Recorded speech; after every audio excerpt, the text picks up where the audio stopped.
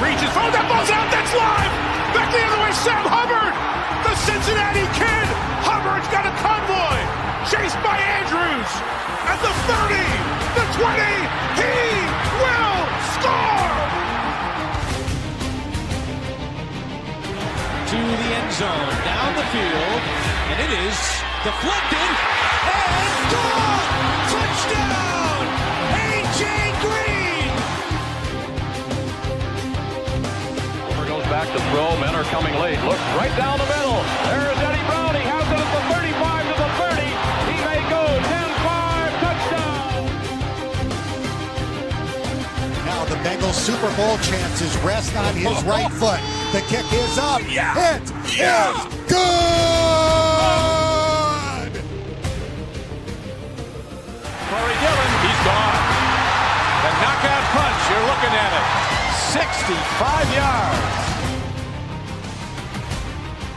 And they're back to throw as the blitz is on. Goes long, intended for Collinsworth. He has it down to the 20. Touchdown. And Chris Collinsworth. Throwing the long ball. Deep down the field. Johnson's got it. Touchdown. Cincinnati. Look at Chase go. Oh my goodness, what a gear he just found. Chase for the touchdown. Wow, Chase is on the case. It is no fluke. It is a fact. The Cincinnati Bengals are headed to Super Bowl 56.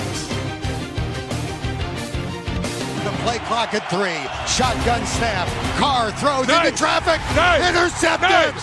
Jermaine Pratt has the football. Yeah. Coffin nails. Bam, bam, bam. How about that? Hello, everyone. Welcome into a Chatterbox Bengals Thanksgiving edition. What a great time to be a Bengals fan. Joe Burrow back in the driver's seat, finally. Andrew, are you thankful this Thanksgiving Day for the Cincinnati Bengals and the return of Joe Burrow? I'm super thankful, man. I'm excited. It should be really fun to watch him go to work tonight. We've been waiting on this for a while, and quite honestly, I didn't think he was going to play again this season, so it feels like an early Christmas present too. It's just it's going to be fun. It's another reason to watch the game, and we've been talking kind of about the long playoff shot that they have, and it starts tonight if they can get a win. Yeah, it starts tonight. The Bengals they have more control than they've ever had in the last couple seasons to make this a reality. There's only two teams that they have to worry about. And it just so happens to be their division rivals. The Pittsburgh Steelers, they've already played both games against them, but they just need to kind of, win, and the rest will the pieces will fall as they may. If they take care of business against the Baltimore Ravens, there's a good likelihood that they can be on top of this division, which is how they're going to sneak in. I don't know if our graphics operator can pop up the schedules for both these teams that we're going to be having to worry about here. Baltimore, we play them twice. You take care of that, they're sitting at 7 losses. All you need to do is find one more loss against either Pittsburgh, New England, Green Bay, at Pittsburgh. So there you go. There's an easy path there that you could see for the Baltimore Ravens to end up being 9-8. They would have around 4 wins in the division, possibly, maybe even only 3 by the end of this thing, or maybe even 2. So yeah, there's a good chance there that we would have the tiebreaker if things were to shake out in our way. You look at Pittsburgh, same thing with them. They play Buffalo. That's a really tough team. That's a really tough opponent here in the AFC. They play Baltimore twice. They play the Detroit Lions, which just put up a really, really tough football game against the Packers here this Thanksgiving Day. They look like they could be a force to reckon with. I don't like the odds for the Pittsburgh Steelers being able to win that one either. And again, they also play the Cleveland Browns, which notoriously has been a struggle for them in their post Ben Roethlisberger era. They usually tend to drop one against them every season. But really, the key here is the Baltimore Ravens and the Pittsburgh Steelers play twice. And if the Bengals just handle business against the Baltimore Ravens, there is a really good likelihood that they can find a way, man, to at least take care of business in the division. And if they can do that, which they haven't been able to do in the Zach Taylor era and the Joe Burrow era, I mean, the sky's the limit, man. I'm very excited for this prospect tonight. The return of Joe Burrow, it feels to me like I was super hesitant at first. I didn't want him to get hurt again. I was in a state of fear, right? And that's just not what this team is.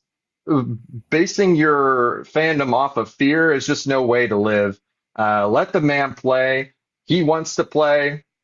Awesome. I'm all about that. I'm all in on Joe Burrow playing. Do you feel like, Andrew, that it is a mistake playing him, or are you ready to try to go after this division? Well, I was kind of like you at first. I was initially just a little bit scared to rush him back, right? But you think about what they did last year at the end of the season, and obviously we look back on last season and think about it being a missed opportunity. But at the same time, we look at them going, I think, what, 5-0 in their last 5 games, or sitting there at 4-8, something like that, and then they end up going on this string of wins. And so if they're able to do that again, which we've seen them do it with Burrow at the helm, then we're sitting here talking about something different come week 17. So you got to give yourself a chance at it. And I think that playing him ultimately is the right decision. I mean, and it's kind of like you said, like there's no way that you're going to keep him off the field. He's an ultra competitor. So it didn't really seem like there was much decision in this one. Yeah, I in private, I texted my friends and family and even the guys at the office. Joe Burrow, he has my fandom by the balls. If he wants to go play, he's going to go play. I'm going to follow Joe Burrow to the ends of the earth. So, yeah, that's where I'm at on this whole thing now. Now, unfortunately, they have to play this football game without T. Higgins, and maybe even longer than that. That concussion, man, that looked brutal. It's one of those bang bang plays where he really just slams the back of his head onto the turf. That's a big loss, a big blow to this offense.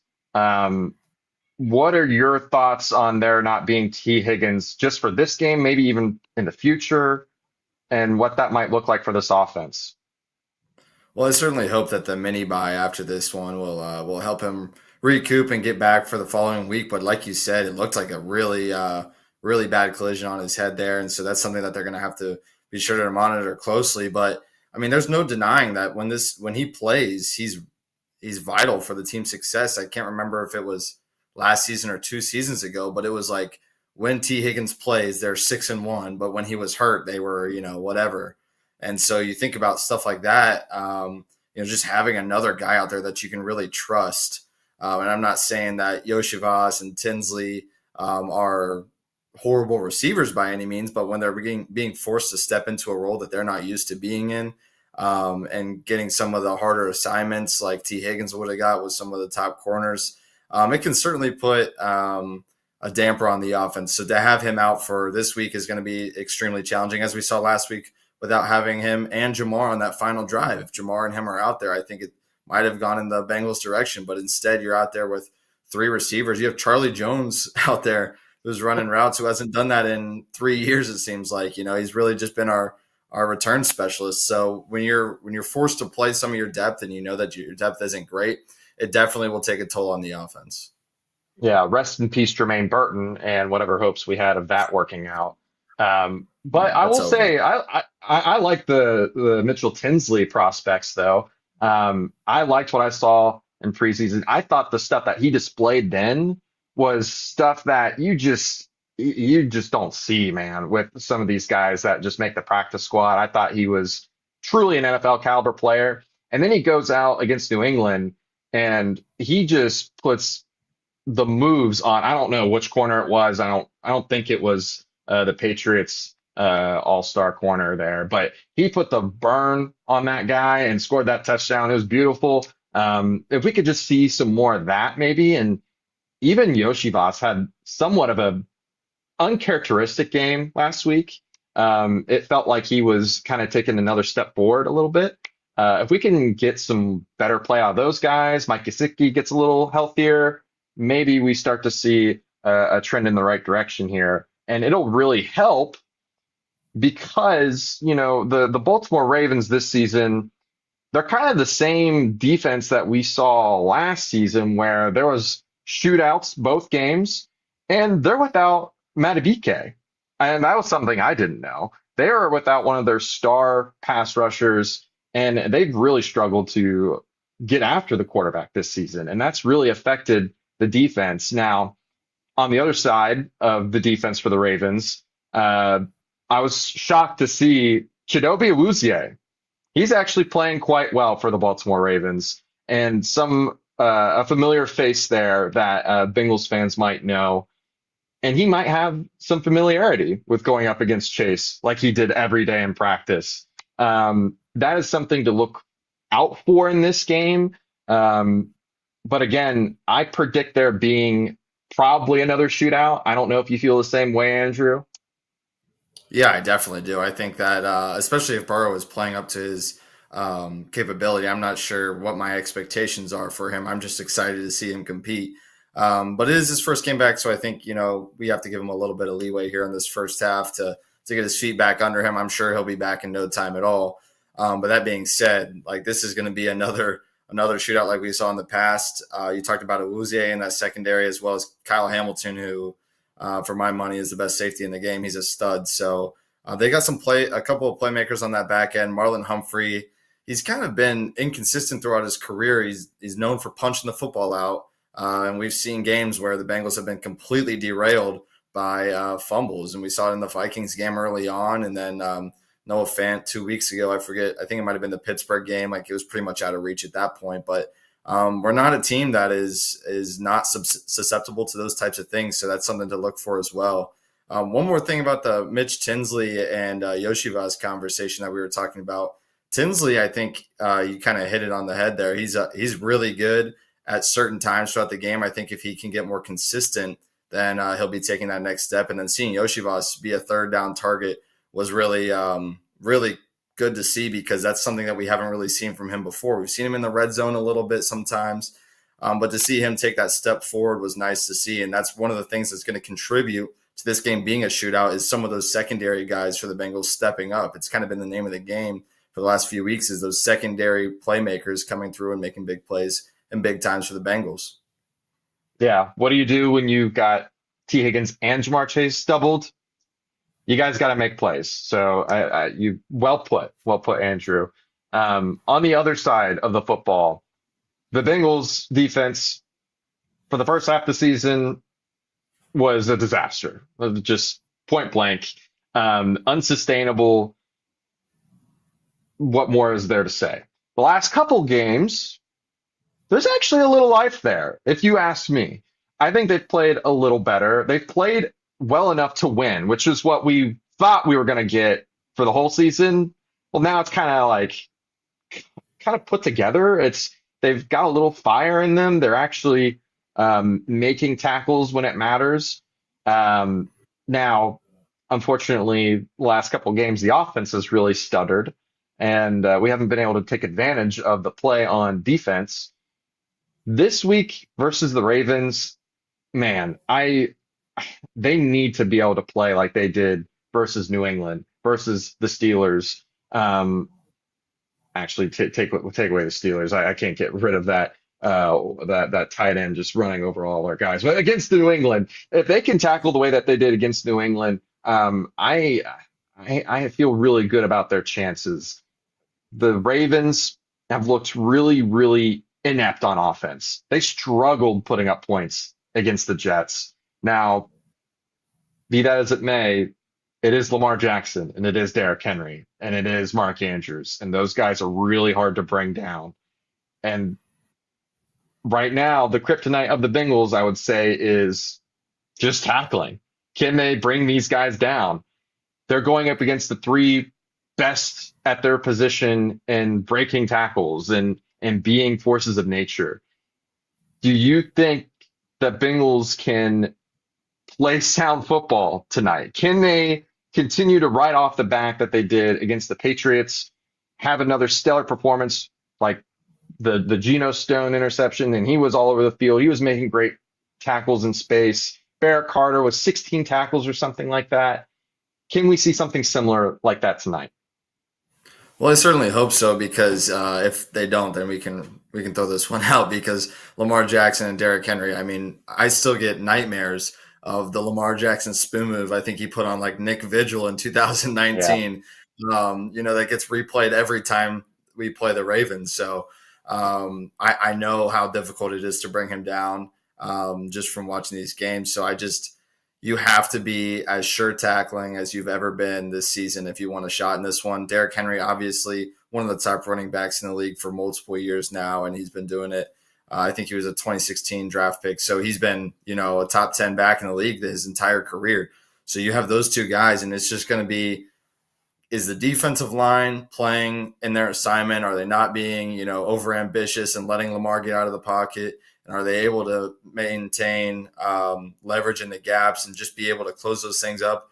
Or is it going to be kind of what we saw, where we have to rely on Barrett Carter and Geno Stone to take correct angles and make good tackles in space? And if it's like last week, then maybe they will, but it's not been a consistent thing this year. So that is what worries me about Baltimore. It's just the fact that they have one of the more elusive quarterbacks, they have one of the most elusive quarterbacks, and then they have probably the best power rusher in the league right now in Derrick Henry. So it's going to be tough for the Bengals tonight. Their defense is going to come down to whether or not they can win this game. Yeah. I mean, if we're talking about keys to the game, tackling is for sure one of them. Protecting Joe Burrow is second, which we talked about a little bit earlier. The Ravens have not been able to get as much pressure with their starting four. They've been able to get pressure blitzing and things like that, but that's kind of Joe Burrow's strength, is when you start dropping guys into pressure packages, he finds those open windows and kills you all day. I don't think the Baltimore Ravens are going to do that this week, because they know that is Joe Burrow's game, but we'll see. Predictions, Andrew. What do you think is going to happen tonight? We already kind of talked about it, a shootout. Are you expecting high numbers? Are we 30s, 40s, 50s?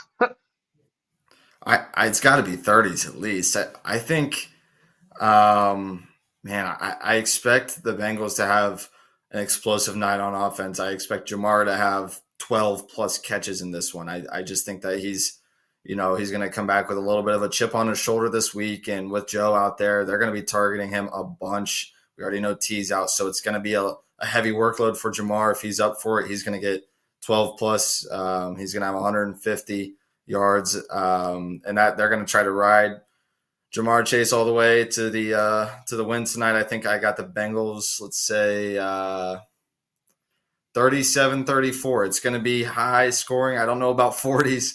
If it gets into the 40s, then I think we might be in trouble at that point in time, because I just think that their defense might be able to make one more play than our defense can. So I'll go 37-34 Bengals on top, just hoping that they can keep this season alive. Yeah, I'm actually going to do 35 to 32. I think that's a good number. Bengals come up on top. Unlike last year, where both games, as you can see at the bottom, if you can remember, one going into overtime, we had a mishap with the field goal that allowed the Ravens to get the ball back after and win the ball game, and then the failed 2-point conversion. I think some luck actually falls the Bengals' way this time. I think things kind of shake out the way that they had hoped things would last season. They get a win tonight, 35-32. As you can see there, the graphic, it's just been an explosive matchup. Over 1,500 yards or 1,300 yards between the two of them, over 17 touchdowns, an interception for Joe Burrow. But yeah, I mean, both quarterbacks have been lights out in this matchup. It should be a really, really fun time. And by the way, a really fun time. I finally got to crack out this bad boy. It's been hiding in my closet. It's been hiding in my closet because he's been hurt for so long. So now I get to actually wear this son of a gun. That's the color rush, isn't it? It is. Yeah. Oh yeah. Boom. And those that were saying that I've had one too many drinks tonight, yeah, I've had like 7 beers tonight. So give me a break. No, that's backwards. No, I think you're good. I think you're good. Put the Burrow on the front. Let everybody know. Yeah. Let everyone know that he's back. Number 9 is back, and he's going to bring us to the promised land. That's all you got to think. That's all you got to believe. Joe Burrow, savior, I love it, coming man. back. I should have worn mine. I got mine from his rookie year, so that I need to get the updated version. Maybe that's going to be Oh on the Christmas yeah, list this year. absolutely. Get the updated one, man. He's here for a long time. Why not invest, I right? know. I feel like the rookie year one is like a relic now. I just got to hang that thing up. Yeah. One other thing, I would, if we're gonna talk about really quickly keys to the game, we said tackling, protecting Joe Burrow. Um, One factor that we did not mention was the Bengals have let up a ton of yards to tight ends this year. It's by like a wide margin, like 500 yards. It's ridiculous. It was like the rest of the league has given up 600 yards. Bengals 1,100 yards, and I think it was like 10 touchdowns or something like that. Outrageous numbers. Um, can they find a way to contain the group of Isaiah Likely, Charlie Collar, Mark Andrews? Can Barrett Carter find a way to actually cover in space this time? We'll find out. Can Geno Stone stay on coverage long enough to get enough pressure home on Lamar Jackson? We'll see. We'll see. But yeah, I think. Do you have anything else? Do you have any other keys to the game? No, I think you hit it perfectly there. The tight ends, man. Craig and I were talking about it last week. We have been inept at covering tight ends for so long, and I used to get mad when I would see Trey Flowers out on the field covering a tight end. Now I'm begging for Trey Flowers back. I mean, Yeah. 4 out of 5 wasn't that bad, or 1 out of 5 pass breakups. When I'm watching guys run wild all over Barrett Carter and Demetrius Knight, although Carter seems to be in coverage majority of the time. So it's going to be a tall task for those guys. I mean, that's a talented group, and we know how much Lamar likes to target them. And he's got Flowers and Bateman, obviously, but you're going to have to be able to cover the middle of the field, and that's going to come down to the linebackers and safeties. Can they do it this week? Has it been a point of emphasis? It's been a short week. You just got to hope that they've been able to game plan for those guys correctly, and they might have to rely on going one-on-one on the outside a few times with DJ Turner on Zay Flowers and Dax Hill on Rashad Bateman. But at this point in time, I'm okay taking those chances if we're able to stop the tight end game. Yeah, and one other thing, keep adding on things. I keep remembering things. I'm sorry, folks. I should have done a better job preparing for this. I'm like 7 beers deep, and I'm just remembering things off the top of my head. I'm a little flustered because my equipment didn't work. It's okay. We're gonna go out of order, and it'll be fine. I loved what I saw from the Bengals blitzing, by the way. I don't know if you noticed a lot of blitzing, more than they've done before. They blitzed Geno Stone, they blitzed Jalen Davis. I would love to see more of that to try to get home and bring more pressure. I think that's also going to be a factor tonight because we just hadn't seen a lot of it. I don't think the Ravens will plan for it as much. And I think it could be a huge part of the Bengals game plan this week, especially with trying to bring down Derrick Henry. They could have pseudo players be inside the box by sending blitzes instead of actually stacking it. So yeah, I'm looking forward to that as well. Um, and yeah, I mean, other than that, let's just have faith. Let's have faith and Yeah. be thankful that Joe Burrow's returned. And yeah, you got anything else, Please Andrew? make it a good Thanksgiving, Bengals. I need it. I need it. Please, It's been we good really so need far, this man. one. I just need a win. It's been too long. We need one badly. We need it for Reed, who's doing the whole. I think Reed's like what 1-6 on the season doing the live stream or something Oh like yeah, that. poor Reed. It's brutal. He needs one. I feel so bad for Readeroo. I mean, he's just every single weekend. He after that Monday, right after they lose, he's just so down in the dumps, and he works himself back up. He gets ready to roll into the host chair, and he's like, "Yeah, I'm ready. I'm fired up." And he gets let down again every single week. I feel bad for him, but he's been a trooper all season long. Shout out to Reed. Shout out to Craig. Shout out to Nick, who's producing this, and Craig on the graphics. You guys have been killing it this season.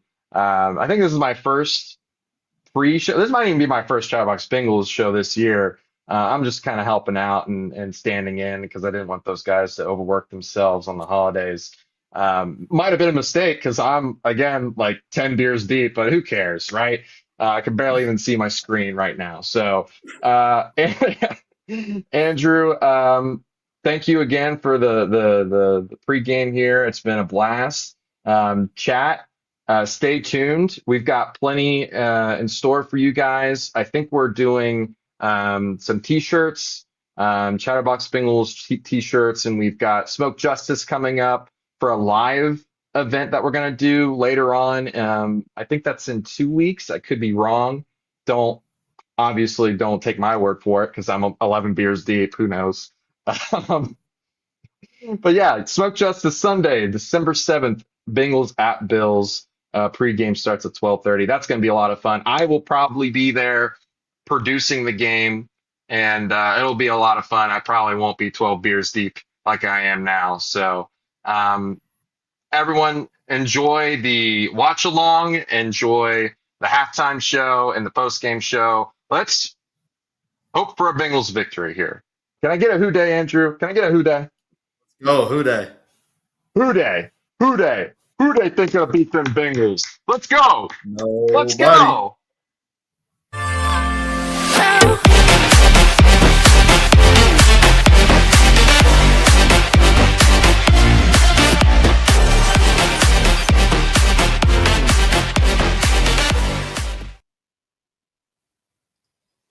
All right, Reed and Andrew. Nicely done. Welcome in, everybody. Chatterbox Bengals live watch along as the Bengals and Ravens are just a few minutes away from kickoff. Appreciate Reed and Andrew getting us ready for this one. I'm getting my TV set up as well to be able to give you play-by-play and live reaction throughout the entire game. As always, I kept saying Reed. I meant Casey. Casey did a great job. Apologize. I promise I'm not 7 beers deep like Casey is, but we all mess up sometimes. And appreciate you being here as we get ready for kickoff from Baltimore. As Casey was alluding to, we are doing a live watch along at Smoke Justice in Covington, Kentucky next Sunday, December 7th to watch the Bengals take on the Buffalo Bills. Pre-game show will start live from the Smoke Justice stage at 12:30. Rita Rue will be there in person to take you through that one. Full staffing yet to be determined, but Reed will be there. I'll be doing the live watch along right here on YouTube. You can talk football, hang out with the crew, enjoy some smoked meats and bourbon. And it sounds like Casey might already be getting into the bourbon himself. And then, as he also mentioned, Creator Tea Sale starting at, I'm not going to lie. It's already live. It's supposed to be a Black Friday thing, but it is live now. Go to chatterboxsports.com/store. You can get 2 t-shirts for $40. Use code DOUBLE at checkout for that special sale. Sale runs through December 10th, and then they'll be all shipped out by December 12th. And 100% of the proceeds from that go to your favorite Chatterbox creators. There is no profit going to the company on that. It's all going to all the creators that help bring you content all year long. So shout out to Trace and the Chatterbox leadership team for making that happen. And it is time yet again for the Omaha Steaks Sizzle All the Way sale. Knock out your holiday shopping now with Omaha Steaks Sizzle All the Way sale. You can save 50% site-wide. Plus, you can use Chatterbox as your promo code for an extra $35 off. That's all at omahasteaks.com. I know Nick Kirby behind the scenes just shared a picture of his new Jumbo Franks that he got in the mail recently, and I'm a big fan of the burgers and the steaks as well. So hope you can partake in that. Once again, omahasteaks.com. Use promo code Chatterbox at checkout for an extra $35 off your order, which is already going to be 50% off. All right, Joe Burrow is back. The Bengals and Ravens just moments away. Burrow, only 2 games played so far this year, and they weren't his best. 21 of 36, good for 58.3%, completion percentage, only 189 yards, 2 touchdowns, no interceptions. But for his career, we know he's one of the best. 71 games, 68.5% completion percentage, nearly 20,000 yards passing, 142 touchdowns, and 46 interceptions. He'll have to do it tonight without T. Higgins, who is out with a concussion. Joe Flacco will be the backup quarterback. Jake Browning is technically inactive. He is the third string emergency quarterback in this one. No Jermaine Burton either, so look out for Mitchell Tinsley to play a big role in this one. And checking the chat, I appreciate everybody tuning in. This is one of our bigger streams, and we certainly appreciate you tuning in. We are just moments away from kickoff in Baltimore on this Thanksgiving Eve. The question is, as they were talking about pregame, can the Bengals tackle? Can they stuff Derrick Henry? Or will Derrick Henry gobble up some yards here on Thanksgiving night? Lamar Jackson and Joe Burrow have given us some classic matchups in the past, and certainly we're looking forward to tonight being another classic matchup. Last year in 2 matchups, these two put on absolute shows. Ravens did end up sweeping the series 41-38 and 35-34, but Joe Burrow 64 of 95 for 820 yards, 9 touchdowns, 1 interception. Lamar Jackson 51 of 75, 638 yards, 8 touchdowns, and most importantly, no interceptions in the 2 games between these 2 teams last year. So the intro video is playing now on TV. We are just moments away. I'm going to take my headphones off. I'll put them on if need be during the game, if there's a need for explanation or that. But let's get this going. Keep the chat going and give me a who day. Oh, we always do the watch along just solo. That way we don't have to worry about trying to sync up TVs. I can give real play-by-play and live reaction. Reed normally does it. We do a pregame show with 2 talent, and then we'll have a halftime show, and then we'll also have a post-game show for you afterwards as well. Reed's on vacation this week, so I'm bringing you the live watch-along, and then next week, Reed will obviously be at Smoke Justice, so it'll be me yet again right here on YouTube as the Bengals take on the Bills. We're getting all kinds of performances tonight. This is what you get. Pride and Time, Thanksgiving night, Thursday night. We got Angelica Schuyler performing the national anthem. We got Lil Jon at halftime. I know you all are excited for that. He was also, I'm sure all of you watched, he was also on the Macy's Thanksgiving Day Parade this morning. Did a little turn down for what, and put on a show there as well. So I'm excited for this one. I hope you all are as well. Let's see what I can find out about the coin flip and if we've got any details here yet about who will get the ball.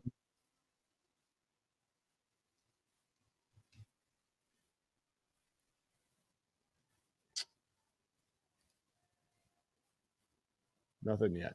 Nothing yet. We'll keep an eye on it. But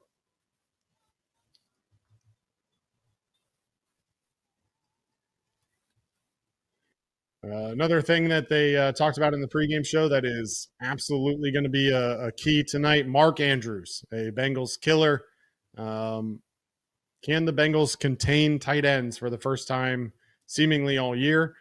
I told you last week I picked up Hunter Henry for my fantasy team, knowing that he was going to go off. He put up 24-plus points. I went out. I picked up Mark Andrews this week. I've also went out and picked up Zay Flowers in another league, in the Guillotine League. He was on chopping block from a team that got eliminated last week, so was able to to get him here in this week heading up against the matchup with the Bengals. I'm expecting a high-scoring shootout. Joe's got a lot to prove as they interview him now on TV. See if I can listen in and give some reaction here. You get paid a lot of money to play a kids game, he says, and that's 100% what this is. He enjoys it as he should. We're looking forward to seeing it as well. Ravens sitting at 6-5 in the division, 2-0. Steelers also 6-5. They're 2-1 in the division. Bengals, though, still alive at 3-8. They are 2-1 in the division. So if they can win out, they would be 9-8, and most importantly, would be 5-1 in the division. That could be good enough for them to sneak into the playoffs. We will have to wait and see how it all plays out. Teams are taking the field now. Looks like the Bengals will take the opening kickoff. Tyler Loop, the rookie kicker for the Ravens, set to kick off. Charlie Jones and Gary Brightwell set deep for the Bengals.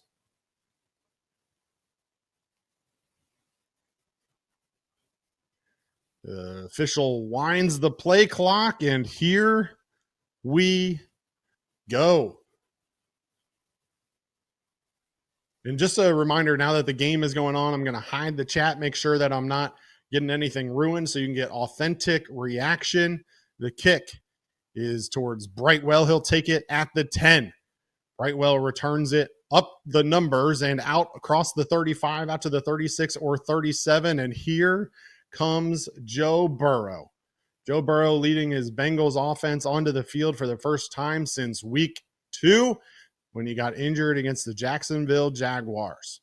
He won't have T. Higgins this week, but does have his number one weapon, Jamar Chase, back after suspension last week. Of course, Chase Brown also on a hot streak right now. And how about this? Bengals starting under center.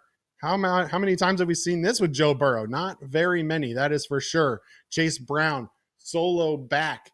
Motion is Yoshivas. Play action is to Chase, and then they dump it off to Mitchell Tinsley, and Mitchell Tinsley will advance it 8 yards and out of bounds on first down, 2nd down and 2. And how about that? Getting Joe Burrow a little comfortable, a little motion, a little bootleg, get him going with his toe, which we learned earlier today. He's going to be wearing a carbon fiber plate. He's also got his toes taped up. Must be a little chilly there in Baltimore. He's got his fanny pack to keep his hands warm, and we'll see. He's in shotgun now, checking out of the play. He's got Chase Brown to his right. Back to pass, looking, dumps it off to Chase Brown, who makes Kyle Hamilton miss and then gets near the first down marker. It will come down to the spot. Will the official give it to him? It looks like he will, and it'll be a first down for the Bengals. On this opening drive, they get their first down of the game. I do like getting Joe Burrow just kind of eased into this one, obviously coming back after missing, 8 or 9 weeks, over 2 months since his last start, and 2 easy throws to get him going in this one, 2 for 2 to start it. Mitchell Tinsley in motion as Burrow's in the backfield. He hands it off to Chase Brown, and Chase Brown's got a nice hole, and he gains 7 on the play on first down, and the Bengals are in business here. 2nd down and 2 or 3, depending on the spot, as the Bengals make their way out across midfield here on their opening drive. Ball at the Baltimore 46. Chase Brown lone back. Joe Burrow under center yet again. 3 receivers left. Motion Tinsley behind the line. Play action to Chase Brown. He dumps it off to Drew Sample, who's got the first down and more, all the way down to the 31. Drew Sample picking up a big chunk on that one.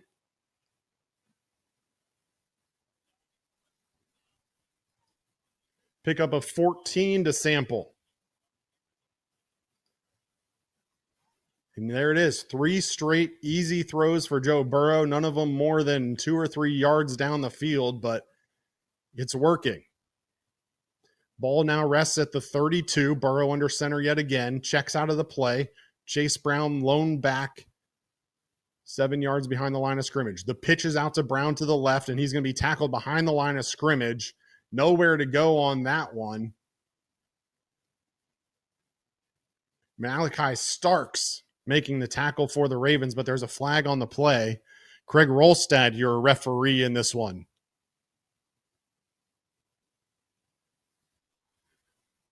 It's going to be a holding on the defense. 5 yards and an automatic first down for the Bengals. on a play where Chase Brown lost a couple yards behind the line of scrimmage. And in fact, it'll be the Ravens giving the Bengals a first down. And the drive is alive. Ball now up to the 27-yard line. Burrow in shotgun, Chase Brown to his right. 3 receivers left, 1 to the right. Burrow back to pass, looking right. He's got Jamar Chase for a big gain, another 10 yards and another first down. Bengals. Ooh, except a terrible spot will make it just 9. Wow, that was I don't understand that spot. What is he? Jamar Chase, just a simple in route, man coverage. And yeah, I mean, sure like he picked up more than that. But we'll take it nonetheless. It's going to be 2nd and 1. Burrow's 4 for 4 for 34 yards on this opening drive. He's under center again. Hands it off to Chase Brown. Chase Brown's got the first down. Falls forward for a gain of 2. It'll be enough for a Bengals first down inside the Ravens 20, all the way down to the 16-yard line. And this Bengals offense is churning. Zachary Orr, the Ravens defensive coordinator, working on fighting back.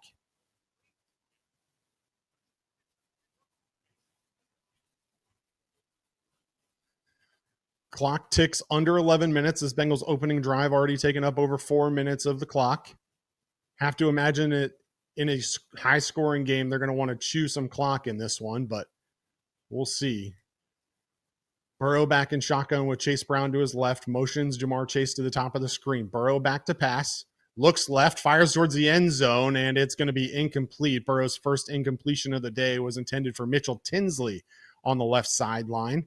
Just out of his reach. Tinsley couldn't come down with it. Tinsley obviously had a touchdown last week as Jamar Chase missed the game. Tinsley kind of stepped in and was able to haul in a touchdown man coverage against Christian Gonzalez, the Patriots all-pro cornerback. Beat him one-on-one.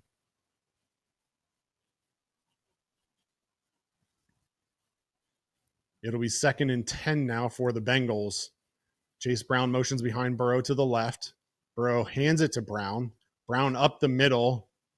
Will fight for, we'll call it 4 yards. It'll be 3rd down and manageable, 3rd down and 6 for this Bengals offense. Don't get too conservative now, Zach. Now's not the time to get conservative. We're trying to put a stamp on this return from Joe Burrow. Trying to get in the end zone and score a touchdown. We don't want a field goal. I want a touchdown. I want to sing for the people. I got almost 600 people in this chat. I need to sing for the people. Burrow, all alone in the backfield. He'll motion P. Ryan back into the backfield with him. P. Ryan will stand to the left of Burrow in shotgun. Burrow clapping for the snap. He gets it. Quick throw out to Jamar Chase is dropped. I don't understand. It didn't matter to begin with. That play had no hope of going anywhere. Jamar Chase was behind the line of scrimmage. I don't know if that's on Zach. I don't know if it's on Joe, but 3rd down and 6, and we're throwing the ball behind the line of scrimmage. We do that so much. Burrow wasn't even under pressure. And there's 5 guys out there ready to tackle Chase, even if he does catch it. Sometimes I just don't understand these play calls in these mid scenarios. McPherson in for a 31-yard field goal is perfect, and the Bengals will take a 3-0 lead with 9 minutes and 39 seconds on the clock. But what are we doing? What are we doing?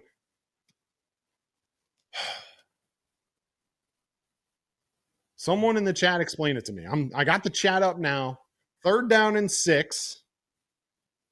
Burrow checked. I get it. Burrow checked. I don't know if it was out of a run. I don't know if it was out of a pass. I don't know what the 2 play calls were, but he checked out of whatever it was, and then he tries to throw a little screen to Jamar Chase on a 3rd down and 6.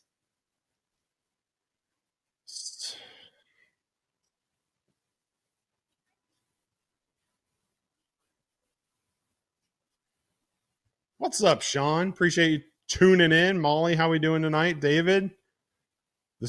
I don't look. I'm not going to say it always gets blown up, but we saw Jamar Chase took screens to the house last year against the same Ravens team. So I get it, but man, that wasn't it. That wasn't it. Needed a first down, needed six yards, and you throw it behind the line of scrimmage. Wouldn't have been my call. That's all I'll say, I guess. Wouldn't have been my call. But the Bengals lead 3-0. Either way,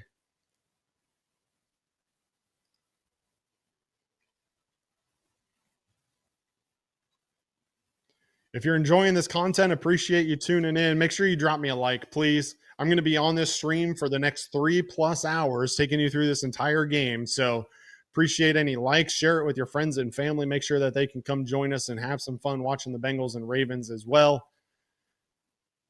If you don't want to share it with them, that's fine. But the least you can do is at least drop me a like. Maybe drop me a like. Yeah, no Gesicki on that opening drive at all. Didn't target him on that one. Didn't really even look his way, as far as I can tell.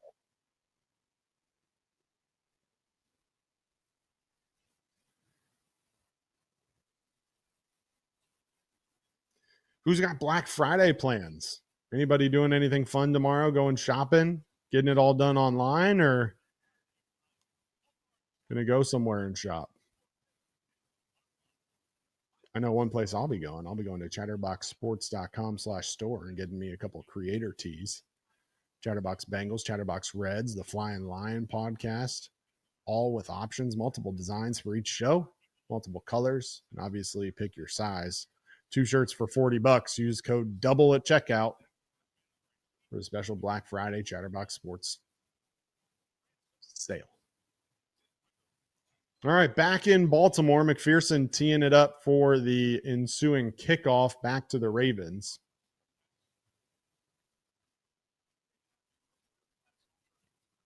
The kick will be fielded at the 1-yard line and brought out. Bengals special teams performed pretty well last week. Ball's taken out and will be tackled at the 32-yard line. And that's where the Ravens and Lamar Jackson will start this drive.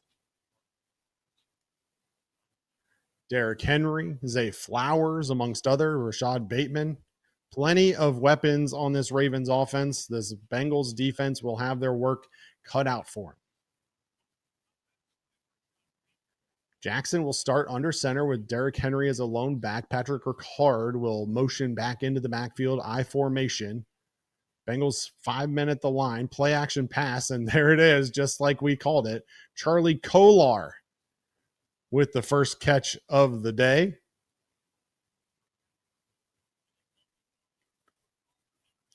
Kolar will pick up 17. Those tight ends, you got to watch them. I'm telling you, all day long, Charlie Kolar was unguarded. Jordan Battle was the closest man to him, but nobody there. We appreciate Ben with the super chat. Ben said maybe it's reductions, but I always blame the head coach for delays of game and not getting the play call in. And that's been a knock against Zach Taylor all year long. This has been his inability to get play calls in quickly enough, a lot of unnecessary timeouts, a lot of scrambling, and hasn't been great. Derrick Henry to the left side, gain of 2. BJ Hill in on the tackle for the Bengals. It'll be 2nd down and 8.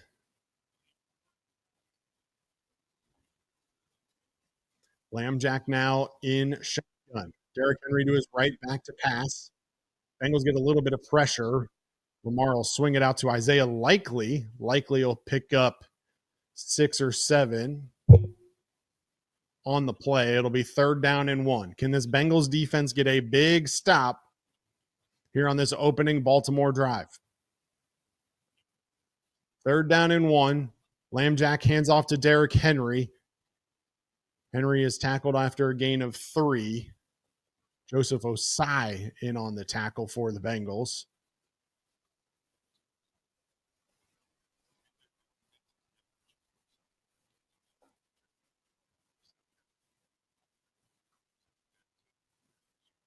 I don't know why Mike said oof. What did I miss? Did I miss? Oh, never mind. I know what I did. I know what I did. My bad. Lamar Jackson sends Hill out wide left. He's now all alone in shotgun in the backfield. Bengals bringing 4. They don't have contain. Lamar Jackson escapes to the right-hand side. He's throwing downfield and broken up by DJ Turner, intended for Zay Flowers. Nice play by Turner to knock that one away. Incomplete on first down. It'll be second down and 10. Ball rests at the Bengals 39-yard line. BJ Hill got pressure on Lamar Jackson and flushed him out. And Zay Flowers probably could have had that one if we're being honest, but DJ Turner, I think his helmet honestly knocked it away as he was coming down with it. So second and 10. Motion Flowers to the bottom of the screen. Ravens moving from my left to the right. Lambjack back to pass, looking left, scrambles left. He's got room to run, and he's going to slide down right at the first down marker at the 29-yard line. Gain of 10 for the mobile quarterback.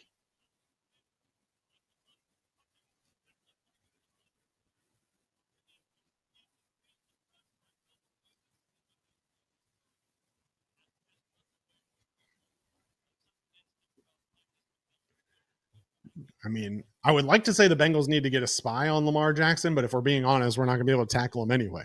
Pitch out left to Derrick Henry. Oh, man, Derrick Henry's gone. Derrick Henry, touchdown, Baltimore Ravens. The pitch was to the left. Henry just somehow weaseled through the line, untouched, broke it loose, and was brought down by the legs as he was crossing the goal line. Let's see the replay here, what happened. Lamar Jackson under center.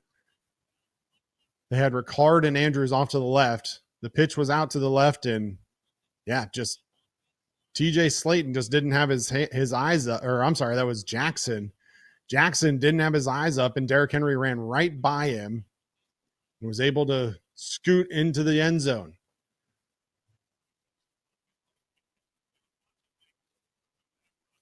Tyler Loop extra point is up and good, and Baltimore leads it 7-3. 3 minutes and 6 seconds on the drive. 7 plays, 69 yards. 6 minutes and 33 seconds left to play here in the first quarter. Baltimore leads 7-3.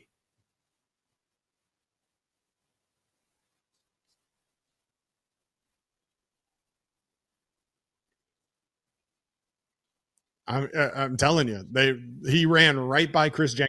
Jenkins wasn't even looking.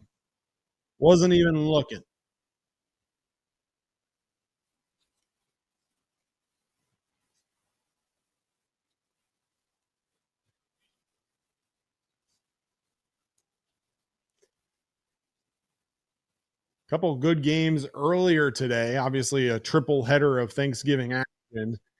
In the early window, the Packers defeated the Detroit Lions 31-24. Amon St. Brown got knocked out of that one on the first drive, rolled up on by his own players, and essentially ended one of my guillotine league seasons, most likely, by going 0 catches on the day, which, again, not his fault. He got rolled up on.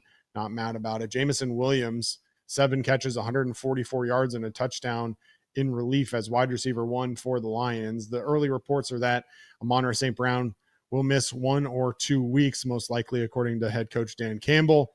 Green Bay Packers, though, Jordan Love must have been hearing it because he came out absolutely firing today. He finishes 234 yards and 4 touchdowns all through the air, 2 of them to Dontavian Wicks. Christian Watson hauled one in, as did Romeo Doubs. On the ground, Josh Jacobs in his return to the lineup, 17 carries, 83 yards. And that en route to a Green Bay Packers 31-24 victory over the Detroit Lions. In the afternoon window, the Dallas Cowboys improved to 6-5-1 with a 31-28 win over the Kansas City Chiefs. Patrick Mahomes in that one, 261 yards, 4 touchdowns, no interceptions. 2 of those touchdowns to Rashee Rice. Travis Kelce had a touchdown, as did Hollywood Brown. That gives him a season bonus for that touchdown. For the Cowboys, Dak Prescott, 27 of 39, 320 yards, 2 touchdowns, 1 interception. Malik Davis broke off a 43-yard rushing touchdown for the Cowboys. CeeDee Lamb hauled in a touchdown, as did Javonte Williams. Another super chat coming in. Ben, appreciate you, my friend. Not a rocket surgeon, but in my humble opinion, touchdowns are greater than field goals. Well, that is probably true. That is probably true. If Baltimore scores a touchdown on every drive and the Bengals score a field goal on every drive, I do believe the math says that the Ravens win that game. Could be wrong, but that's what I think it says. Brightwell with the return takes it at the 18, and it'll be a 15-yard return out to the 33. Burrow's second drive of the game will start there, 6:27 on the clock. They're reporting now on his orthotic.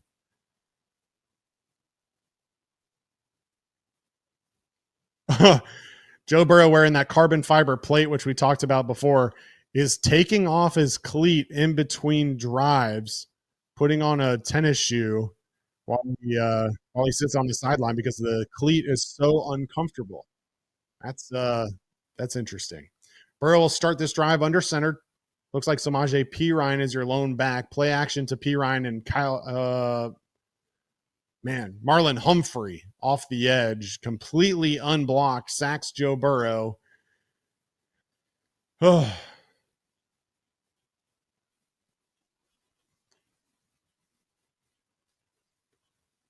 Loss of 7 yards on the play.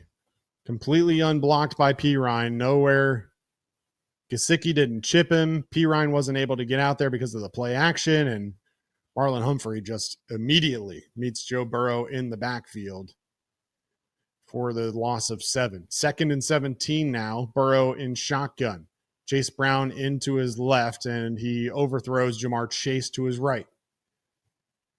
Incomplete now, 3rd and 17. And I tell you what the Bengals don't want to do is go 3 and out here and give the ball right back to the Baltimore Ravens after that last touchdown drive.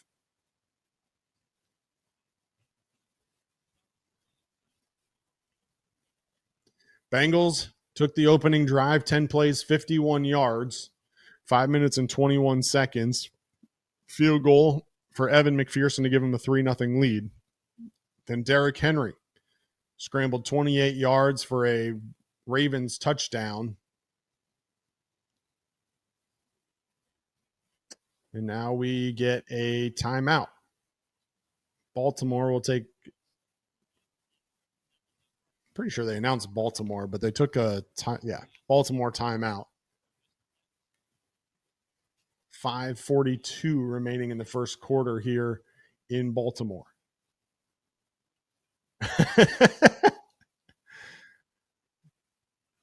Brooks says, if they go 3 and out and the Ravens score, I'm going to bed. No one can blame you, I guess. But I'll be here all night long, all the way to the end, and even afterwards. I'll be joined by Stone Shields for a post-game show. We'll break down all the action. Burrow's missed 3 throws so far. I don't know if he's necessarily missed 3 throws, but definitely missed that one. Jamar Chase unable to get free, and Burrow overthrew him. Burrow now will motion Perine into the backfield. Don't be surprised if we get a draw play or something here. Nope. Burrow back to pass. Dumps it off to Perine, though. Perine will have 3 Ravens to try and beat. He won't be able to do it. It'll gain 9, but that'll bring up 4th down and 8, and the Bengals will have to punt it away. Ryan Rico hoping to flip the field now here for the Bengals. And yes, if you haven't already, please click the like button. If you happen to be watching on a television, that's fine. Use the arrows on your remote control. Push the down button. You should see a little thumbs up to be able to like it from your TV as well. Rico punting from the 25. Will be left to bounce, and he'll get a Bengals bounce all the way down to the 14-yard line, and the Ravens will take over there. It's down by long snapper William Wagner. Burrow does seem to be moving okay. He doesn't seem to be overly hindered by the toe so far, but hasn't really had to scramble a whole lot. The one sack he didn't have any opportunity to get away from anyway. But they did roll him out a little bit. They got him moving a little bit and looked to be okay. But only time will tell. We'll see how he's feeling. Luckily enough, he's got 10 days to recover after this one before the Bengals will head to Buffalo to face the Buffalo Bills next weekend. And again, if you are just joining, Chatterbox will be live from Smoke Justice next weekend for that game against the Buffalo Bills. Live pregame show from the Smoke Justice stage, start at 12:30, and then hang out and watch the game with the crew. Have some smoked meats, drink on some bourbon, and enjoy the Bengals game as they take on the Buffalo Bills. They're from Smoke Justice in Covington, Kentucky. Bengals did get into Baltimore late last night. They were originally scheduled to get into Baltimore around 7 p.m., but 5.5 hour delay, uncertain in terms of exactly why that was, but a delay with their plane did ultimately set them back. They didn't get into Baltimore and into their hotel until 12:30 this morning. Obviously plenty of time before the game, but most of these athletes, at least anecdotally, are going to bed pretty early on most nights. So that's part of their routine, and certainly sitting on a plane or in a on the tarmac or whatever may have happened certainly isn't going to be ideal for them as they sit there for 5.5 hours. So hopefully they were able to rest up, get some massages today, get some hot tubs. I don't know. Get their body ready for tonight, though.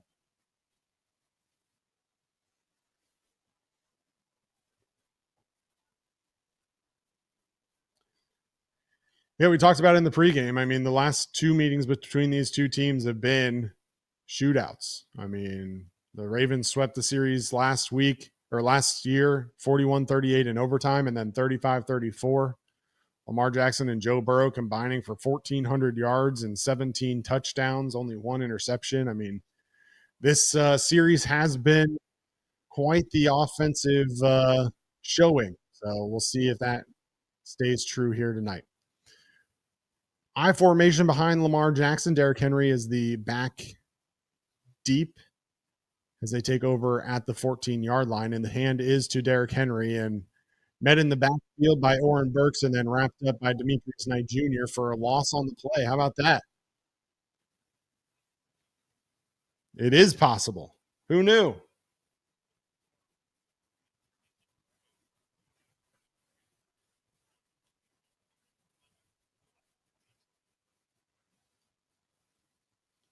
Second down now and a long 10, we'll call it. Spot the ball near the line of scrimmage. Lamar Jackson in shotgun now. Andrews motioning to the bottom of the screen. Dump off to Zay Flowers, and yet again, Barrett Carter there for the quick tackle. It'll be just a gain of 1. It'll be third down and long now for the Ravens. Third down and 9, actually. Barrett Carter with a nice tackle. Open field against Zay Flowers, one-on-one. Linebacker versus Zay Flowers. Typically, you're going to like Zay Flowers there. I'm happy with Barrett Carter making that tackle. Barrett Carter, your reigning Pepsi Rookie of the Week. 16 tackles last week against New England, and picking up here tonight. Lamar Jackson back to pass. He's under pressure. Joseph Osai has him fumbled. Recovered by the Bengals. Bengals have the ball. First down and 2 at the 2-yard line. First down and goal. It's recovered by Cedric Johnson. Joseph Osai with the pressure forces the fumble, and the Bengals will have it in.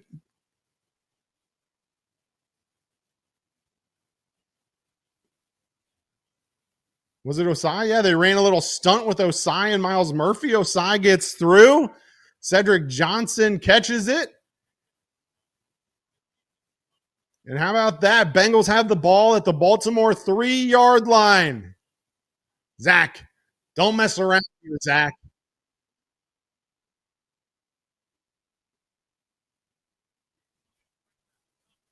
How about this Bengals defensive line getting some pressure early in this one?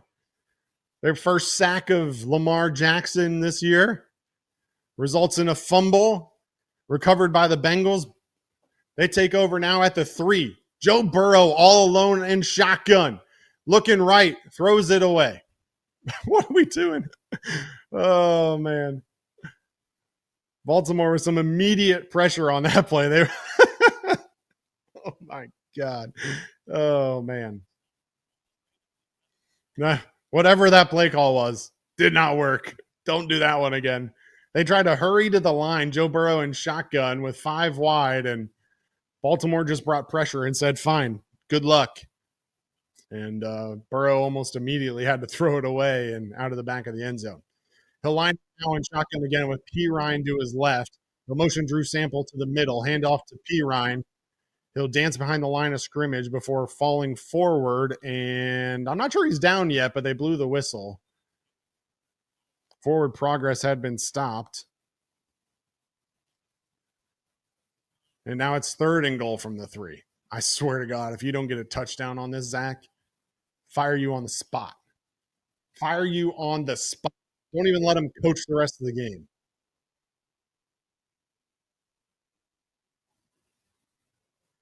Get a huge takeaway like that at the 3-yard line.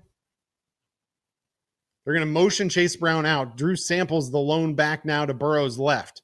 Burrow in shotgun back looking to pass. Has to escape to his left. He's going to scramble, and he throws it incomplete, intended for Andre Yoshivas. And it's going to be 4th and goal now at the 3, and the Bengals are going to have to take a – are they going for it? Are they going for it?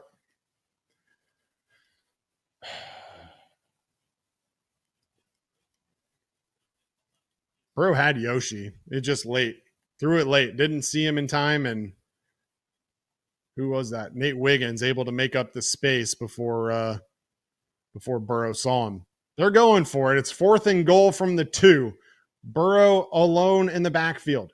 Motions Gesicki out wide left, brings Chase Brown back into the backfield.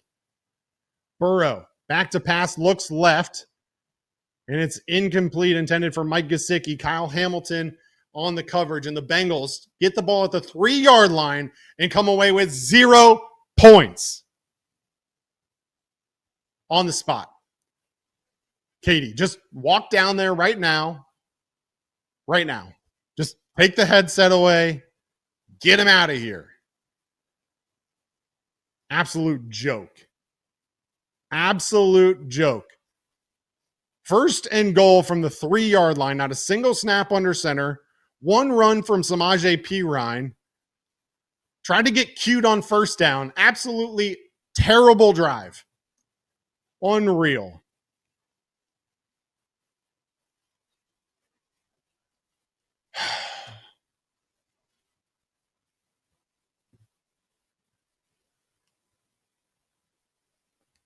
You know it's bad when I get text messages from my non-Bengals friends saying, quote, lots to talk about on the pod about that series. Yeah, no kidding, Joe.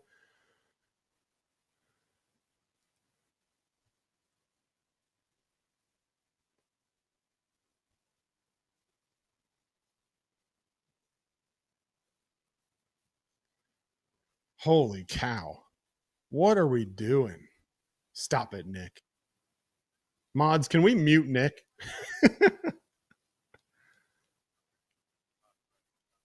I mean, what are we doing? What are we doing?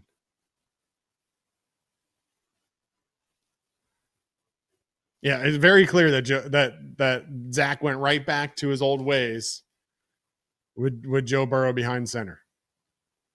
I just don't understand it. I don't get it. I don't get it. Maybe Stone, after the game, he can convince me why that was a good play call. But, man, that was rough. That was rough. To be fair, Gesicki, that ball went right through his hands, but he was blanketed on the play. Didn't even have much of space there at all. But, man, that was a rough series for the Cincinnati Bengals after taking over at the 3-yard line. The defense does its job. They get you the ball.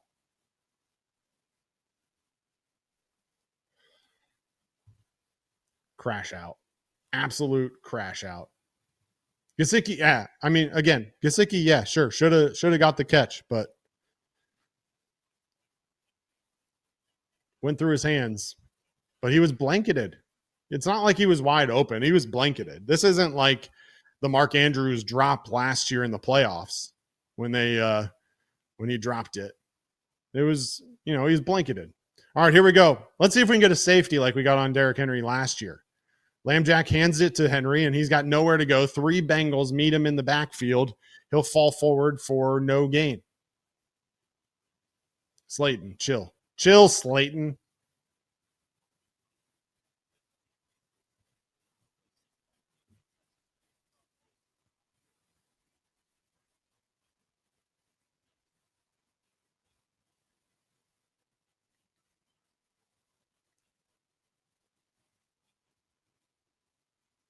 All right, 2nd down and 10 from the Baltimore 2.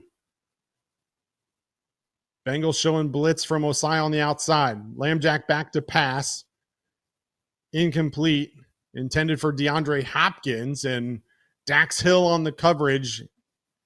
3rd down and 10 now as we're under 2 minutes to play in the first quarter.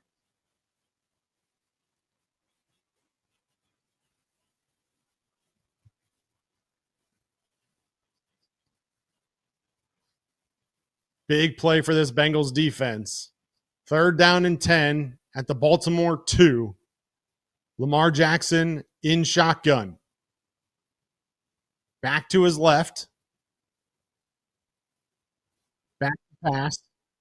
He's got time. He throws it out left to Zay Flowers, but it's overthrown, incomplete. And Baltimore will have to punt it away. We got 2 more super chats coming in now. Appreciate everybody with the support on the stream. Again, if you haven't already, make sure you like it and drop us a like. I appreciate it for sure. Let me see if I can pull up these super chats for us to make sure I'm getting everybody.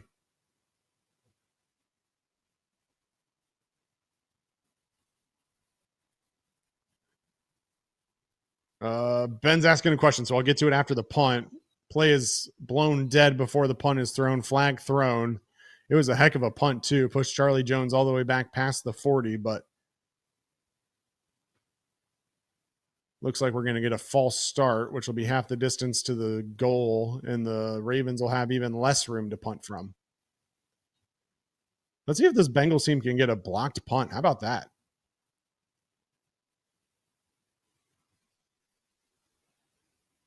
How about that? Can we get a blocked? Oh, yep. I think a couple of guys false started, if we're being honest. Here we go. 4th and 11 from the 1-yard line. Stout back to punt, his feet at the end zone back line. Snap. Bengals bring in pressure, of course. They don't get it. The punt is away. Charlie Jones will field it at the 40. He's got a little bit of room, though.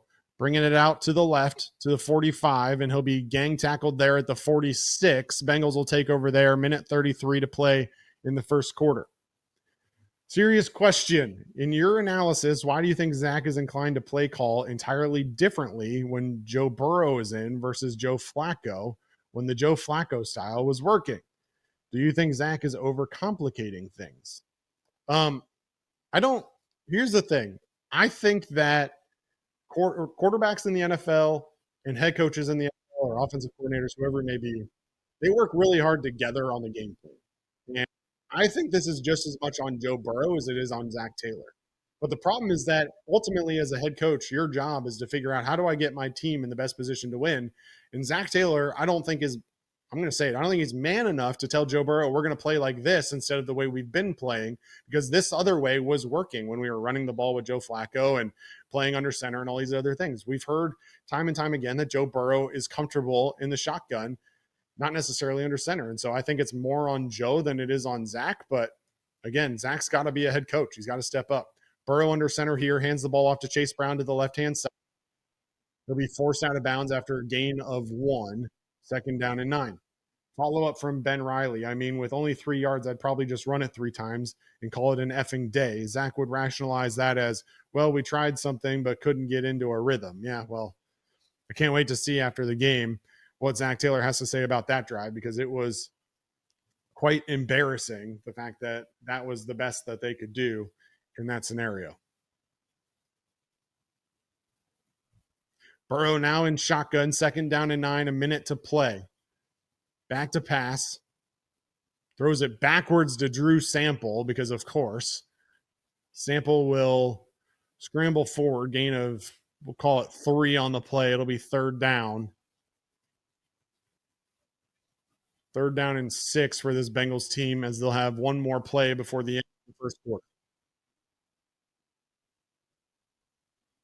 Burrow's definitely been off. I'm not going to lie. He's been off a little bit.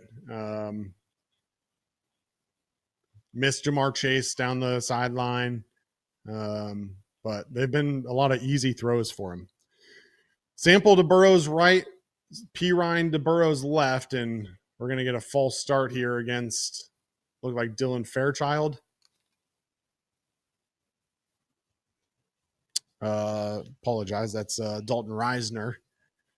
Dalton Reisner with the false start will instead make it third down and 11.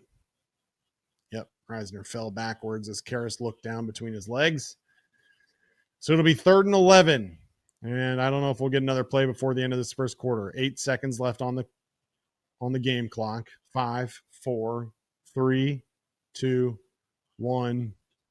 That'll be the end of the quarter.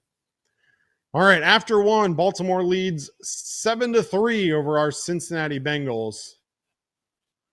We're through one. And what a thrilling first quarter it was. Really is pretty frustrating. I mean, your defense does an amazing job, gets you the ball back. Gets you the ball at the 3-yard line, and you just get too cute with it. I don't get it. Don't get it. I'm heated. Heated.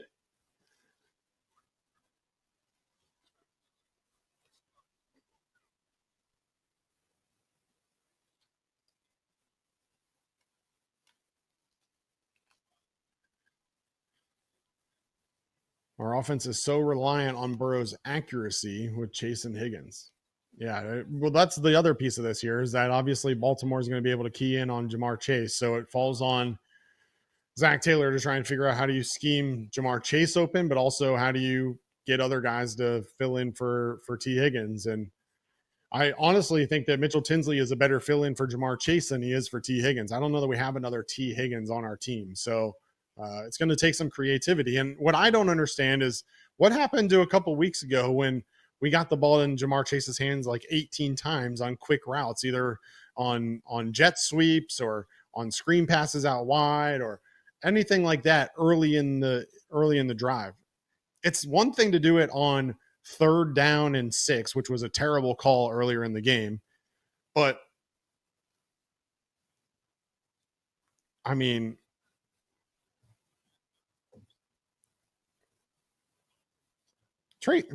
did Trace really just text me saying, I don't have Craig's number? Trace, hey, in case Trace wasn't here when we talked about it earlier, Chatterbox Bengals is doing a live watch party. Smoke Justice, 302 Court Street in Covington. It's coming up next Sunday. Bengals at the Bills. Pre-game show will start at 12:30. Come talk football, hang out with the crew, enjoy some smoked meats and bourbon all game day long. Sounds like Casey will be there. Reed will be there. I would imagine many others as well. So hopefully, hopefully we're good. Trace texted. He copied that text message from someone else to you. Must have been Spur. All right, well, Spur, in case you weren't here before, we're doing a live watch along at Smoke Justice next week. So hope you all can join us again, 12:30, and the whole crew will be there. All right, Bengals now moving from my left to right, 3rd and 11. Burrow back to pass.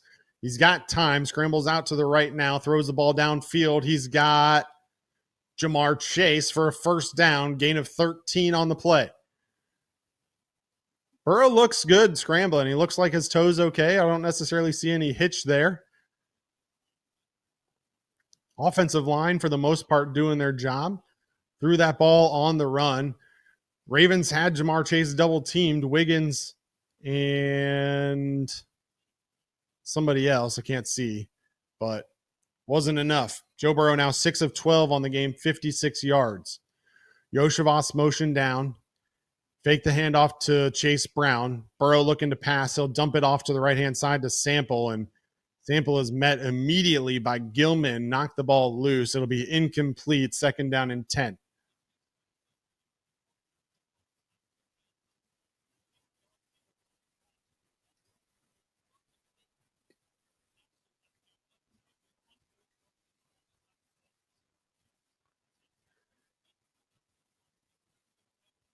Yeah, I don't understand how we're a quarter into this game, quarter plus, and Chase Brown has 4 carries for 13 yards. The handoff is to Samaje Perine. Perine will stumble his way down, gain of 6. It'll be 3rd and 4 at the Baltimore 30.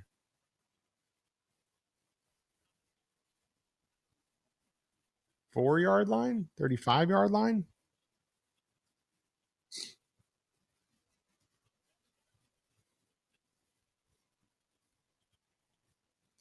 Third and 4 at the 35. Burrow and shotgun, Perine to his right. I'm glad Pirine's back, but he shouldn't be our primary back. What are we doing? We motion Fant to the bottom of the screen. Burrow rolls out to his right and dumps it off to Fant on a designed screen play to Noah Fant. He's tackled short of the yard to gain. Yet again, 3rd down, and we're throwing the ball behind the sticks. Designed throw behind the sticks.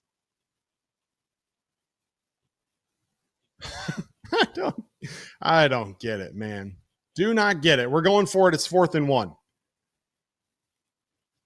Burrow's going to be under center. Perine behind him. Burrow's going to try and sneak it himself. That's a good sign for the toe. Going to pick up the 1st down, gain of 2 as he pushes the pile forward. How about that for Joe Burrow and his toe?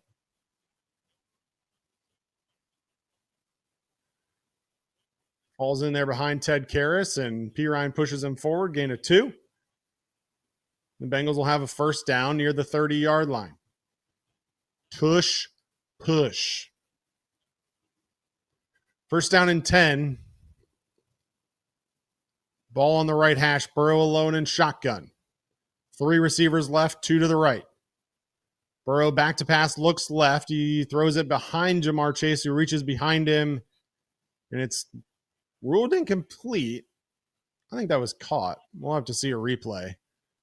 Bad throw, but still looked like Jamar Chase was able to go behind himself and get that one. Let's see. I don't know. Looked like he might have had possession. The ball definitely hit the ground, but I don't know if it helped him secure the ball. That's the real question.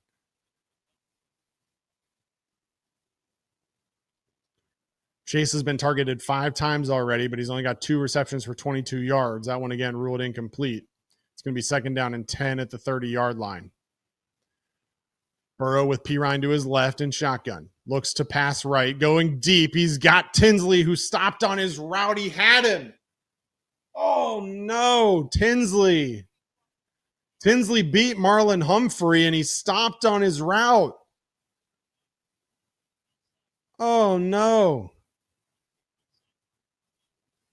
Tinsley just a straight go route. Humphrey was in his zone, and it just looked like Tinsley slowed down. Oh.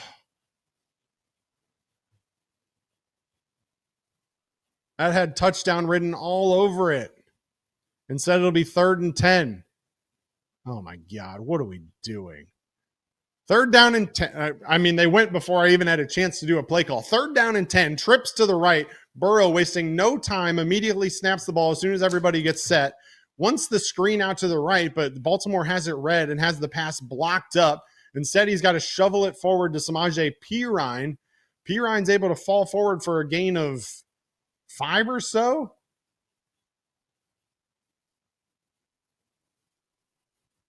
We'll call it 6. And it'll bring in Evan McPherson for another field goal try on 4th and 4 from the 25. McPherson in for a 42-yard attempt from the right hash. Snap is a little high, but get it down, and the kick from McPherson is up and good. Bengals within 1 now, 7-6. Baltimore leads with 11:24 left to go in the first half. Yeah, he didn't expect that ball for sure, but he's got to see that he's beaten Marlon Humphrey on that, right? Like Marlon Humphrey was settling into his zone.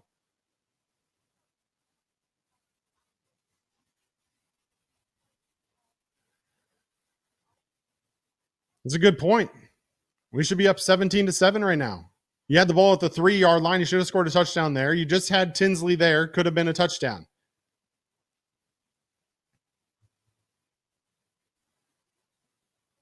That was 100% on Tinsley.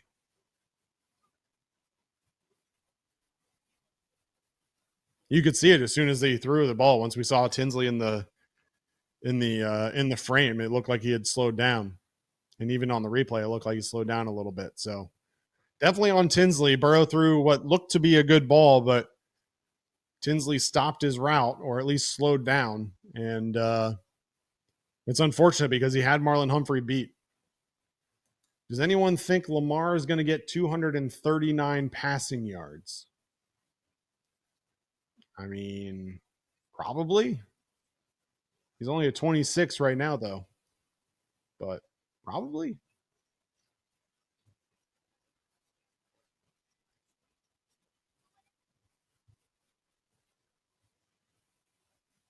That's why he was undrafted.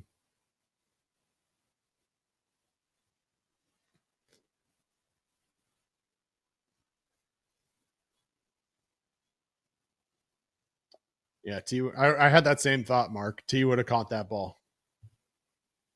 T wouldn't have stopped his route. T would have seen the fact that he just burned Marlon Humphrey for a touchdown and wouldn't have stopped.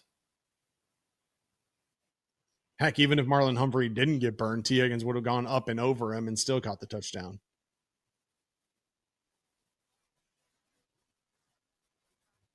Exactly. But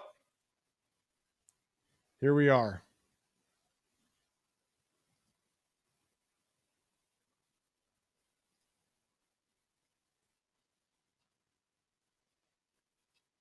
Nonetheless, here we are. Again, if you haven't already, make sure you like the stream, please.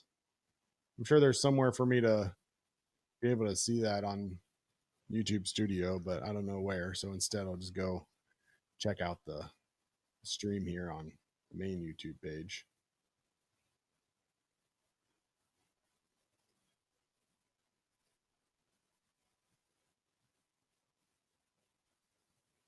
Only 100 likes? We got 700 plus people watching this and only 100 likes. Let's go. Can we get some more likes, please? All right, kickoff fielded by the Ravens and returned out to the 30. We're gang tackled there. And the Ravens will take over there. Ben with another super chat. Appreciate you, Ben. Maybe it's mean, but if I was head coach, I'd tell JB he has to earn shotgun and put him under center as default and let him bitch about it. I don't know if I can say bitch on the stream or not, but there I am. That's what I'm saying. I think ultimately he's gotta say, look, this is how we're going to be successful in this offense. Like I don't understand how we can just let him run the offense himself. He's going to get Zach fired. Zach should be fired anyway, but still. Jackson, play action pass. Throws it out left to Andrews out of his reach, and it'll fall incomplete, 2nd down and 10. Lamar Jackson hasn't looked great tonight either.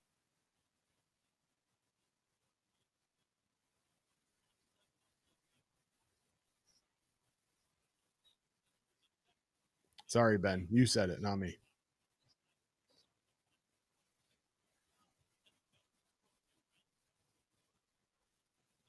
Yeah, I do agree. I think Joe Burrow, if he had the Joe Flacco game plan, would take him to another level. Having a running game that would, ultimately put this play action passing game into a whole nother level.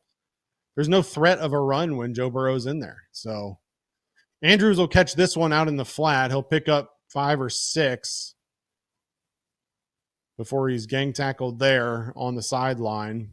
3rd down with 11 minutes to go in the half.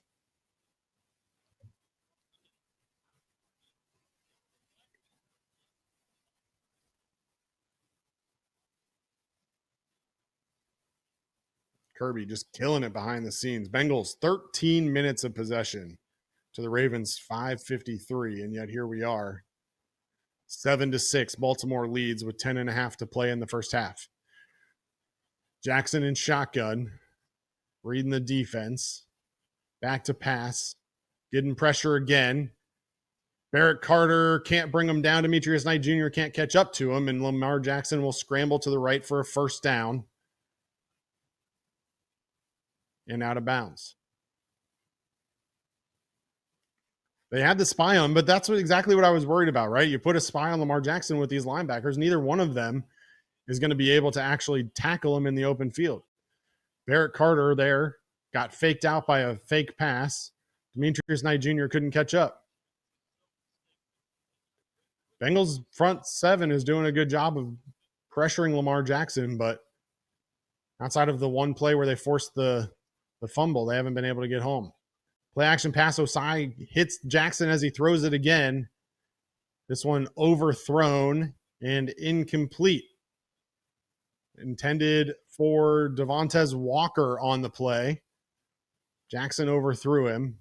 Joseph Osai getting pressure again. Osai and Murphy have looked better of late as they're getting more reps, with Trey Hendrickson out yet again this week. Obviously, Shamar Stewart on the IR. These two young players are getting a lot more looks. Devontae Walker had beat Geno Stone deep, but the Lamar Jackson pass was overthrown and incomplete. So now Keaton Mitchell to Jackson's right in shotgun. Jackson back to patch. He'll dump it off to Keaton Mitchell, and there's nobody there. And Keaton Mitchell will be able to pick up a first down on 2nd and 10. He'll gain 11. There's just nobody there. Nobody there at all. Jordan Battle eventually forces him out of bounds, but Keaton Mitchell basically completely unguarded in the flat.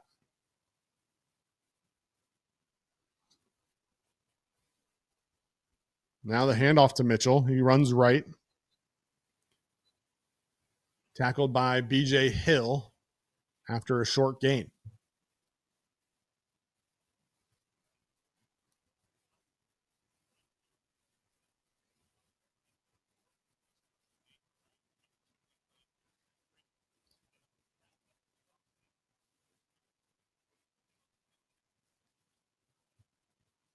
I don't know why Geno Stone's still at safety.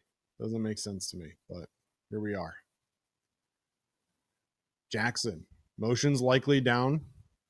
He's in shotgun. Keaton Mitchell to his left. Jackson back to pass again. Looking deep.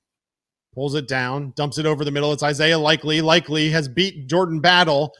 Likely jumps over Geno Stone and fumbles it as he's crossing the goal line. I think he fumbled it before he got in. No! The signal is a touchdown. He definitely fumbled it, though. Was it before he crossed the line? Likely beat Jordan Battle across the middle and then jumped over Geno Stone, and he fumbled that ball. That's going to be a Bengals touchback. Bengals are going to get the ball at the 20-yard line. Isaiah Likely stripped by Jordan Battle. A nice play by Jordan Battle to come back after getting beat across the middle. Jordan Battle comes back and strips that ball from Isaiah Likely. And that is absolutely going to be reviewed and overturned to be a fumble. How about that? Jordan Battle with the hustle. They're going to go to a commercial, but that is absolutely Cincinnati ball. They're going to take over with a touchback, I believe, at the 20. There's like 18 different touchbacks nowadays, so I don't actually know for sure where they get the ball, but I'm pretty sure it's at the 20. Yeah, absolutely a fumble.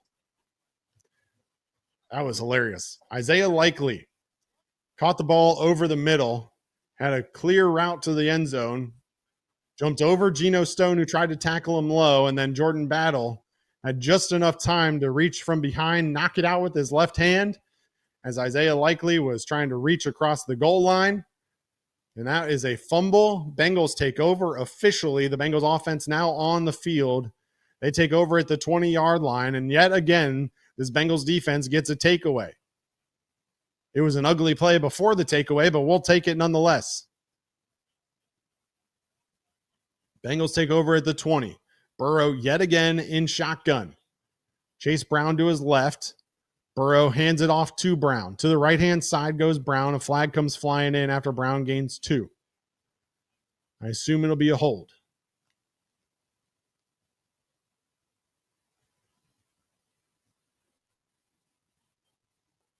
It is. A hold against Noah Fant takes that play back. It'll be first down still. First down and 20.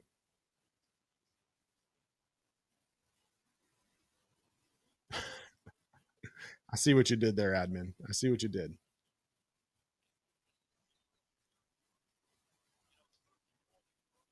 This D-line came to play. I'll give them credit. They've been pressuring Jackson, getting them to scramble. 2 turnovers now in the first half. Burrow in shotgun. Drew Sample to his right. Motion Chase Brown.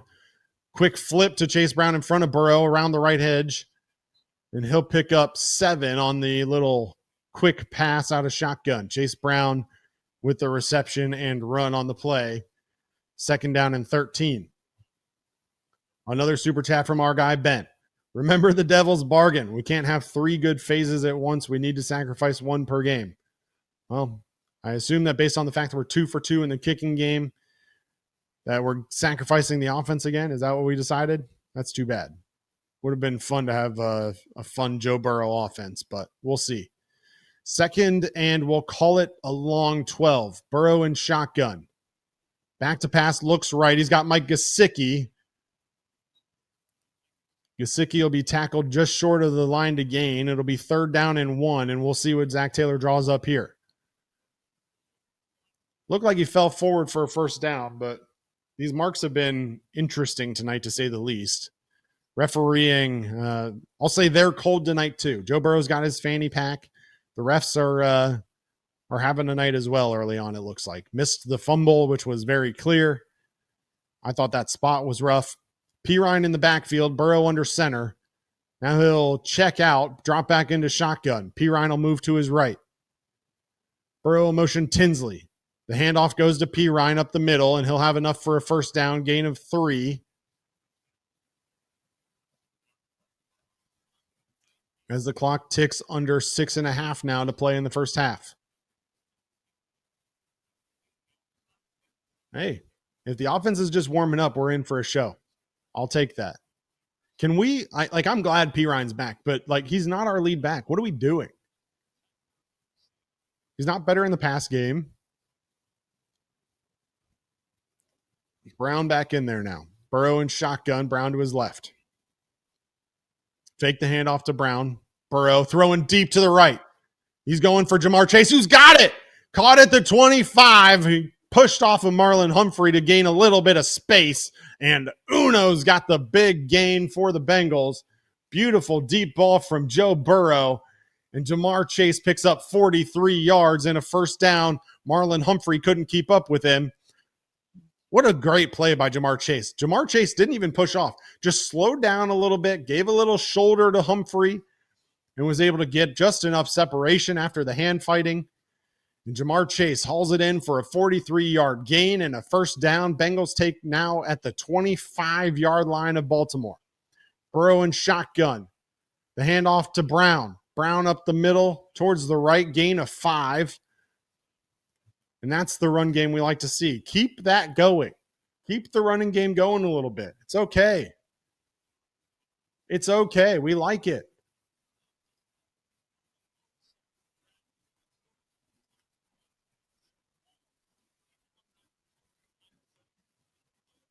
Jamar Chase leads the NFL in targets this year, 123 targets already.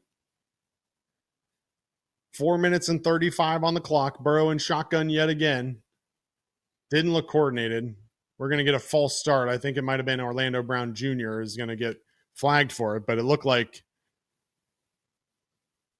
yep, they're going to call it on Orlando Brown Jr., but looked like a couple of guys may have been moving on that one.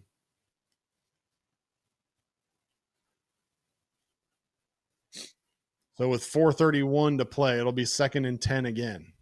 Orlando Brown, the Jr., the son of Orlando Brown, the Baltimore Ravens former offensive lineman.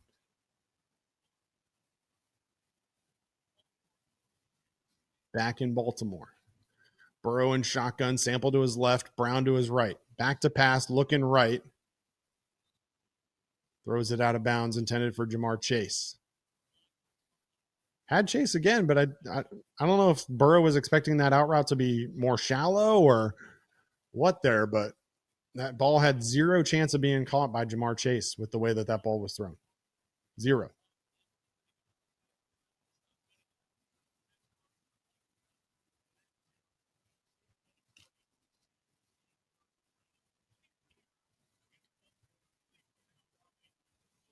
Sample to Burrow's right, Pirine to his left. From shotgun back to pass, looking right. Airs it out. He's got Jamar Chase for another first down inside the 10-yard line. It'll be first and goal inside the 10. Clock ticking under 4 minutes now. Gain of 15 for Jamar Chase. I think Casey said in the pregame, maybe it was Andrew, I don't remember, I apologize, but one of the guys in the pregame talked about this being one of those games where Jamar Chase might need 12 catches.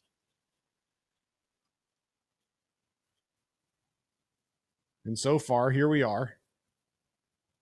3.5 minutes to play in the first half. Jamar Chase has 4 catches for 80 yards. Burrow back to pass.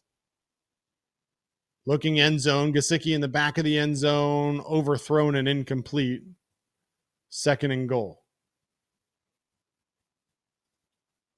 Malachi Starks on the coverage.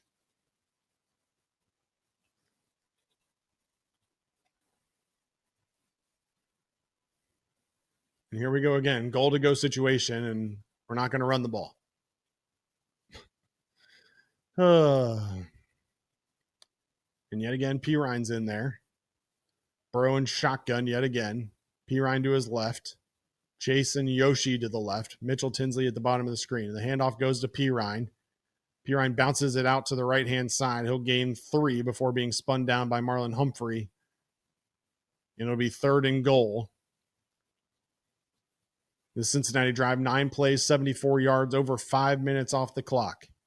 Again, this happened after the Isaiah Likely fumble, as Likely was looking to cross the end zone, reached out, and the ball was knocked away by Jordan Battle. Third and goal from the 6-yard line. Chase Brown to Burrow's right, Sample to his left. Burrow checks out of the play. Tinsley and Yoshivas to the left, Chase to the right. Burrow looking towards Chase man on man. A lot of hand fighting, but falls incomplete. No flag on the play. Nate Wiggins talking that talk. And the Bengals will have to settle yet again for a field goal.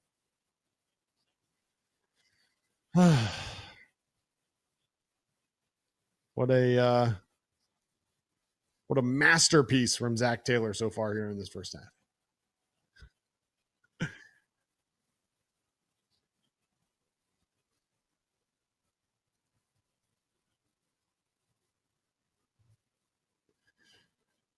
From 24 yards, McPherson is good. And the Bengals take the lead. I mean, I guess I can't be too mad at it, but Bengals lead 9-7.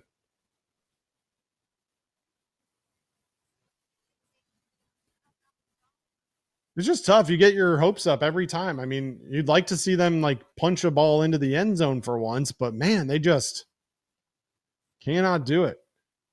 Cannot do it. Settling for 3 is not the way to keep doing this. Somebody said it earlier, TDs are better than field goals. Well, the Bengals are lucky. They've got 3 field goals to the Baltimore 1 touchdown, but man, Baltimore could have had another touchdown and this would be a completely different story. It was the reverse of a 2-for-1. Man, I don't want to talk about that, David. Baltimore will get the ball at half, so a big drive upcoming for this Bengals defense. Can they keep the clamps on this Baltimore offense? You know, we talk about the Bengals getting away from the run game, but can we talk about the Baltimore Ravens getting away from the run game a little bit too?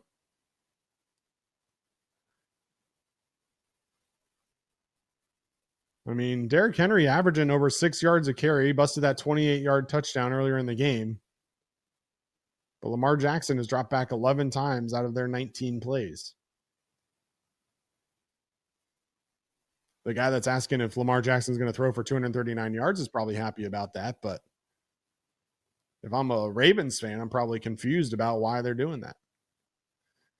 Joe Burrow here in the first half, 12 of 24, 142 yards.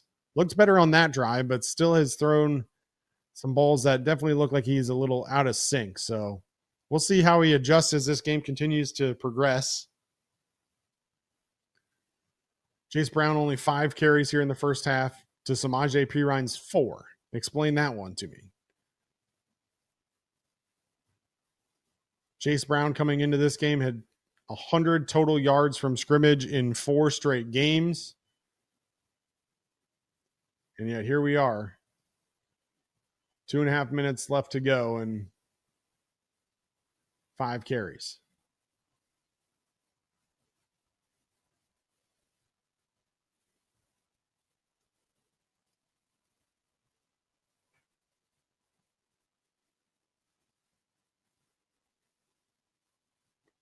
Ball rolls off the tee as we get ready for the ensuing kickoff here. Again, Bengals lead 9-7, 2 minutes and 36 seconds left to go in the half. He's been great the last 4 or 5 weeks with Joe Flacco, and then Joe Burrow comes back and we just abandon what worked for us. But to be fair, we were also 0 for 4 in those 4 games, so I guess to be determined. Ravens will field this kickoff at the 6 and bring it up the right-hand side. Keaton Mitchell runs into his own man and then gets tackled by the shoelaces by Tyson Anderson. I think Tyson Anderson might have saved a pretty big gain there, but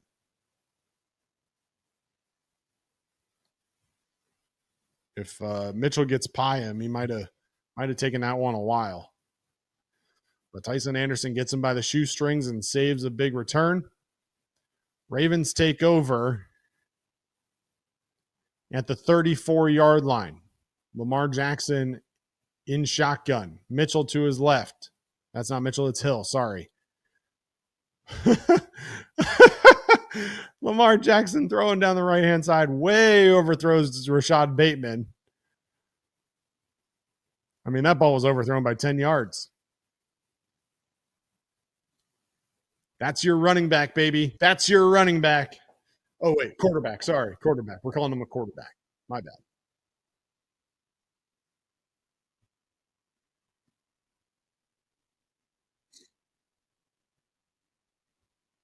Justice Hill to Jackson's right. Jackson in the shotgun. Bateman and Flowers to the left. Jackson looking right. Pressure from the Bengals D-line. Jackson scrambling still. Barrett Carter up now to try and pressure him. Jackson finds Likely again. Man, back-to-back drives that Jackson has scrambled and ultimately found Isaiah Likely for big gains.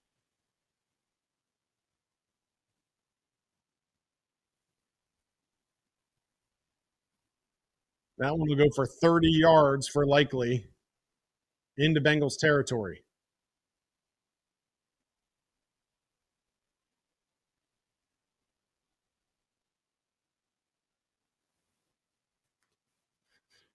Well, I got good news, people. You don't have to hear me sing.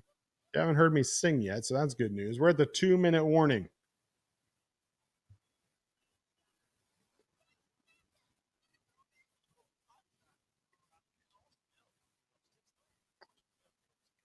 Ravens into Bengals territory all the way down near the 35-yard line as we near the end of this first half. Whoever's running admin, just drop in bad pick read emojis in the chat. We like it.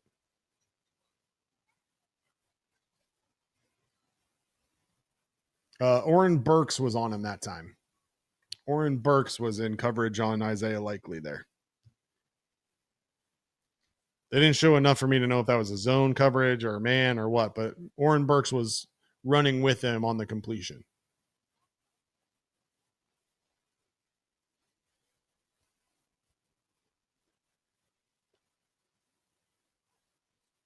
I mean, we've been getting pressure without having to blitz. So, I mean, that's certainly part of the conversation. I mean, you don't necessarily have to blitz if you're going to get pressure by bringing 4. But the problem is that, again, this linebacking crew can't really keep up with Lamar Jackson. So if he gets away from the 4-man rush, the linebackers aren't really able to crash quick enough to be able to get the sack.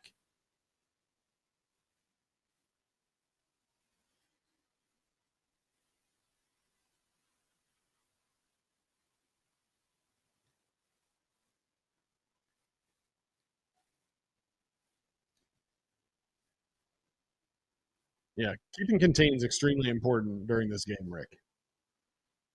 If you can't keep contained, you're going to be in trouble.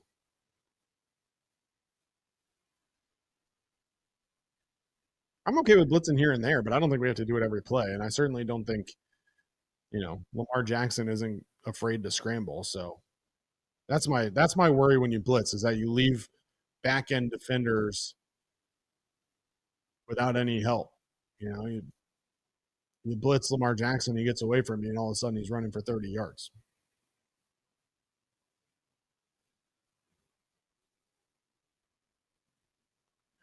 Here we go. Ball at the 36, 2 minutes to go in the first half. Reminder, no challenges here under the 2-minute warning. Derrick Henry in the backfield next to Lamar Jackson. Jackson throwing deep down the left sideline. He's got Flowers. And DJ Turner in coverage. They're going to talk about it. Doesn't matter. They're calling offensive pass interference.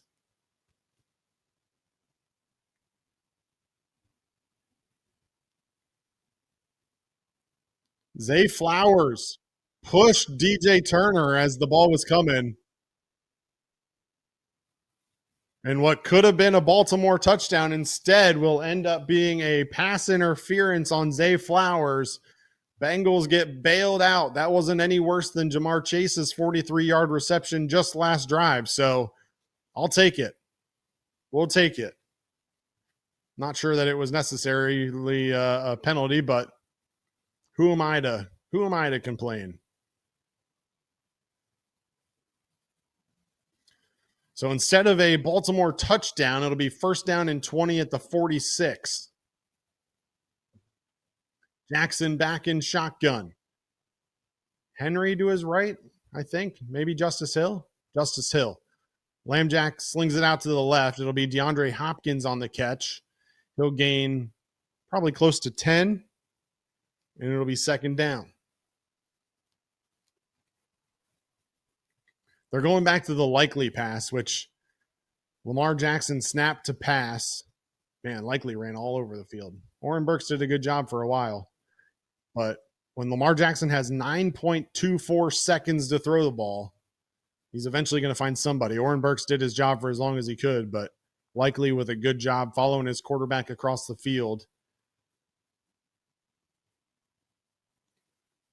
Jackson fakes the handoff, throwing the ball down the field to the right, and nobody there. I guess it was intended for DeAndre Hopkins, but if it was extremely short. Hopkins and Jackson not on the same page on that one.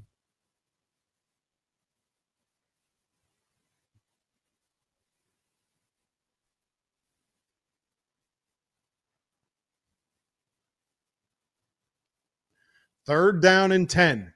It's third down. Big play here for the Bengals. If they can get a stop, hold them to a 50-plus yard field goal attempt, get the ball back, that would be huge. Jackson back to pass immediately. Joseph Osai off the edge, gets him and brings him down, puts him out of field goal range. And the Ravens are going to have to punt it away. Joseph Osai, have yourself a first half, baby. How about that? What happened? Bengals showed pressure and brought pressure. Stanley went with Jordan Battle and left Joseph Osai all alone. Osai able to come in untouched, tackle Jackson back at the 46-yard line, and the Ravens will have to punt it away with 1:42. Bengals burn a timeout here to stop the clock. Bengals will have 2 timeouts remaining now. Charlie Jones back to receive the punt. Big play by Joseph Osai. Big blitz dial up by Al Golden. Tip your cap to Golden there. Stout's punt is away. And it sails into the end zone. The Bengals will take over 1st down and 10 from the 20-yard line with 1:35 to go. Can Joe Burrow get more points on the board for this Bengals team going into halftime? Blitzes are great when they are called in the right times. So I will tip my cap to you, Vandy, and I will tip my cap to you, Al. That was a heck of a call there on the blitz, and man, Joseph Osai took care of business on that one. Lamar Jackson didn't have any time to get away. What a play. What a half. Defense, give it up. Give it up for this Bengals defense. Yeah, they gave up that touchdown to Derrick Henry early, but these last 3 drives, they have been phenomenal. Or good enough, I guess. I mean, I guess they were going to give up a touchdown to Isaiah Likely, but punched the ball out, so can't really complain. Gave up that touchdown, and then they forced a fumble on the 3rd play of the next drive by Lamar Jackson, took over at the 3. The next drive, 3 and out, -1 yards for the Ravens on that drive. The next one, they forced a fumble from Isaiah Likely as Likely was going into the end zone. And here, 5 plays, 21 yards, and forced to punt. Bengals defense doing their job. Absolutely, been a time and a place.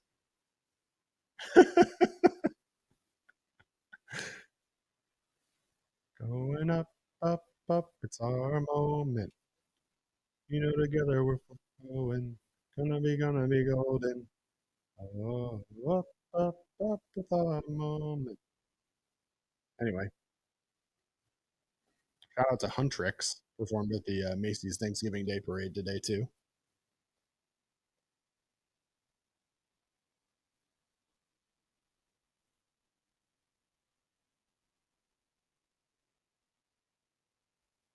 Let's go. 700 plus of you tonight. Tuning in. We certainly appreciate the support. If you haven't already, make sure you check out chatterboxsports.com/store. Special Black Friday sale going on. 2 shirts, $20. All the proceeds go to your favorite Chatterbox creators.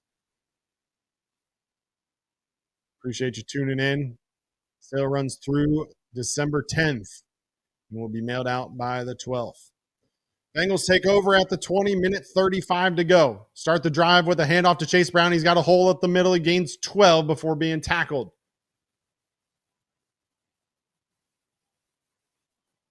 Clock will tick after a gain of 12 by Chase Brown. Now up to 30 yards on the ground on the day for Brown. Ball at the 31. 1st down and 10. Orlando Brown Jr. with another false start. And with the clock running, that'll be a 10-second runoff unless the Bengals decide that they want to burn a timeout. Snap was at 1:15, or the penalty was at 1:15. So we'll see what the Bengals want to do here.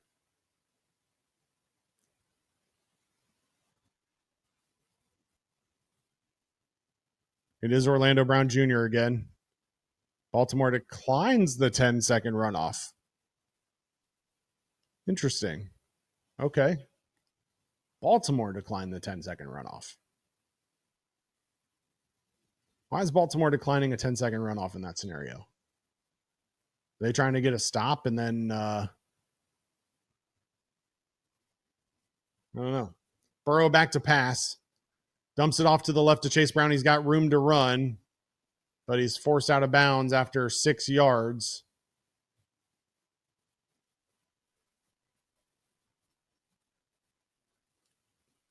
Wouzier on the tackle. They will say he went out of bounds going forward, so the clock stops with 1:07 to play. 2nd down and 10. as the former Bengal forces Brown out on the sideline.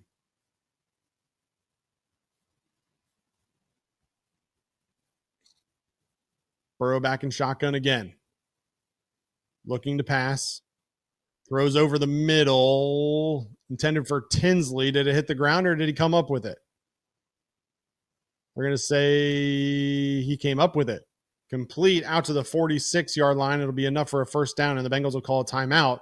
I don't like that because that gives the replay booth enough time to look at the play. Maybe they felt pretty comfortable that he caught it, but Tinsley himself didn't look so sure that he caught it. So I'm not really sure that I love the timeout there, but nonetheless, here we are.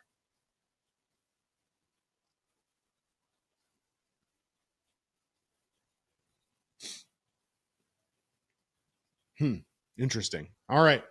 Must have caught it. 58 seconds to go. Bengals, one timeout remaining. First down and 10 at the 45. At their own 45, I should specify. Bengals lead 9-7. Baltimore will get the ball coming out of the half, so getting points here is big for the Bengals.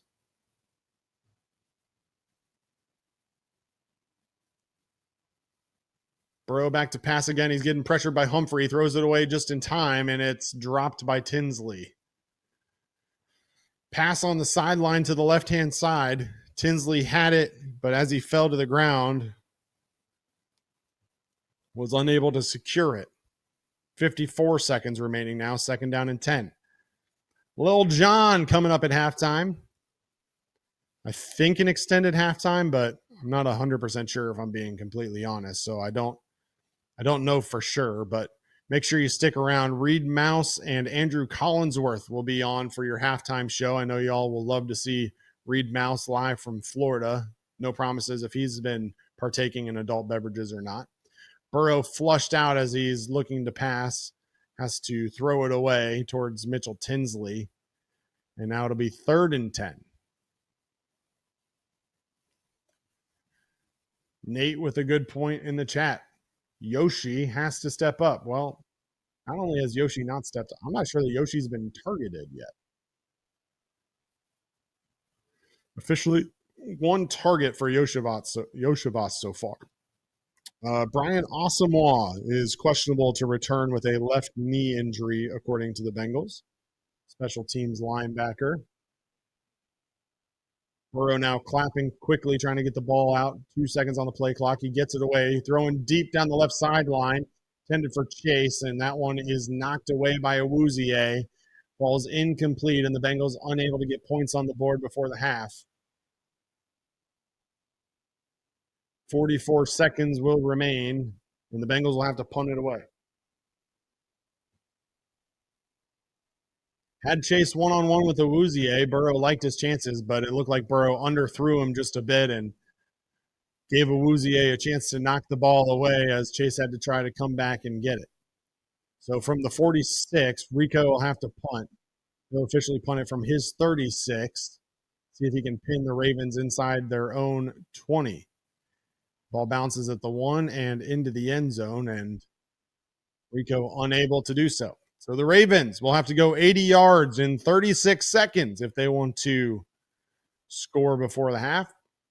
Bengals lead 9-7. As we got another super chat. Appreciate you, Ben. Remember back in the day when we would do the no huddle offense? I miss that. I miss a lot of things, dude. Remember like the last 4 weeks when we had a running game? I miss that. I miss that.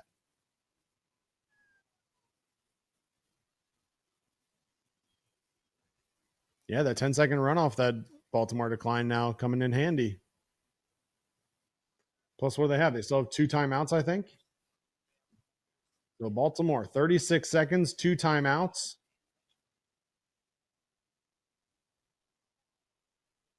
That was the concern, Jade.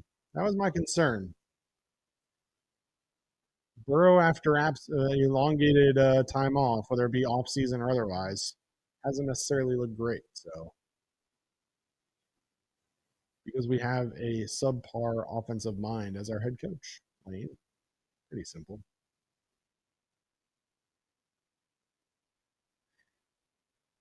Yeah, could have ran the ball more.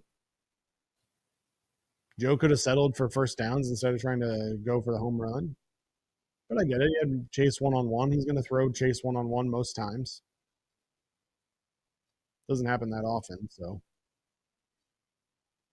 Last I checked, Rico does, in fact, lead the league in touchbacks this year. So, do you think that's the case? But hey, he's got a boomer of a leg. So, if you ever get stopped with this prolific offense inside your own 20, he can certainly turn the field around.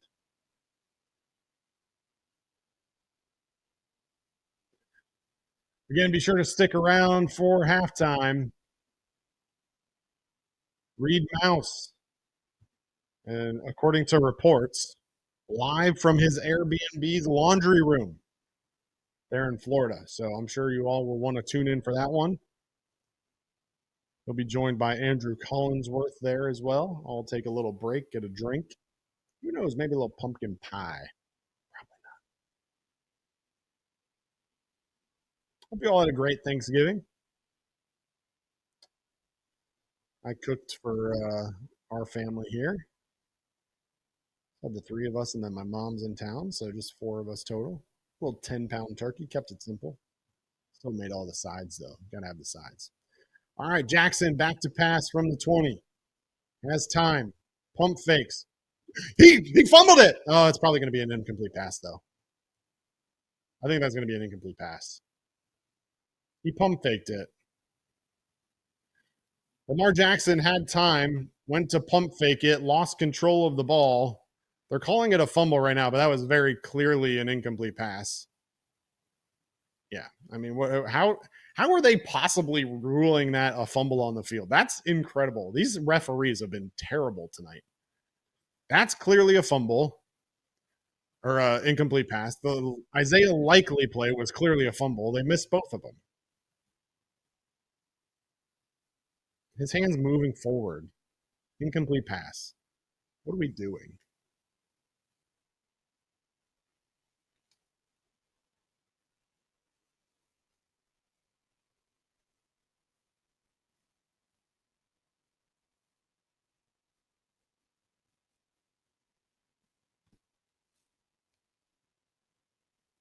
They're going to confirm it. It's a fumble.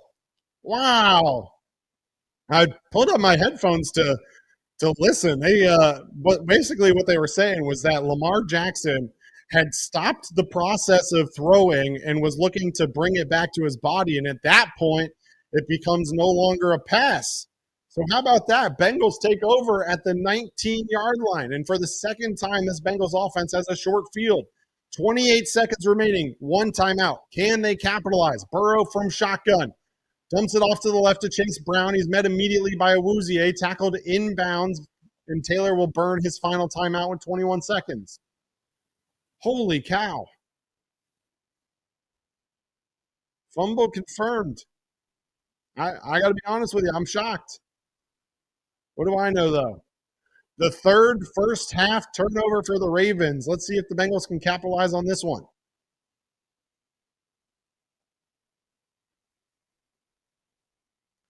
After last year, again, if you're just joining us, last year, Burrow and Jackson put on quite a show. 1,400 yards, 17 touchdowns, only one interception between the two of them. Two high-scoring games that the Ravens won both. Bengals lead 9-7, 21 seconds to go in the first half, second down and 6 from the 15. Snap back to Burrow in shotgun. He's looking left, and Noah Fant wasn't on the same page. Burrow was looking for Fant to continue his out route. Fant turned it upfield towards the end zone, and Burrow's pass fell with nobody around him.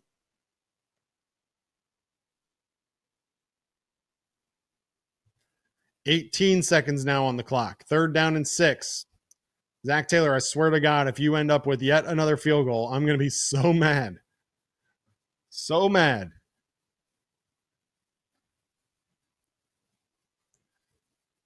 "9 seconds on the play clock. 5, 4, 3, 2. The snap. Burrow looks left, throws to the end zone for Tinsley. He can't come up with it. tipped it to himself, but by the time he controlled it, he was out of bounds on his back pretty clearly. So it'll be incomplete, 4th down and 6, and the Bengals will have to kick a field goal with 14 seconds left.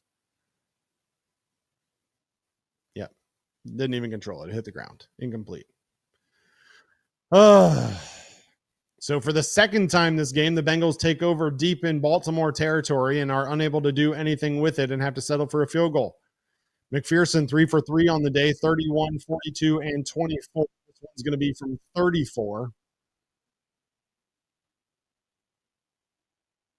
Snap is good. Hold is good. Kick is good. Bengals lead 12-7, 10 seconds remaining in the first half. Man, how frustrating is this?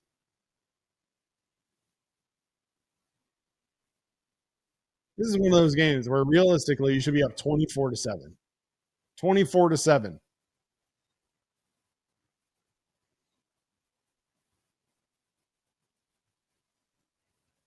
It wasn't even a run, Nate. It was a screen pass for 3 yards.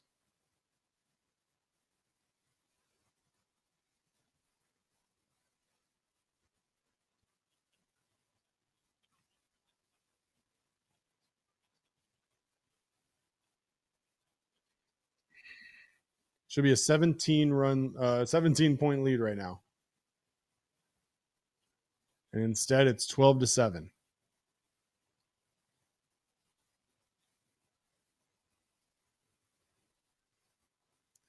Nope. I've heard it said that touchdowns are better than field goals. That's what I've heard. No promises, but that's what I've heard. Yeah, Orlando Brown Jr. with this couple of false starts, not ideal.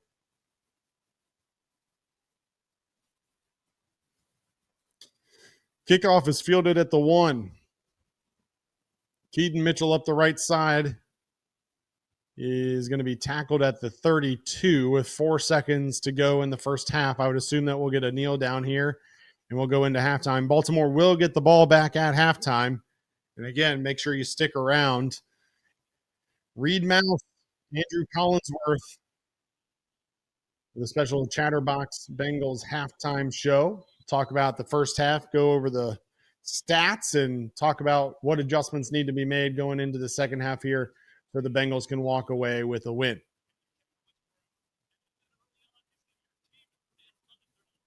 And without even showing it on the screen, the Ravens will take their kneel down, and we will head into half.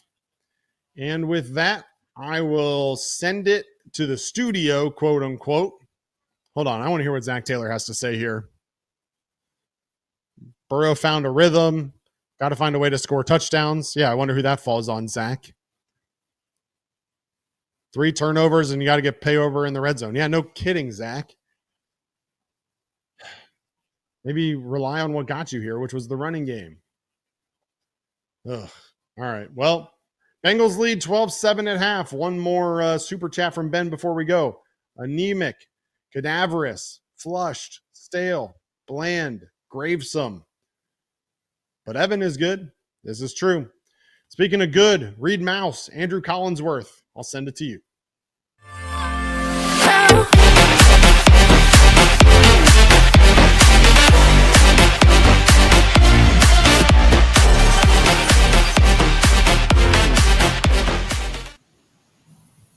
Yo, yo, yo, what is up? It is halftime here live from Florida. As you can see, this beautiful, illustrious laundry room remastering along here with Andrew Collinsworth. Bengals up 12-7, and boy, oh boy, does it feel like they should be up a lot more. Andrew, we're going to get into the stats and kind of how we got to this point at 12-7, but real quickly, give me a quick synopsis of what you thought that first half, or what was your biggest takeaway from that first half?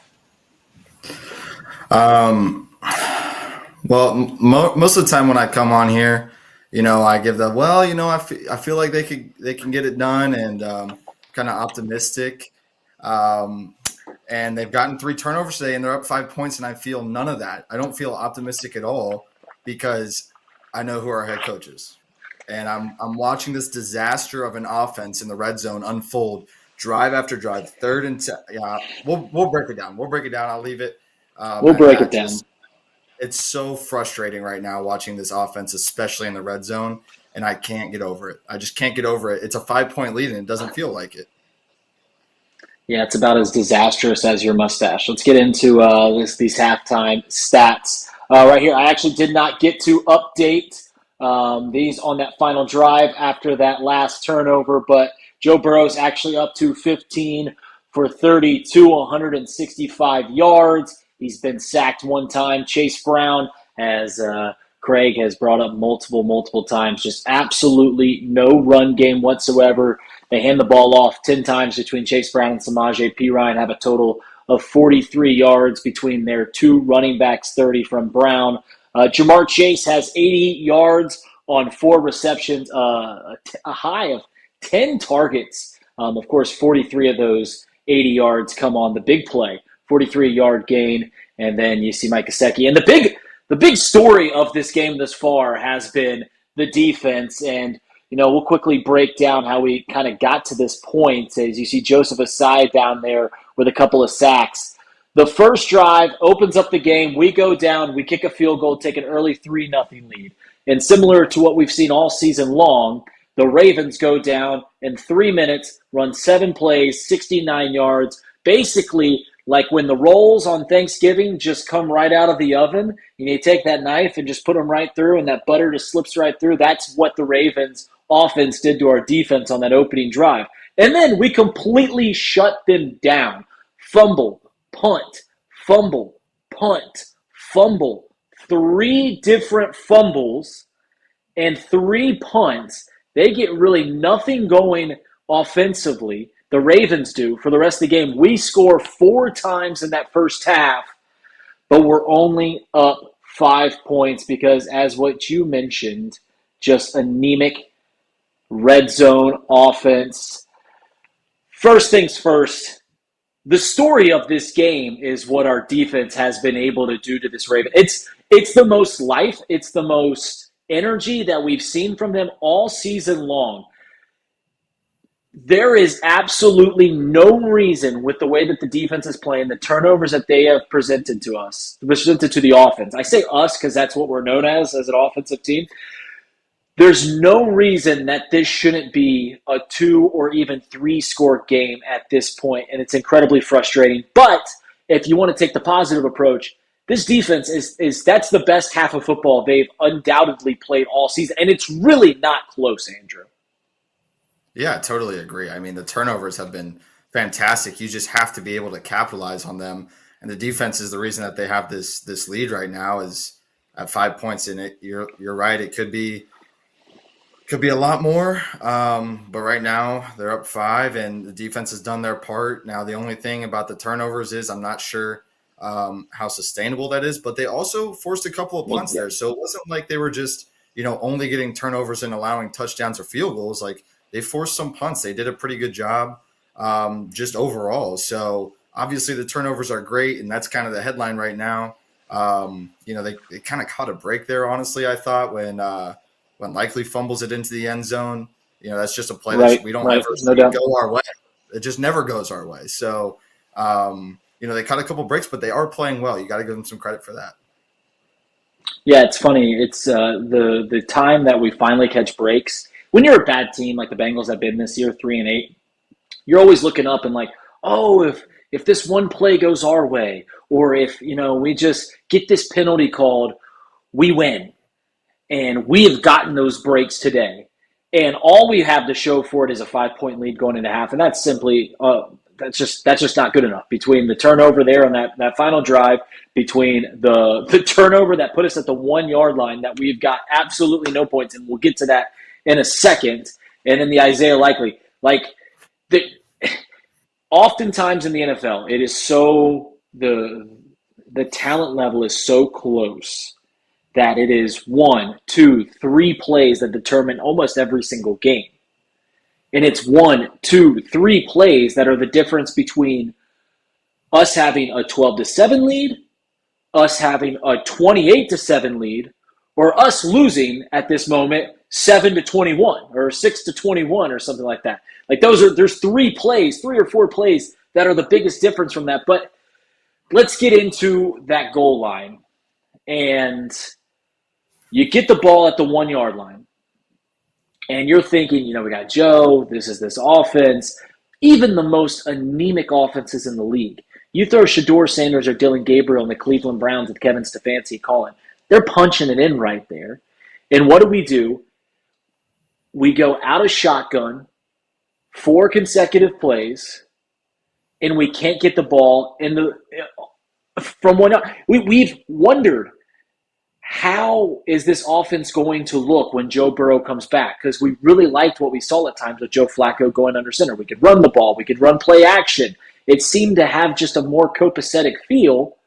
And here we are. We're in shotgun, and I'm not questioning Joe. I understand that this is the offense that they run, and it's worked out great for us. But we go shotgun 4 consecutive times and can't get in one. And it is an absolute disaster that we couldn't get points on the board there, Andrew. Yeah, why did they not try to get Chase Brown the ball one time there? The run play was to Samaje Perine, right? I mean, that's unreal. He's been one of your best offensive playmakers the whole season. And then the 4th down call, was that not reminiscent of the 2-point conversion when you go to Mike G over the top? It's a ball that you think he might be able to catch, or not over the top here, but kind of on that, what was it, rub route or slant or something like that.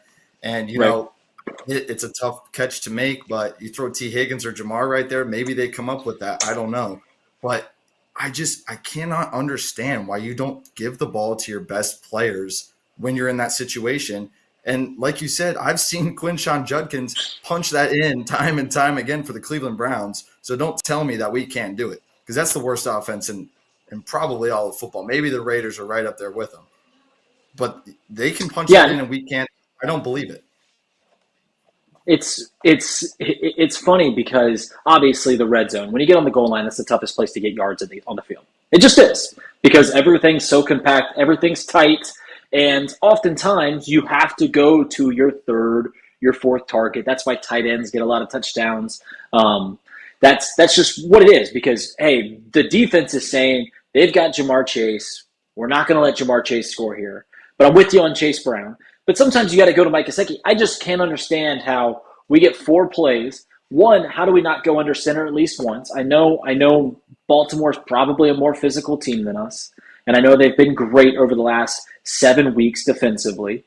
But 1 try, 1st down, 2nd down, whatever it is, we've got to be able to go under center and get a push at the goal line, or else this team just isn't good.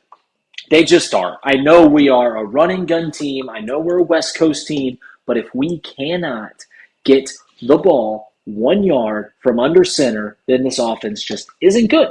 Just point blank isn't good enough. Or at least they're not as full faceted enough to get these game winnings, get these close games, get these division wins when you are not firing on all cylinders, which is pretty clear. The offense isn't firing on all cylinders. I got about 3 calls from family members who I'm not with after that goal line. They were laughing at me because they're like, "Reed, are you losing your mind?" Or I was like, "I'll talk to you in the morning. I'll talk to you in the morning." But it is what it is. It's just a reoccurring thing of Zach Taylor, and I know that I have been his biggest defender, not his biggest defender, but I have been a defender of his in the past because he calls the plays, and more often than not, this offense looks really, really good. But that is point blank. That is the reason that so many fans are frustrated with the way that he calls games, and why people often go, "Oh, they score a lot of points," not because of Zach Taylor. Not this isn't Kyle Shanahan's office. This isn't Sean McVay's office. This isn't Andy Reid's office. They score a lot of points because Joe Burrow, Jamar Chase, T. Higgins are exceptional. They're great. And it's pretty clear that when you don't have T. Higgins and Jamar Chase out on the field, this team lacks a bunch. It lacks a bunch. Let's talk about Joe Burrow. And by the way, for the people, for the admins in the chat, I don't have my phone open, so when it's time to go to the break, when the second half starts, you're going to have to put in the chat because that's how I'm going to see when to stop talking and let Craig take over. Let's talk about Joe Burrow. Joe Burrow, in my opinion, has looked off. He kind of got his rhythm later on, and I think we somewhat knew this, but what was your overall opinion of the way he played through the first 30 minutes? It's kind of what I expected to see coming out of the gates here. I just expected somewhat of a slow start from him simply because he hasn't gotten live reps in so long. Like, I'm not sure we as fans, I definitely don't, I never even played football. So I can't say how important that actually is, but it seems to be every year. It seems to be pretty important when we get through the first couple of weeks, 0-2. So it's kind of a restart for him, right? So him being able to go back out there and, do what he did in the first half and, take care of the football. He didn't make any bad decisions necessarily.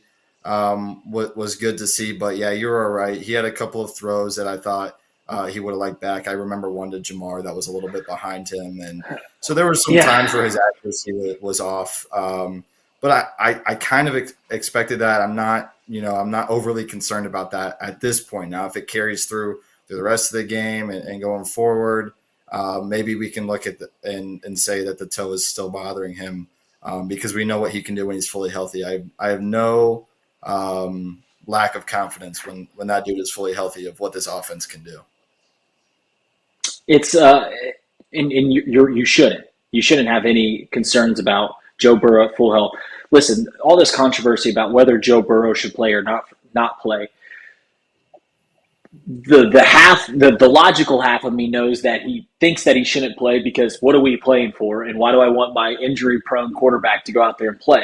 The fan in me looks at this and goes, yeah, I mean, it's my favorite football team. He's my favorite football player. I want to watch him play every time. And I know that when he goes out there and plays that we can beat anybody on the field, including a Baltimore Ravens team on Thursday Night Football in front of a prime time, a national audience. That is, this Ravens team's coming off 5 wins. When he's at his full, when he's ready to go, Joe Burrow can win those games. And we've seen it his entire career. But he is off. And I think Craig or one of the admin in the chat put that Joe Burrow is 1 for 10 for 3 yards from the red zone. I said this earlier. The red zone is where the money is made. That's where you make the $60 million contracts. Any quarterback in the league, including the bad ones, including the rookies, the overpaid ones, the prima donnas, even the Russell Wilsons of the world, they can move the ball when they have the entire field to work with.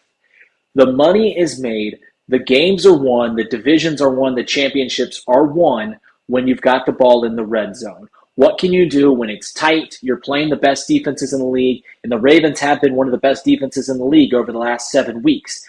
When it gets tight, how good are you? And to this point, there's some rust. There's no doubt about that. There is rust on Joe Burrow. He's missing guys, not catching them in stride, making a tick slow on decision-making, all the things that you would expect from someone who hasn't played in 9 weeks, and from someone who, quite frankly, his entire career has started slow. He takes time to develop. Look back at 2023. Look back at 2022. It takes time for him to get moving. It takes time for him to get going. My only thing is, if the whole point was him to get into this game and keep this season alive, and let's see if we can win 6 games in a row, we're going to need him to, find that second gear, find that third gear, not in 3 weeks, not at the end of the year, not even next week. We're going to need him to find it in the second half to be able to take a division rival in the Baltimore Ravens to keep any semblance of hope alive. We're going to need him to find that second gear here in the second half because you got a 5-point lead. Your defense has made some great plays. They've given you a chance, and you've got to be able to get going. But that looks like that does it from us here at halftime. Andrew, sorry for rambling. Really quickly, I always do this. Scale 1 to 10. What's your odds? How are you thinking that we're going to win this game? 1 through 10. 5. All right, I'll give you a 7. Craig Sandlin coming out.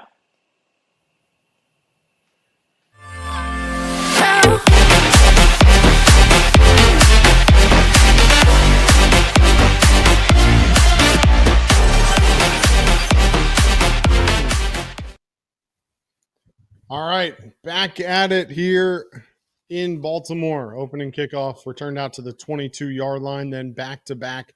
Derrick Henry rushes, makes it 3rd down and 4 for the Baltimore Ravens. Well, they'll call it 5 on the broadcast. We'll call it whatever. Doesn't matter. 3rd down and mid is what it is. Bengals lead 12-7. Showing pressure. 6 men at the line for the Bengals. They'll drop back and bring 4. Lamar Jackson looking to throw. Getting pressured. Being flushed out of the zone now, and he'll be tackled at the line of scrimmage by Myles Murphy. No gain, and it'll be 4th down, and Bengals defense will start the second half with a 3 and out. Myles Murphy chased him down. Myles Murphy and Joseph Osai, really two of the bigger storylines here in the first half, at least defensively. Interesting. Bengals will send 2 men back on this punt return. Tinsley and Jones are both back. Stout lines up at his own 13-yard line, 4th down and 4. Bengals will try to set up the return, it appears. Punt is away. Down the middle of the field. Fielded by Tinsley around the 30. They'll bring it out to the 38, maybe the 30. Maybe the 39, and the Bengals will start there. Burrow just 1 of 9 throwing from a clean pocket in the red zone. Not what you're looking for. His 46% completion percentage in the first half with a clean pocket is his lowest of his career. His 8 incompletions in the first half from a clean pocket in the red zone, tied for the most in his entire career in a game, and he did it in the first half. He'll start this drive in shotgun. He'll hand it off to Chase Brown. Chase Brown to the left side, pushes his way forward for a gain of 6. And a big run for Chase Brown to start the second half. Chase Brown's going to be a key to the second half. I really do think so. I think they're going to have to try to get back to running it. Having Joe Burrow throw it 32 times in the first half couldn't have been part of the game plan, but yet here we are. We'll see if Chase Brown gets more opportunities here in the second half. His 32 first half attempts are the most in an NFL half this year by any quarterback. He'll now motion backwards into the pistol, move Tinsley to the bottom of the screen. Fake the handoff to Brown, rolls off to his left, and he'll have to just throw it at the feet of Noah Fant. I don't understand that one, and yet here we are. Michael Rolfe, $50 super bomb. Reed, are you streaming from your laundry room? And Craig is back. Happy Thanksgiving, everyone. Happy Thanksgiving to you, Rolfe. Appreciate the support as always. Me. He was streaming from a Airbnb laundry room, Rolfe. I don't know if that makes it better or worse, but wasn't even his own laundry room. 3rd and 4 now for the Bengals. Pirine to Burrow's right in the shotgun. 5 on the play clock. 3, 2. Snaps away. Burrow back to pass, looking left. Throws it towards Jamar Chase, who snags it out of the air for a 1st down into Baltimore territory at the 49-yard line.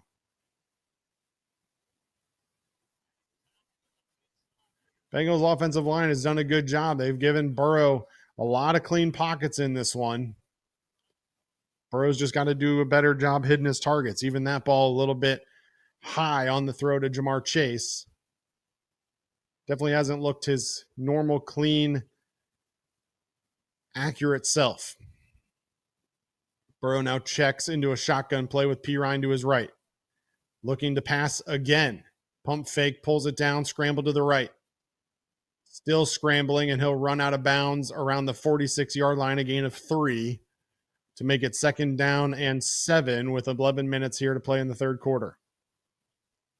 Nate Wiggins heading to the locker room. Hey, whether you're late or on time or any time in between, we appreciate you being here, Rolfe. We appreciate everybody being here. 550 plus here as we get going in the third quarter. We were up over 700 for much of the first half. We'll see if we get back there. Burrow looked good scrambling there. Didn't look like he was affected by the toe at all. Play clock getting down again. Burrow back in shotgun, dumps it off to Chase Brown. He's got to get away from a man, and he does. And now he's out past the line of scrimmage, gain of 3. Ravens almost had him in the backfield. It was John Jenkins, who was there, but Chase Brown able to run a circle around Jenkins and able to pick up a gain instead of losing a couple yards on the play. It'll be 3rd down and 4 now for the Bengals offense here in Baltimore territory.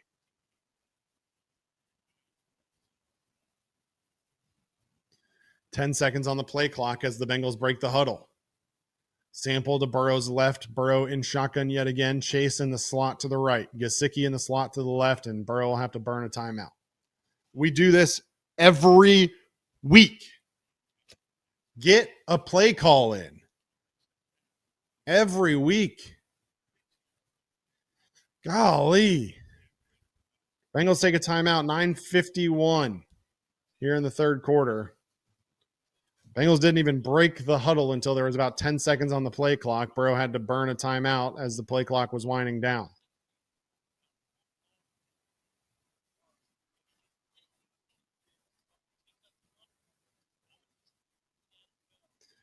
I don't get it, John. I don't get it.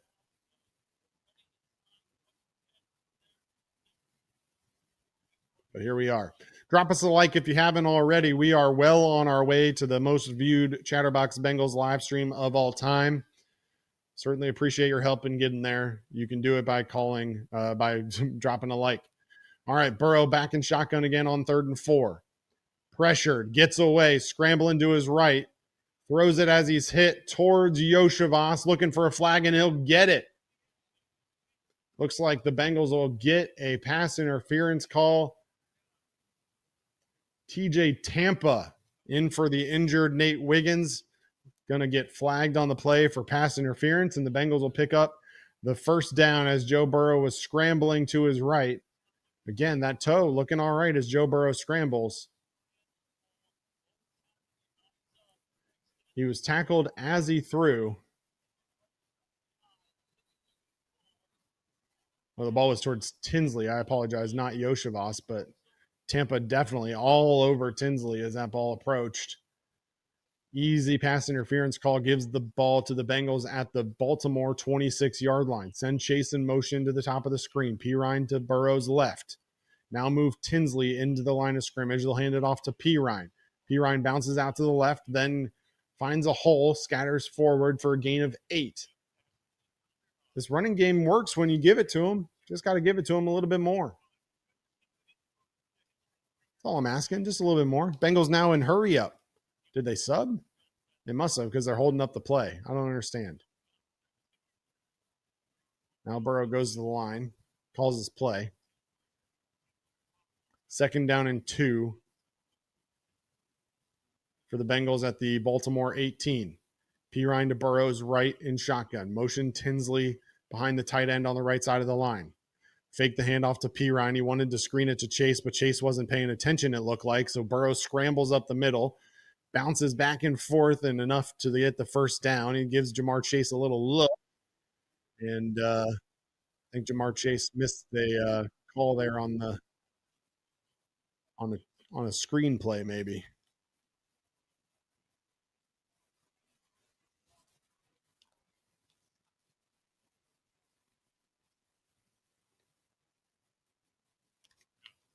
Why are we going back to the pass interference on Zay Flowers from the 1st half? Anyway, 8:20 to go. Hudson is the motion man to the left now. Burrow fakes the handoff to Brown. Looking to the end zone, throwing towards Yoshi, who's got to basically play defense at that point. Kyle Hamilton in coverage. Not Yoshi, Hudson. Why did I think that was Yoshi? I see an 8, and I just automatically assume it's Yoshi, I guess. Got to stop that. Just what you all wanted on 1st down and 10. A jump ball to Tanner Hudson.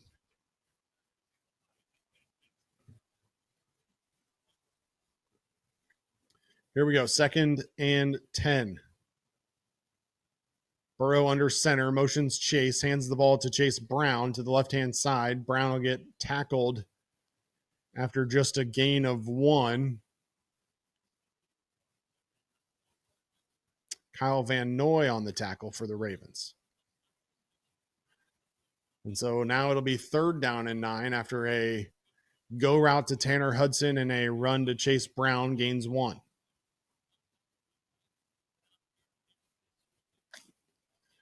Zach Taylor trying to get cute again. That's what he does best. Tries to get cute. Time of possession's been crazy in this one. Bengals up over 25 minutes in possession. Baltimore are just at 12. Jamar Chase looks like he's got man coverage on the left. Burrow's going to scramble to the right. Throw it towards the end zone, towards Tanner Hudson, who makes a one-handed grab and brings it in. Touchdown, Bengals, Tanner Hudson. Hudson beats Kyle Hamilton on the corner route. And the one just sticks his left hand out there, brings that ball into his body, gets both feet down. And that is going to be a touchdown for none other than Tanner Hudson. How about that?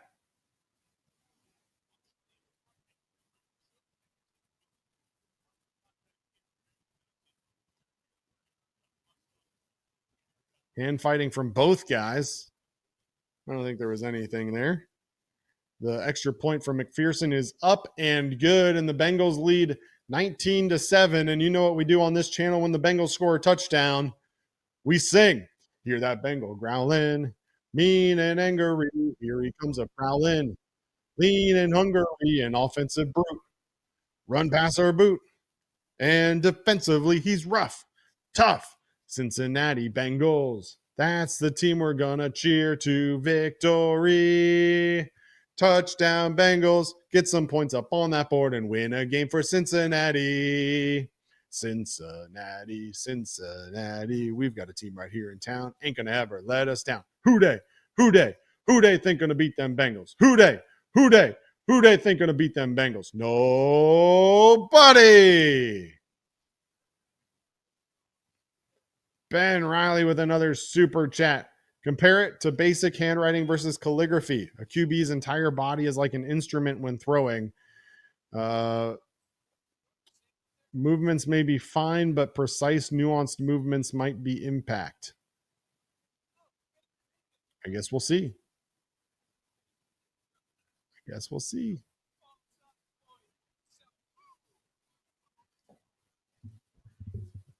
Bang. Now you're nervous, Jim.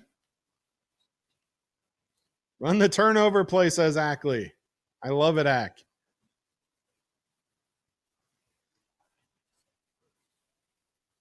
Bengals, 10 plays, 61 yards, 5.5 minutes off the clock, ends in a Joe Burrow 14-yard touchdown pass to Tanner Hudson. And the Bengals lead 19-7. Joe Burrow is back, baby. We're halfway through the third quarter, and Joe Burrow has thrown the ball 37 times. He's 18 of 37, 188 yards, that touchdown, no interceptions. Meanwhile, on the other side of the ball, Lamar Jackson, 8 of 15, 127 yards, no touchdowns, no interceptions. Burrow's been sacked just once. Lamar Jackson's been sacked 3 times. That doesn't even count the 2 fumbles that Lamar Jackson has lost.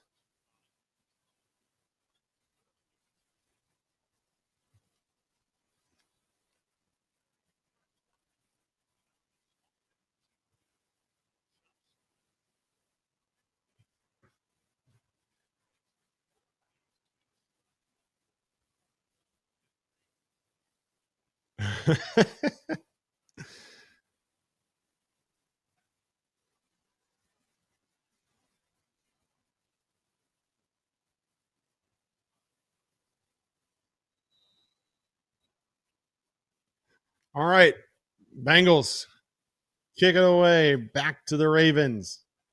They lead 19-7.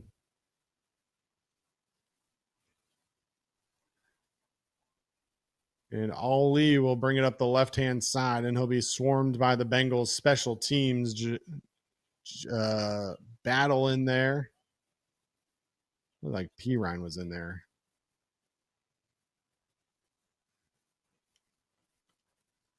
You know, we want we argue and we say we want the Bengals to run the ball more. How about Derrick Henry so far here in the third quarter now? Only 7 carries for 38 yards. Tell you what, if I'm the Baltimore Ravens, maybe not now because I'm down, 2 possessions, but Lamar Jackson back to pass. He finds Mark Andrews. Andrews with his second catch of the day. This one goes for 17 yards and a first down. The other one that we said in the pregame that we would be looking for. Tight ends and Derrick Henry. Tight ends have actually gashed the Bengals, but Likely's fumble at the goal line turned the ball over to the Bengals. Jackson under center now. Henry deep with Ricard at fullback. Henry's got a hole on the left-hand side before being brought down by Demetrius Knight Jr. and Dax Hill after a gain of 8. Big hole there for Derrick Henry on the left side.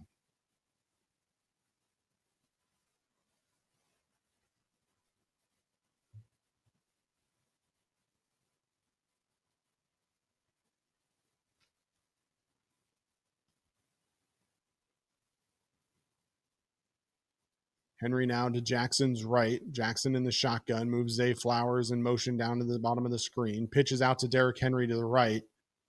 And Derrick Henry does what Derrick Henry does and gains 6 on the play. It'll be first down for the Ravens with under 6 minutes to play here in the third quarter. If the Ravens get this running game going, you better watch out. Bengals were getting pressure on Lamar Jackson in the first half. Now, if this Ravens defense or offense can get Derrick Henry going, it adds some challenges for sure.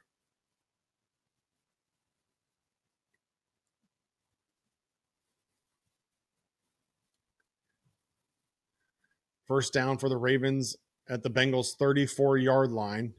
Lamar Jackson will swing it out to Keaton Mitchell, but another bad pass from Jackson is at Mitchell's feet, and he can't corral it. He'll fall incomplete, second down and 10.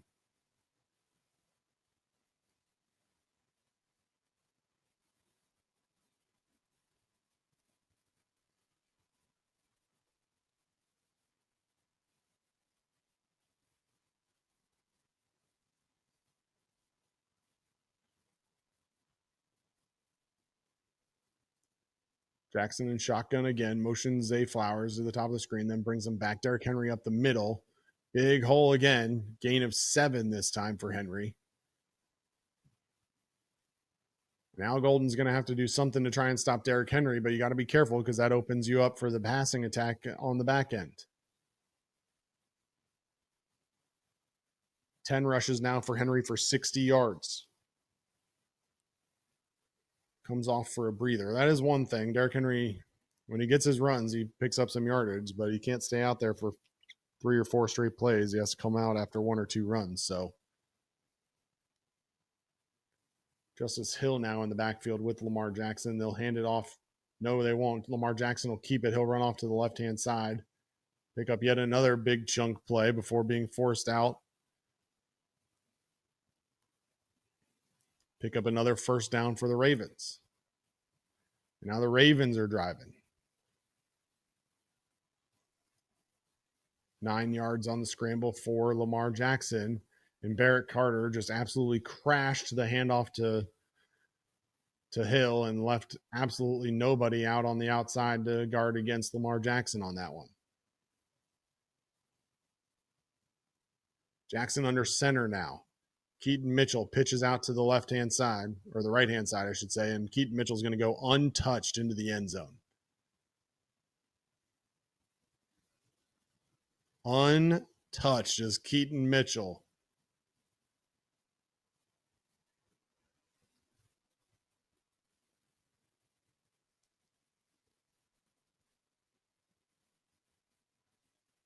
Zay Flowers was lined up in the slot on the right-hand side. Keaton Mitchell faked left and then went back to the right, and Zay Flowers just picked up an unbelievable block and put the Bengals defender on their butt. Who was that? DJ Turner? It was DJ Turner, just got absolutely flattened by Zay Flowers. And Keaton Mitchell picks up the 18-yard touchdown. The field goal, or excuse me, the extra point is up and good. 19-14 now is the Bengals lead. And you better watch out. Ravens might be getting hot offensively.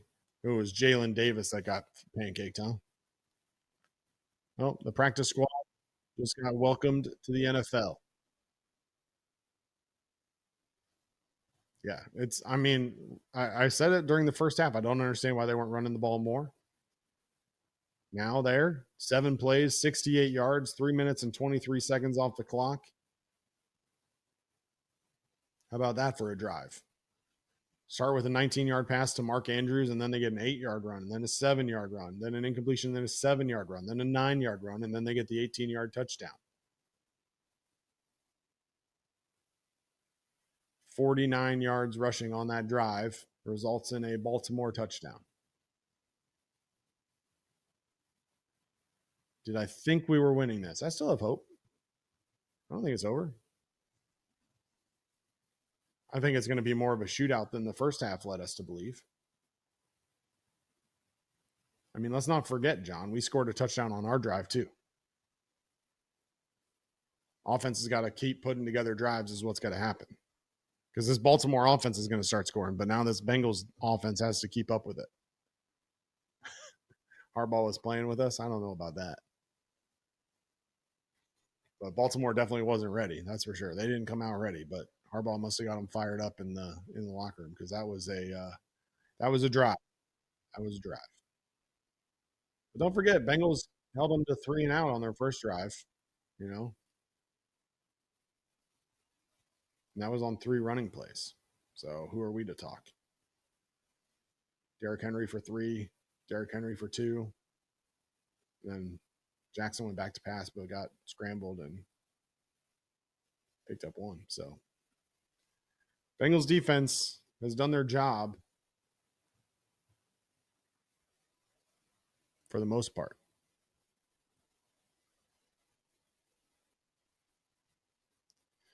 Does this Bengals team have 6 straight wins in them? Well, it starts with 1. 1, you're like a dream come true. 2, just want to be with you. 3, because it's plain to see that you're the only one for me. And 4, repeat steps 1 through 3. 5, make you fall in love with me. Anyway.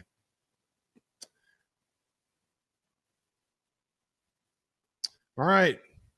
Bengals will field the kickoff at the 15. It'll be Brightwell bringing it up the right-hand side. Ravens have been avoiding Charlie Jones in the kicking game. That is for sure.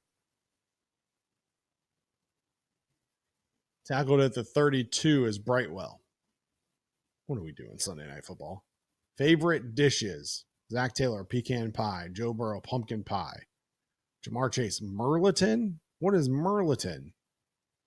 Somebody's going to have to fill me in on what Merliton is. Mirliton.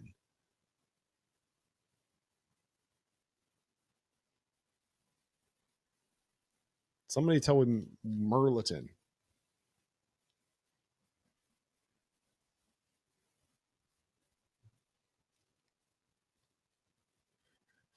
Burrow from shotgun. Dumps it off to Chase Brown in the flat. Chase Brown zigs and zags his way for 9. Nobody's going to tell me what Merliton is, huh? I'm going to have to look it up myself. Merliton. Is the Louisiana name for chayote squash. A gourd. Interesting. I don't know what they do with that on Thanksgiving, but shout out to Jamar Chase and your Merliton. All right, Bengals 2nd and 1. Clock has gone fast here in the third quarter. Hand off to Pirine. He's got a hole. He's out into Baltimore territory all the way down to the 47-yard line. Big game from Pirine. How'd you guess? Burrow from shotgun. I could just start every play. Burrow from shotgun. Burrow from shotgun. Pirine picks up 12 on the play. This Bengals offense in business again. Quarter's going fast. We're under 3 minutes to play here in the third. Bengals are averaging 4.5 on the ground rushing. Maybe you'd want to do that some more. Here's a shocker. Burrow from shotgun. Pirine to his right. Burrow airing it out down the right sideline towards Mitchell Tinsley, and Tinsley can't bring it in. Man. Been a couple balls that Tinsley's had hit in his hands that he hasn't been able to bring in. And I think they're going to make Tinsley come out here for a second. He looked a little wobbly. He may have actually lost consciousness there for a second. I'm not going to lie. They need to check him out. Yep, they're going to check him out. All right. So now Tinsley may be down. So Charlie Jones is in. I know some of you were calling for Charlie Jones earlier. Well, you got your wish. Handoff is to Pirine, though. He'll fight his way forward for a gain of, we'll call it 4.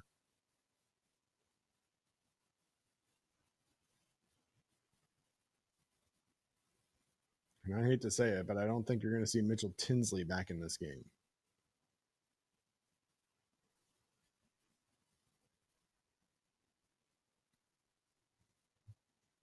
Meanwhile, under 2 minutes to go in the game, or in the third quarter. 3rd down and 7 now for the Bengals. Burrow scanning the field from shotgun as always. Sample to his right, Pirine to his left. Ravens bringing pressure. Burrow throws right. He's got Jamar Chase on the out route for a first down out of bounds. It's good for another Cincinnati Bengals. First down. Ravens brought some pressure there, Kyle Hamilton, but Dalton Reisner did a good job picking him up and Drew Sample helping out on the line. Ravens ran a stunt on that blitz, and Reisner and Sample combined for security, and now Burrow will go under center. Handoff is to Chase Brown to the left side. Gain of 1, maybe 2.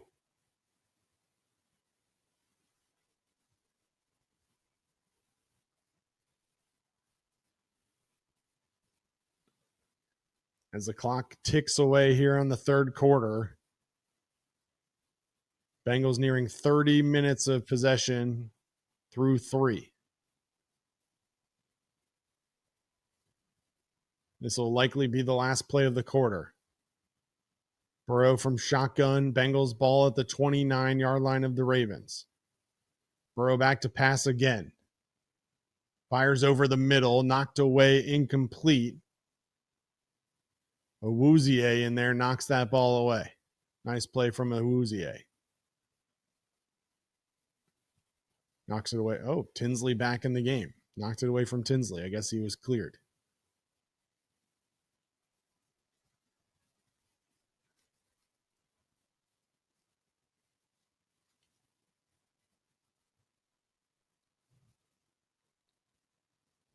So with 20 seconds left on the clock, it'll be 3rd and 9 for the Bengals.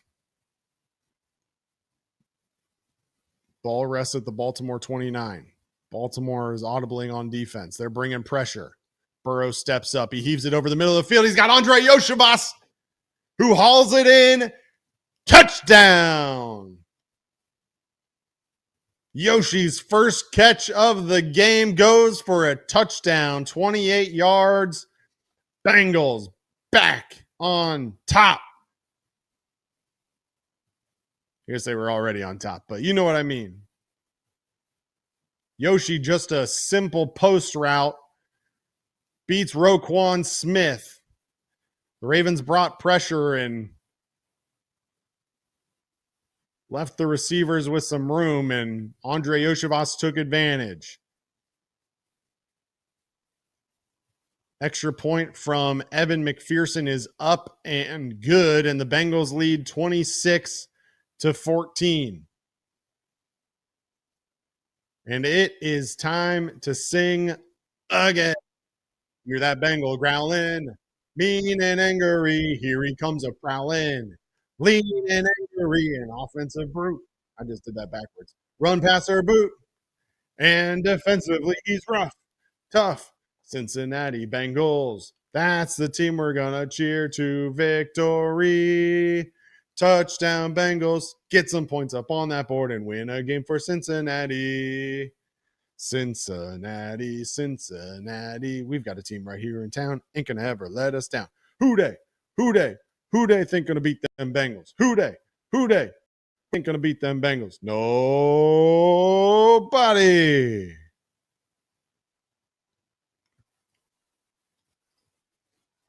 Boom.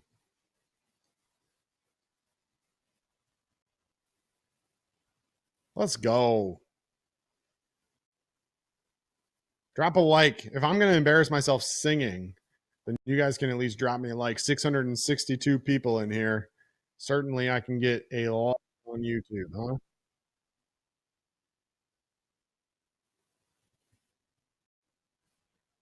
"29-yard pass, Joe Burrow, Andre Yoshivas.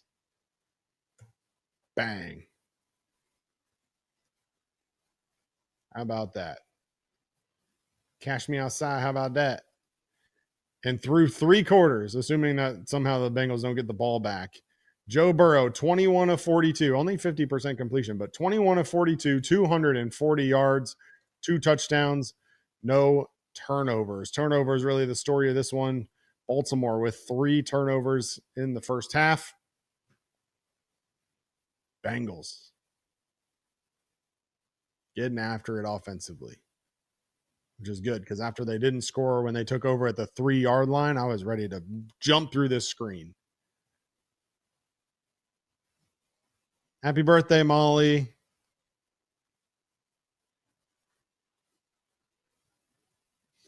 If you're enjoying this, make sure you join us at Smoke Justice next weekend, Sunday, December 7th. Bengals taking on the Bills. We're going to be hosting a Bengals live watch party. Reed Mouse, Casey McAllister, and other Chatterbox talent will be there. Talking football, hanging out with the crew. Got some great smoked meats there at Smoke Justice and some great selections of bourbon. That's Smoke Justice, 302 Court Street in Covington. Make sure you join us. Pre-game show starts at 12:30 Eastern for Bengals versus Bills. Can't wait to see you all there. I'll be doing the live watch along on YouTube as this kickoff from McPherson goes into the end zone and is downed in the end zone. Ravens will take over at the 35. How about that for a QB comparison? Jackson, 9 of 17, 146 yards, 0 touchdowns, 2 fumbles lost.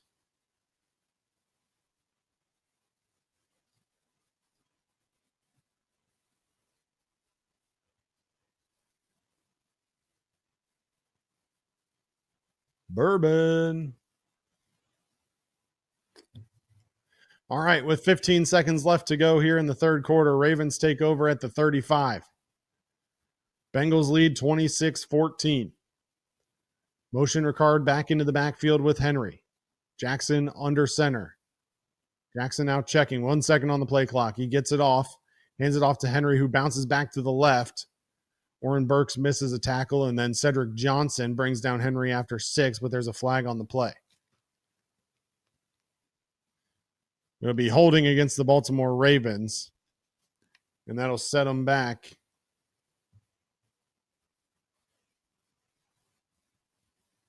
It'll be first down and 20.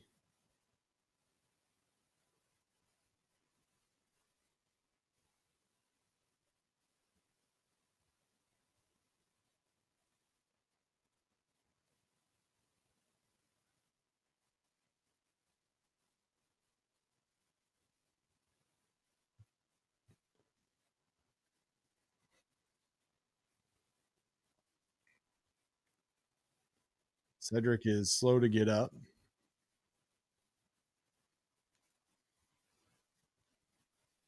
Trainer's tending to him now. Reminder, Cincinnati sitting at 3-8 on the season. Baltimore at 6-5. A win tonight would put Cincinnati within 2 games of the Ravens.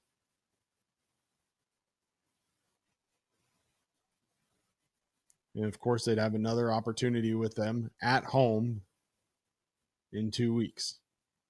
Johnson walking off on his own power. With a loss, the Bengals' probability of making the postseason is less than 0.1%, but with a win, jumps up to 6%, so still a chance. 1st and 20 now for the Ravens. Lamar Jackson back to pass. He'll dump it off to Derrick Henry. Derrick Henry makes a man miss, and he'll run for a first down and more. Oh, my God, Derrick Henry might be gone. Myles Murphy runs him down from behind all the way down at the Cincinnati 30-yard line, and that'll be the end of the third quarter. Derrick Henry picks up a big chunk on the screen pass. 40 yards after the catch. Gives him a 44-yard gain. Myles Murphy, though, hustle play. Drags him down from the back. And we are headed to the fourth quarter, and that, you know what that all means, y'all. Time to put your fours up. Yeah, Barrett Carter missed that tackle. Put the fours up, y'all. I want to see the fours in the chat.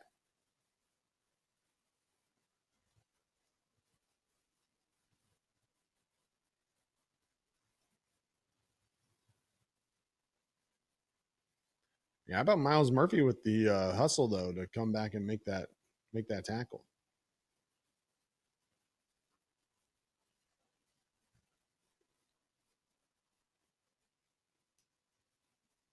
Putting up our fours. A reminder, if you like this stream and you want to support Chatterbox Sports, you can either send a super chat. We'll be happy to read your chat on air.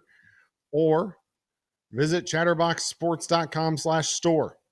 Chatterbox Sports Creator Tee Black Friday sale. Running now through December 10th. 100% of the proceeds will go to our favorite Chatterbox creators.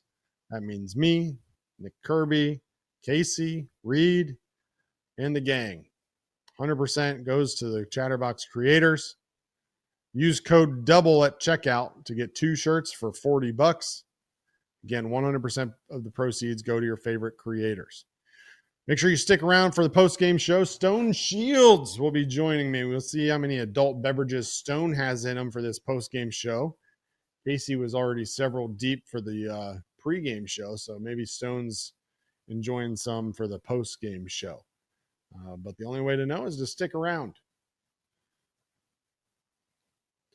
Once again, we are well on our way to the most viewed live stream in Chatterbox Sports history, so appreciate you all tuning in. Make sure you drop a like, drop a share.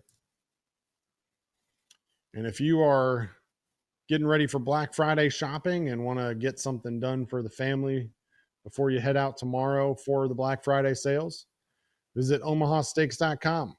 Knock out some of your holiday shopping with Omaha Steaks Sizzle All the Way sale.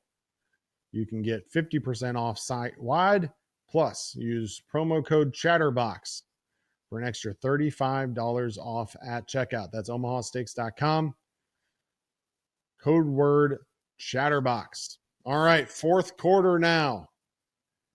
Ravens at the Bengals 31.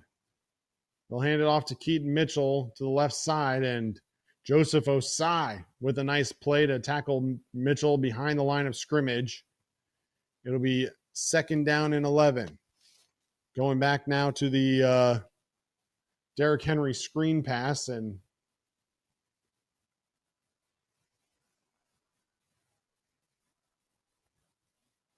you had 3 Bengals pursuing, and Henry just cut it right back up the middle.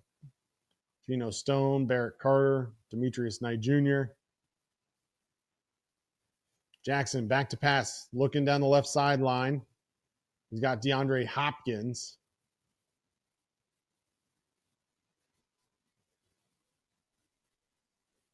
Hopkins picks up the first down. 15 yards on the completion for the vet. Zay Flowers been quiet, only 1 catch for 1 yard. Of course, he had that touchdown catch wiped off due to offensive pass interference.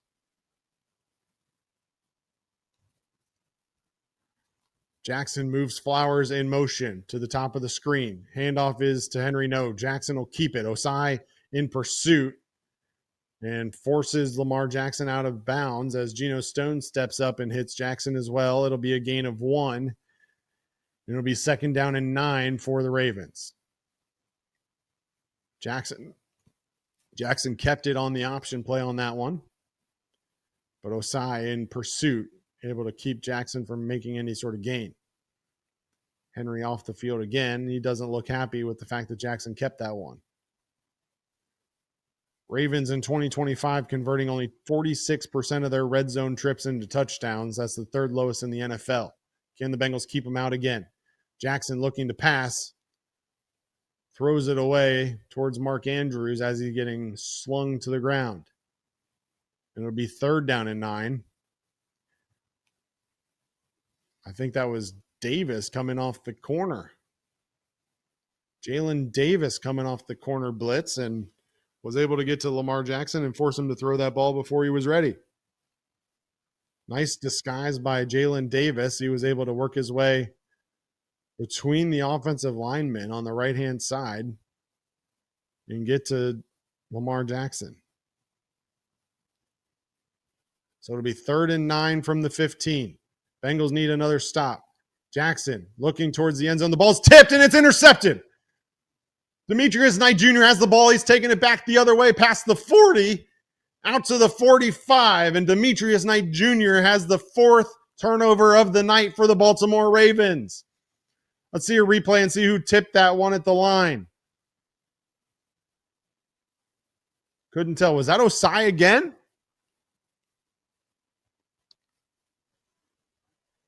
That might have been Osai again.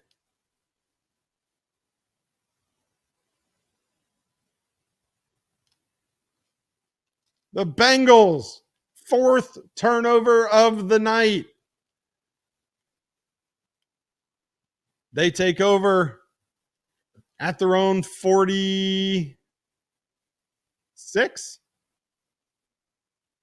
47.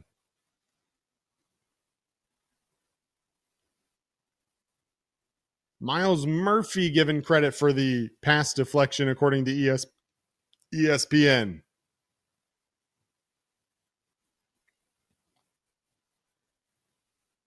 This chat is way too quiet for the Bengals to just have gotten another turnover. What are we doing? Let's go, chat. 600 people in here. Let's go.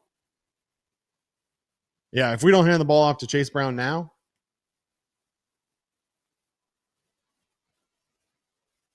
Is Miles Murphy and Joseph Osai saying, hey, let Trey Hendrickson walk? Who needs Shamar Stewart?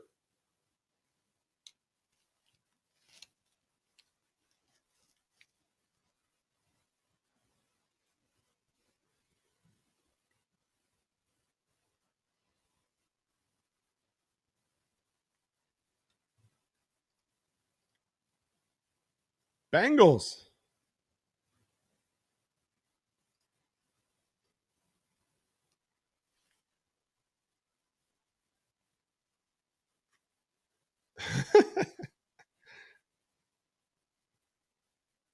Nobody's blaming you. Nobody's blaming you.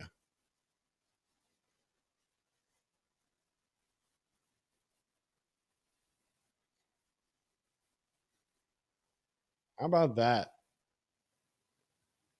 I mean, scoring would be nice, but I'd love just like a nice 6 or 7 minute extended drive here. I don't want to like run the ball at like 3 straight times and then do the whole Zach Taylor thing where he runs the ball 3 times and just punts it right back. Like, but let's get a drive going here.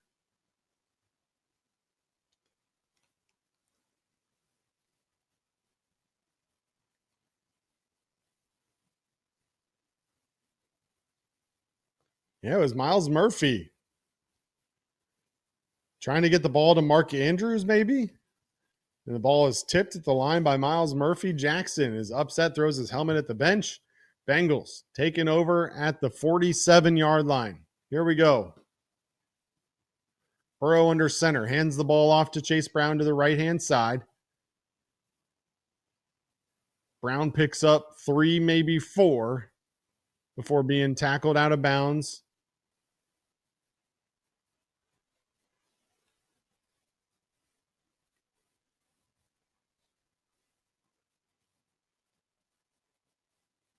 Clock running.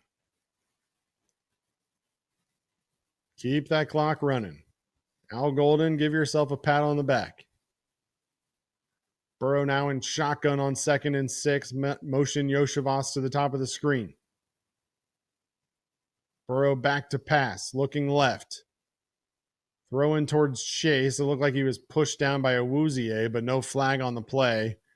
Incomplete. Jamar Chase thought that he wanted a flag as well. They might need it, Hard. They might need it. Big 3rd down. Can't give the ball right back to him. We need to pick up the 1st down here. Bengals lead 26-14, 12 minutes and 14 seconds left in the game. Here we go again with Drew Sample in the backfield along with Samaje Perine. Burrow looking to throw. Throws over the middle. It's caught by Gesicki past the 1st down marker.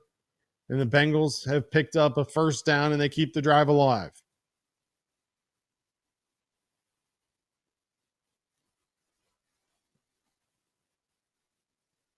Gesicki had Marlon Humphrey on his back, but was able to haul it in and pick up the 1st down.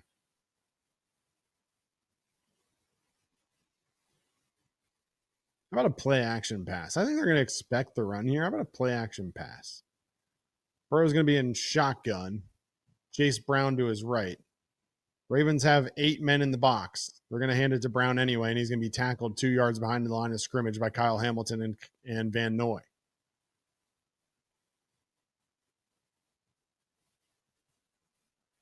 Eight men in the box, Joe. 8 men in the box. Oh,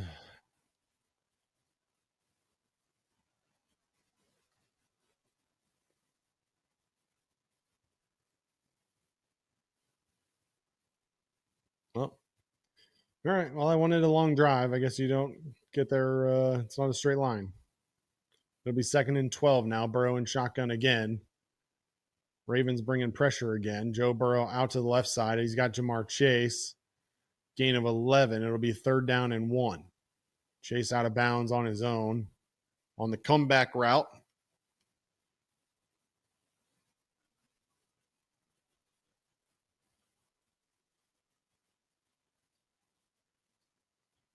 Tick, tick, tick, tick, tick, tick, tick, tick, tick, tick, tick, tick, tick.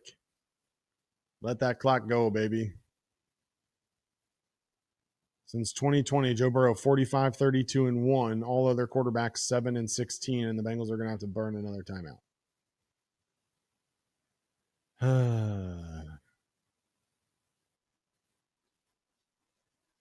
Bengals burn their 2nd timeout of the half. 10 minutes and 14 left to go in the game. Hopefully you don't need that, Zach.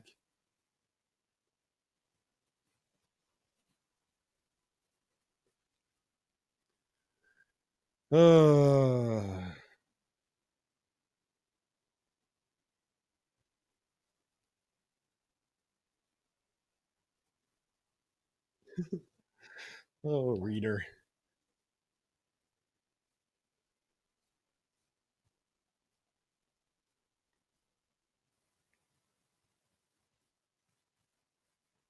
No, who needs a timeout in this game? Not us.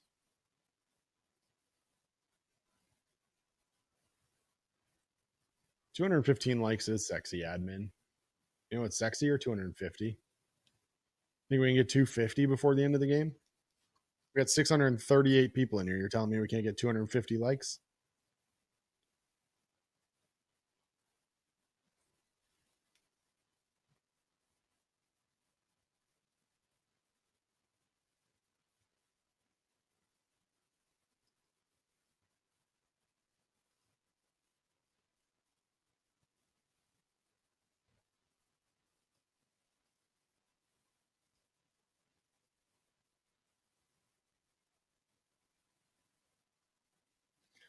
Don't forget, remaining schedule. This is how the Bengals get to the playoffs. All starts with winning tonight, of course, but Bengals still have to go to Buffalo, then get Baltimore again. And then they get Miami, Arizona, and Cleveland to close out the season. Pittsburgh, on the other hand, they get Buffalo this week, then Baltimore, Miami, Detroit, who lost today, Cleveland, and Baltimore. Baltimore, obviously, tonight against Cincinnati. Then they get Pittsburgh. Then they get Cincinnati again. Then they have New England, Green Bay, and Pittsburgh to close out the season. No easy schedules for anybody in the AFC North. It is anybody's game. Bengals, despite sitting at 3-8, are not out of it. Starts tonight.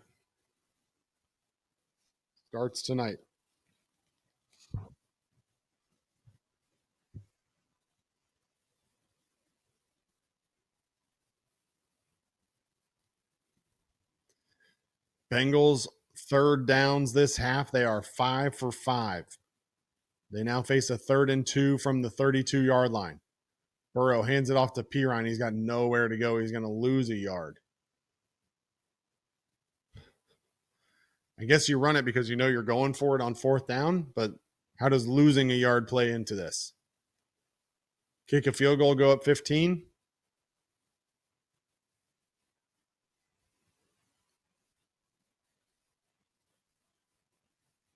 What do you guys think? 4th down and 3.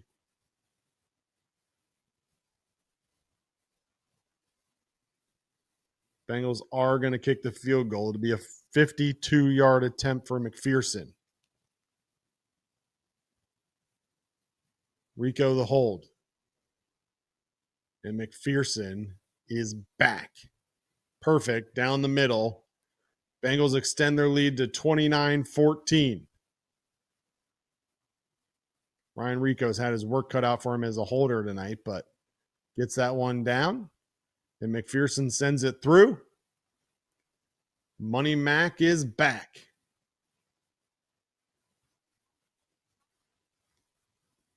Remember, y'all, this was 12-7 at halftime. Bengals have put up 17 here so far in the second half. They lead 29-14, 9:25 to go.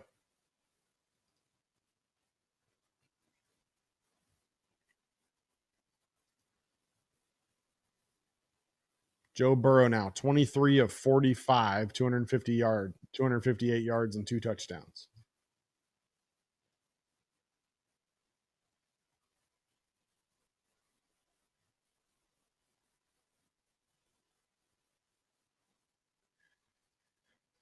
I don't know why we're so obsessed with Samaje Perine. I'm just going to be honest with y'all. Like, I mean, I like Perine, don't get me wrong, but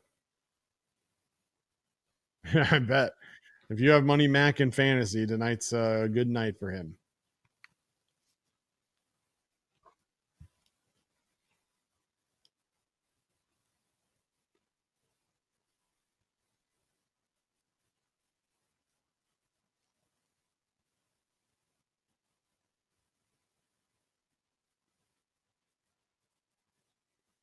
Five for 5 now on the night is Evan McPherson plus the 2 extra points.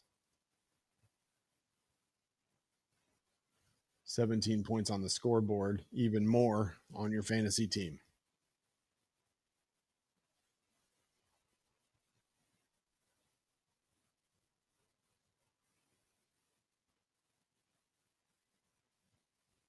Yeah, I don't know why the Ravens haven't ran the ball more. I really don't, Nick. But as a Bengals fan, I'm not going to be mad about it. That's true, felons. Yeah, if we need our timeouts at this point, up 15 with 10 minutes to go.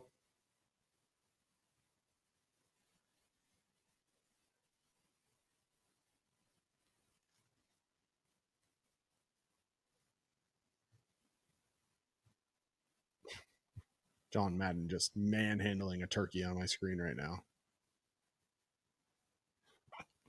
Happy Thanksgiving, everybody. Hope you had a great holiday. Spend some time with the family, some friends, some loved ones, somebody. If not, you're spending your night with me, and I appreciate that too.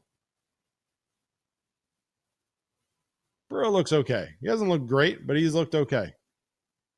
When you throw the ball 45 times, you're bound to get some yards. Biggest thing is that the Bengals have taken care of the football. 0 turnovers as that kickoff goes into the end zone. It'll be kneeled there, and the Ravens will take it at the 35-yard line.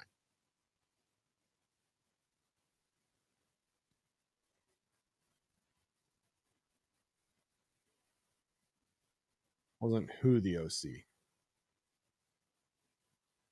No, he was a quarterback's coach or something like that. He wasn't even the OC.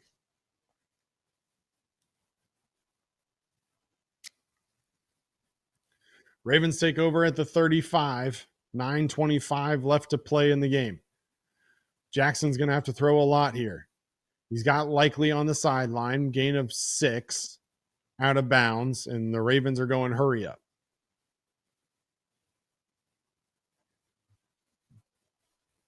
Meanwhile, I have to look at Mike Tirico and Jason Garrett while the Ravens are trying to run hurry up offense.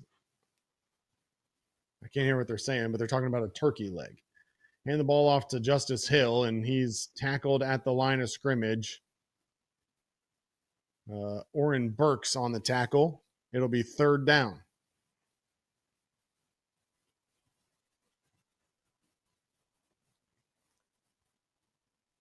Third down and 3. Jackson looking to throw.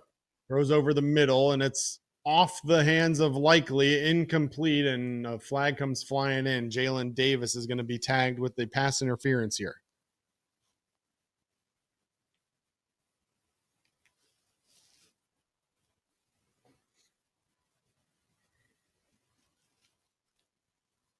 They're going to call it holding instead of pass interference. So just a 5-yard penalty instead of the pass interference spot. But nonetheless, a first down for the Ravens.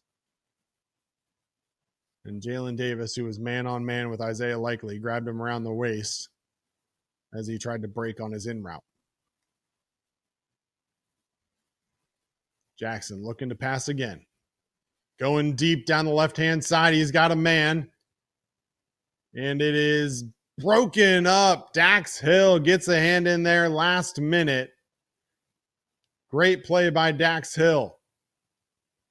Lamar Jackson was looking for Devontae Walker deep down the left sideline. And to be honest with you, he beat Dax Hill. But Dax Hill with the recovery gets a hand in there. And as Devontae Walker is going to the ground trying to bring in the pass, Dax Hill able to break it up. Good recovery by the corner. Good throw by Jackson. It was there for Walker, but Dax Hill with a nice play to break it up. 2nd down and 10 now. Geno Stone on the blitz. Flushing Jackson out of the pocket. He finds Likely still. Never fails, man. Likely is always there when Jackson is scrambling. It's going to be a pickup of 7. It'll be 3rd down and short.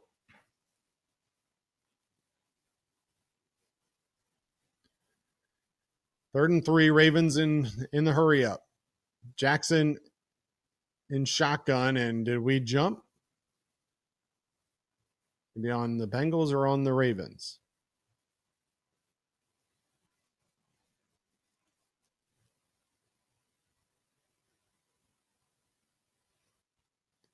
They're going to call a false start on the Ravens. We'll take it.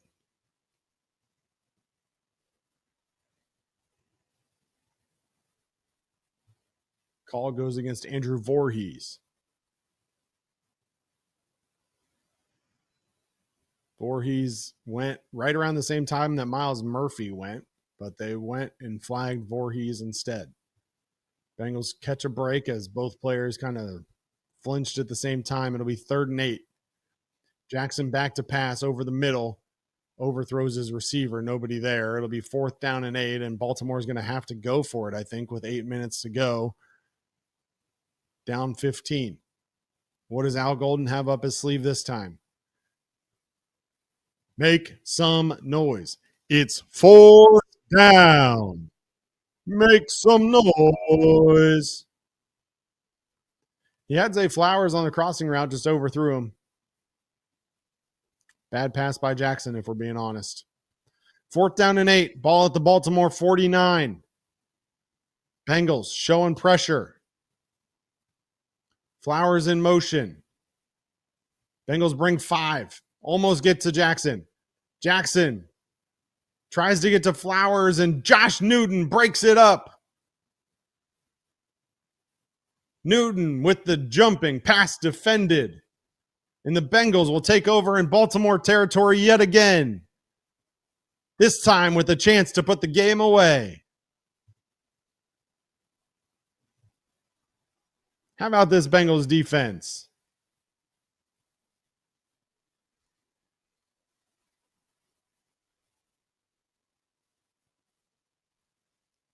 Josh Newton with a heck of a play. Fig. He's not very good, Nick. He's really not. Well, I mean, Rick, if we're being honest, it's actually probably a smart play. I mean, they get the ball at the 49 instead of wherever he intercepted it.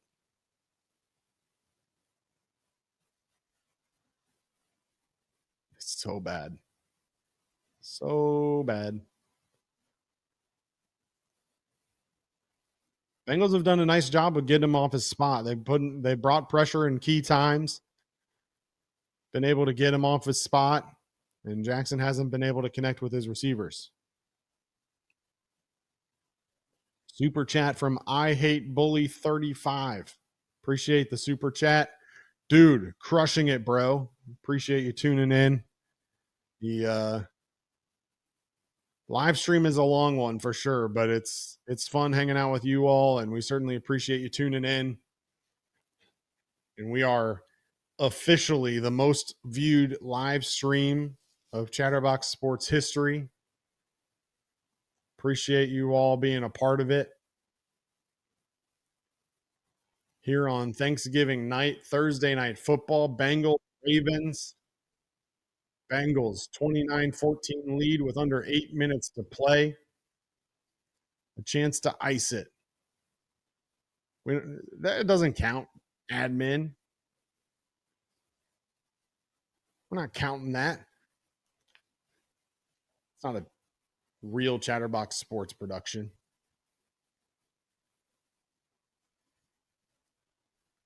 Hey, I asked for 250 before the end of the game. Can we get to 250? That's only 12 more likes. We can probably do that before we get back from commercial if we're being honest. Can we do it before we get back from commercial?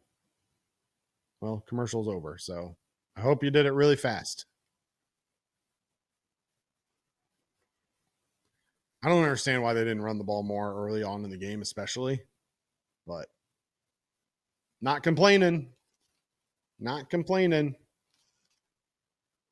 A field goal puts the Bengals up 18 and makes it a 3-possession game and gets this one out of reach. Ball at the Baltimore 49-yard line. Burrow's going to start under center. Chase Brown is the lone back. Motion Fant into the backfield, offset eye. Flip it out to Chase Brown to the left-hand side. He's got a big hole. Out past the first down, out to the 30-yard line. Tackled there by Awuzie. Big gain for Chase Brown. 18 yards on the ground for Brown. A running game when you need it most. Time to ice the game. Bengals are technically in field goal range at this point, but wouldn't it be nice to just burn it? I Hate Bully with another super chat. We all appreciate this guy. Least we can do is like. That is right. Least you can do is drop me a like. Least you can do is drop me a like. I appreciate the super chats for sure, though. Chase Brown now up the middle with another big gain, this time for 8. And this Bengals running game has a chance to ice this game as we tick under 7 minutes to go now.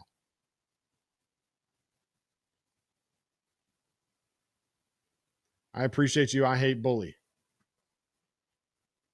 Chase Brown will come off for a blow now.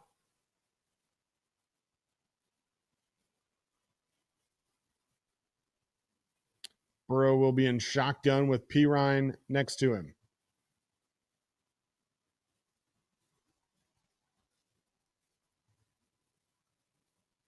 .6:30 now on the clock. Hand the ball to Pirine up the middle. He'll gain maybe 1. And it's going to be 3rd down and 1 to go. Big task for Zach Taylor here on the play call. How do you pick up this 1st down?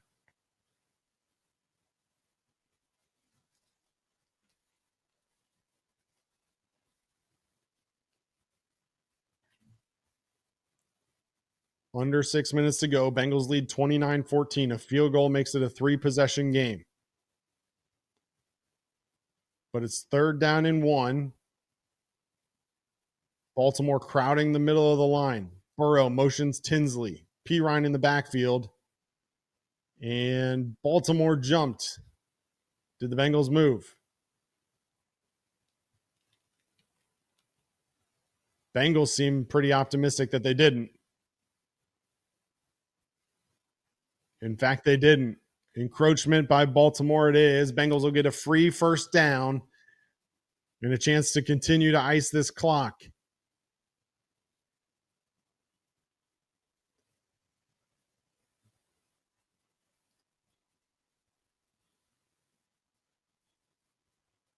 Dramont Jones jumped.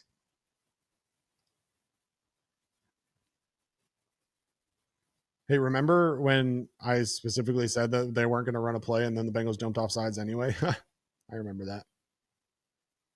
No, they're not going to throw the ball to Jamar Chase, I don't think. I don't think they'll throw the ball, period. They should run the ball 3 more times here and ice the clock even more. Burrow and shotgun gives it to Pirine up the middle. Swallowed up immediately.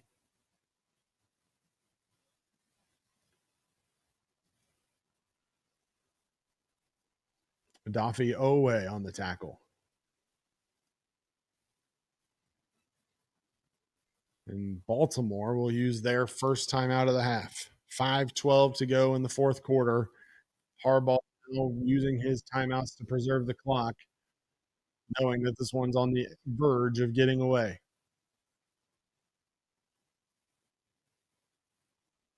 How dare you, Mike? I would love a Jamar Chase touchdown. Don't get me wrong. I've got him on 2 different fantasy teams, but do I think he will? No.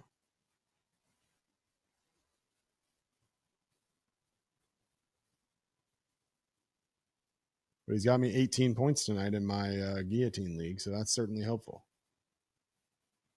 Loud noises. All right. 5:12 on the clock. Burrow in shotgun. Chase Brown back in the game to Burrow's left. Motion Tinsley.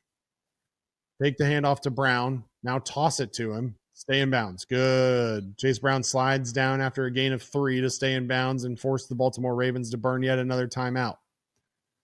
This is their 2nd timeout of the half. Smart play there by Chase Brown to slide down without going out of bounds. Keep the clock rolling and force Baltimore to burn another timeout. 5:06 on the clock.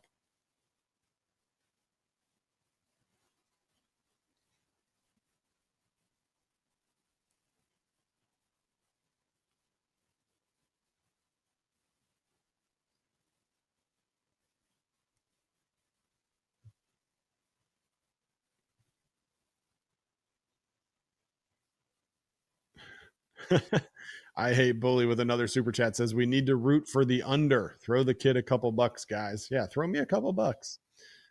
The under I saw was 51 and a half. We're sitting at 43 right now. So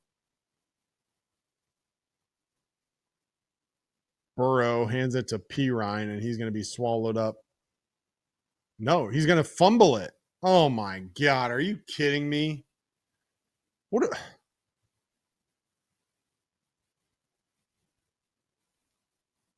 Burrow handed it to Pirine and Pirine just had it taken away.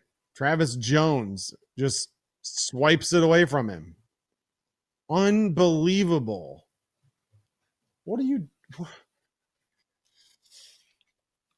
Ugh.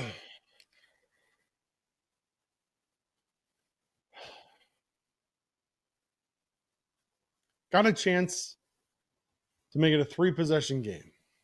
All you got to do is hold on to the ball. All you had to do was hold on to the ball. Unreal.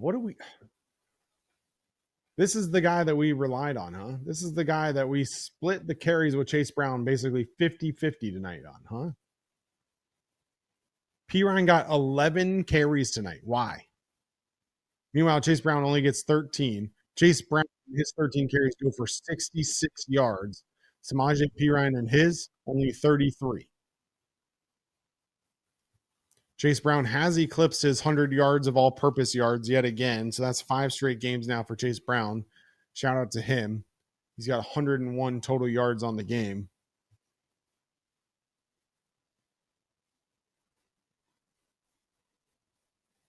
But my God, Samaje.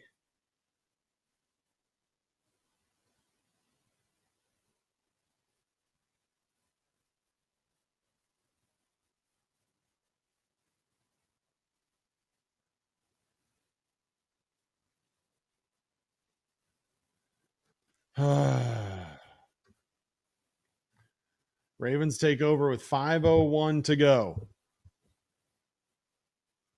Man, don't remind me. Don't remind me of Jeremy Hill.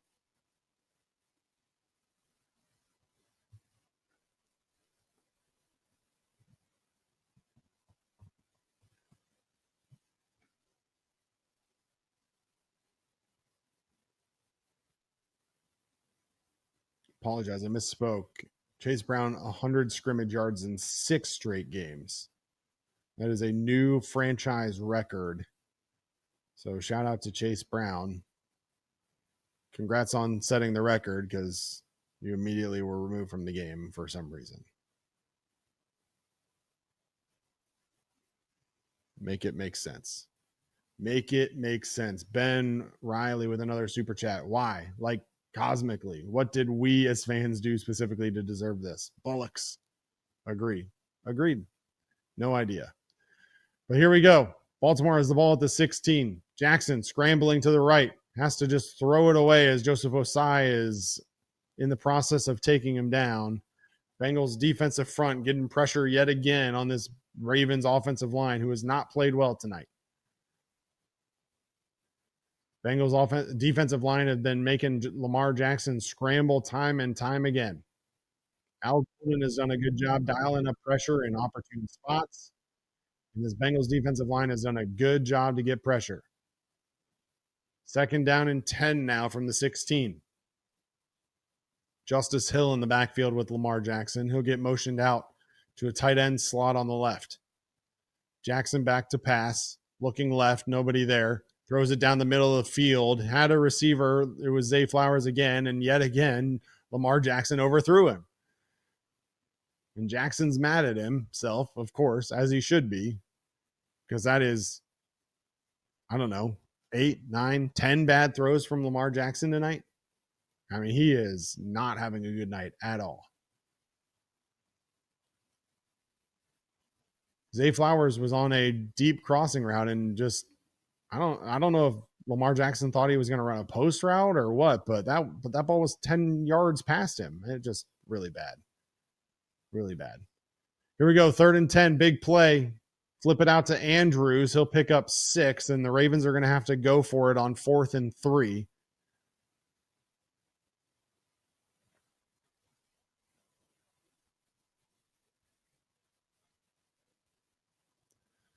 Fourth down and 3. This is the game. Burrow working on putting his cleat back on the sideline.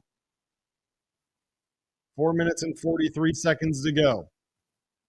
What does Al Golden dial up here? 6 men at the line for the Bengals. Justice Hill in the backfield for the Ravens. Linebackers fall back. They're bringing just 4. They bring pressure, but Jackson finds Mark Andrews over the middle of the field, and he's out to the 38-yard line and a 1st down, and Dax Hill is slow to get up. Dax, if you're hurt, just stay down. Dax, if you're hurt, just stay down. He gets up anyway. Jackson back to pass and hurry up. Throws it out to the right. He's got Zay Flowers for just the second catch of the day, and he fumbles it. DJ Turner has it, and he's running it back, and it's going to be Bengals ball, and that's going to be ball game, ladies and gentlemen. Bengals turnover Zay Flowers. Flowers fumbles the catch. DJ Turner scoops it, brings it back to about the 20-yard line, I'll call it. And the Bengals have it with just, was that Jalen Davis? Jalen Davis swiping it away. Barrett Carter coming in and hitting him at the same time. DJ Turner was right there to scoop it up. And this Bengals defense has forced 5 Ravens turnovers tonight.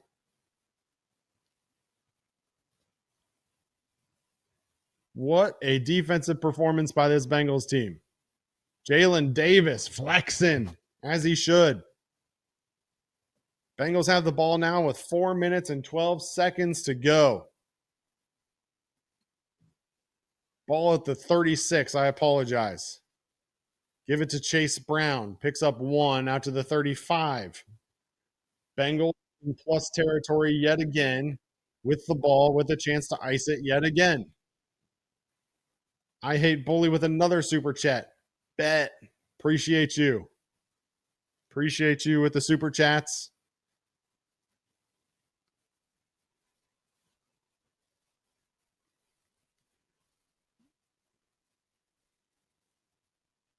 Bengals head to the Bills next week. Don't forget, live watch along at Smoke Justice in Covington here with Chatterbox Sports.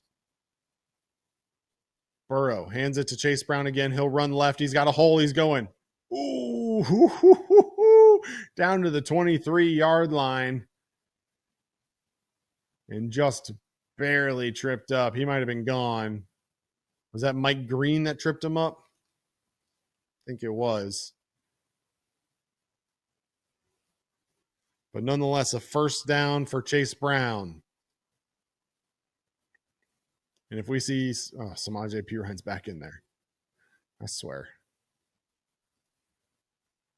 11 yards for Chase Brown, and they bring Perine back in on first. Why? I don't know. Who knows? Here we are, though. Delay a game.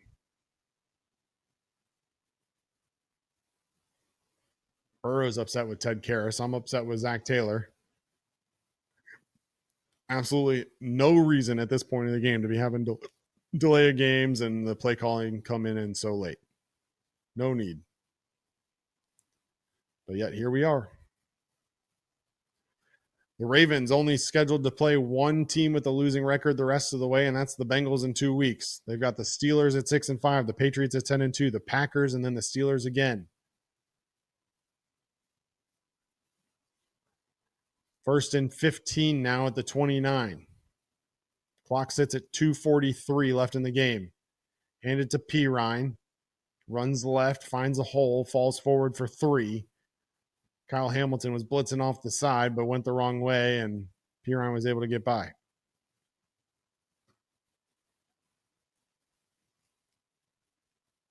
Not a perfect game by any means, but when you get 5 turnovers and don't turn the ball over yourself, typically going to end up pretty well for you. The Bengals are just going to let this clock tick down to the 2-minute warning. Baltimore's not going to use their last timeout just yet.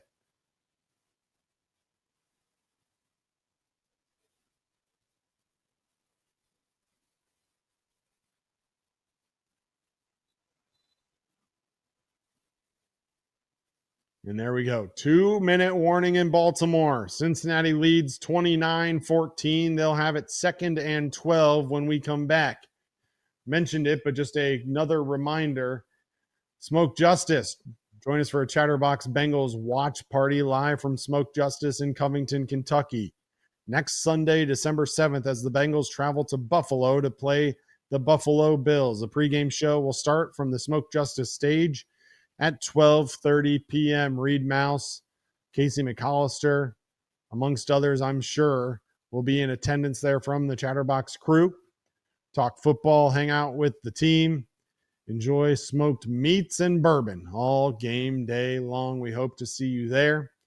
And if you are enjoying the stream and want to support us in other ways beyond super chats and likes, Make sure you visit the Chatterbox Sports store. We've got our Creator Tee Black Friday sale going on right now. You get 2 shirts for $40. Just use the code DOUBLE at checkout. Again, that's chatterboxsports.com/store. 100% of the proceeds go to your favorite Chatterbox Sports creators, like me.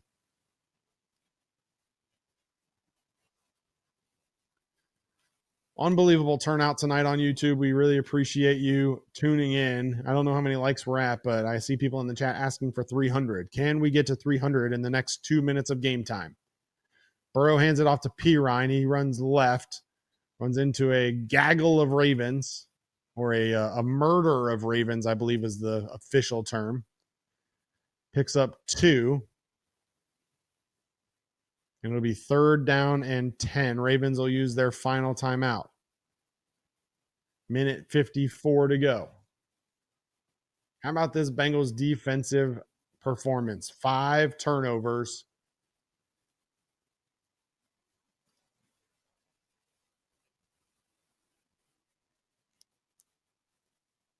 Hold the Ravens to just 329 yards.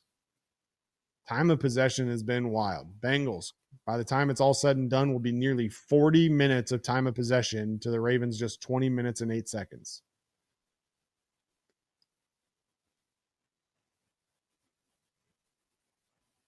Murder. I corrected myself, Ben.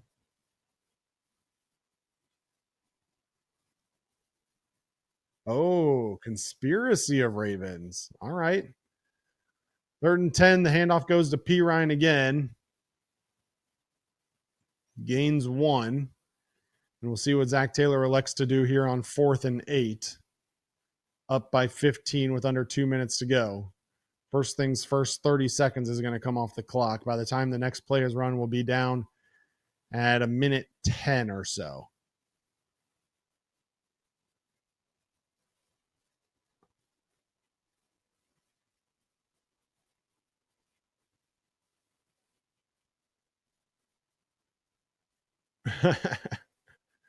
Rolf, you'll have to text Trace and see if he can make you one custom.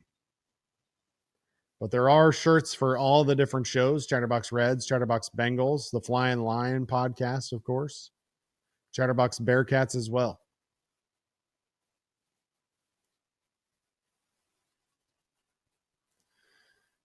Bengals will use their final timeout with a minute 11 remaining. 29-14 lead. Looks like they are going to improve to 4 and 8, and NBC has officially improved them to 4 and 8 on their playoff picture. Bengals sitting in, I guess, technically 5th position out of the playoffs, behind obviously Jacksonville, the Chargers, and Buffalo, who are in the playoff picture right now. They show Cleveland is kind of funny. Evan McPherson will come in for a 41-yard field goal, try to make this a 3-possession game. It's up and good, and wow, look at those seats. There is nobody left here, which I guess you can't really blame them. Minute 6 to go. I would assume that I don't even think Tyler Huntley's their backup anymore. Lamar Jackson will not be coming back out, I don't think. Did we get to 300? We got to 300 likes. Appreciate you all. Not only an unbelievable performance by the Bengals tonight, but an unbelievable performance from you. How about you, Chatterbox Nutcutter Nation? Most watched Chatterbox Sports non-Oklahoma softball stream of all time. 300 likes, 600 plus still in the chat. Bengals 32-14 lead. I know many of you in the chat hoping that the Bengals can close this out and keep Baltimore from scoring a touchdown for one reason or another. Rick. No comment. No comment. If you enjoyed this show, make sure you join us back here. Obviously, if you can't join us at Smoke Justice, I'll be right here on YouTube doing the live watch along as well. So obviously, first and foremost, go to Smoke Justice if you can. But if you can't, I'll be here to do the play-by-play and live reaction yet again. Ravens will kneel this one in the end zone. And they will bring Lamar Jackson back out. I don't know why. Maybe they'll just kneel on it. The first game, the Ravens have fumbled 4 times since 2007. That game also happened to be against the Bengals. No, they're not going to kneel on it. Jackson in shotgun. Hands it off to Justice Hill. He'll pick up 9 before being tackled by Demetrius Knight and Jordan Battle.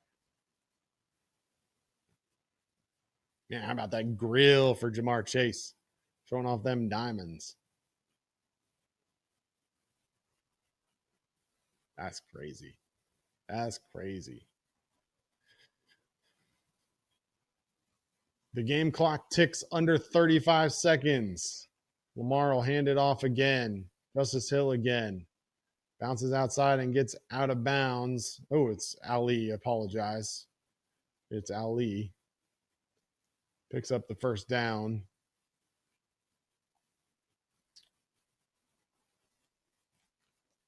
Kind of interesting that they have Rasheen Ali in there, but also have Lamar Jackson in there. Runs out of bounds with 28 seconds left. I guess if you're just going to run the ball, it doesn't matter if Jackson's in there or not, but it seems silly. Hand it off to Ali again, and that'll probably do it. 22 seconds on the clock as Ali falls forward for a gain of 5. Ravens don't look inclined to run another play. Harbaugh will make his way onto the field to shake the hand of Zach Taylor, and the Bengals will take home the Thanksgiving victory, a convincing one. 32-14 is your final. Stick around. Stone Shields and I will be right back for your live post-game show in just a moment. Looking right around, Huntley, he reaches, oh, that ball's out, that's live! Back the other way, Sam Hubbard! The Cincinnati Kid! Hubbard's got a convoy! Chased by Andrews! At the 30, the 20, he will score!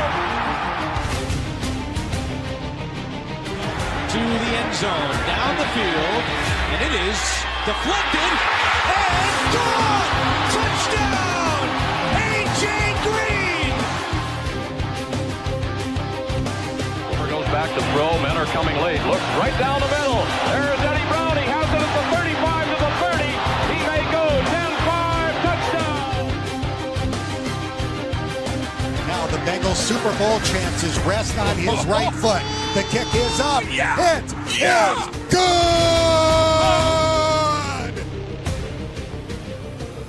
Corey Dillon, he's gone. The knockout punch, you're looking at it. 65 yards.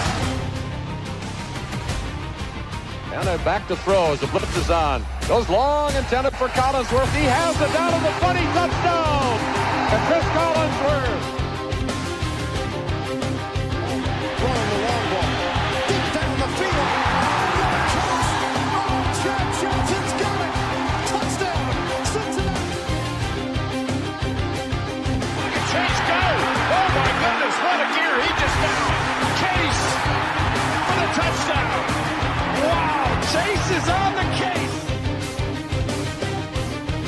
It is no fluke. It is a fact. The Cincinnati Bengals are headed to Super Bowl 56. The play clock at 3. Shotgun snap. Carr throws into traffic. Intercepted. Jermaine Pratt has the football. Yeah. Coffin nails. Bam, bam, bam! How about that? How about that? Whoa. You're not Stone Shields. In fact, you're a frozen Casey McAllister. But we'll get that fixed and hopefully get Stone Shields in here. Oh man, I got surprised. I opened up the stream and just saw Casey's face staring at me. But nonetheless, Bengals victorious 32-14. Let me see if Nick can help us get Stone in here real quick. But Bengals, they are victorious. And we'll see what's going on. Maybe Stone hasn't joined the show yet. And give him just a minute.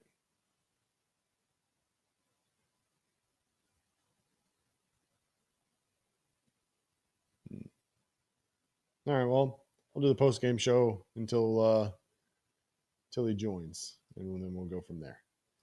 Bengals, they win 32-14 over the Baltimore Ravens, a defensive performance that, up there's Stone. What's up, Stone?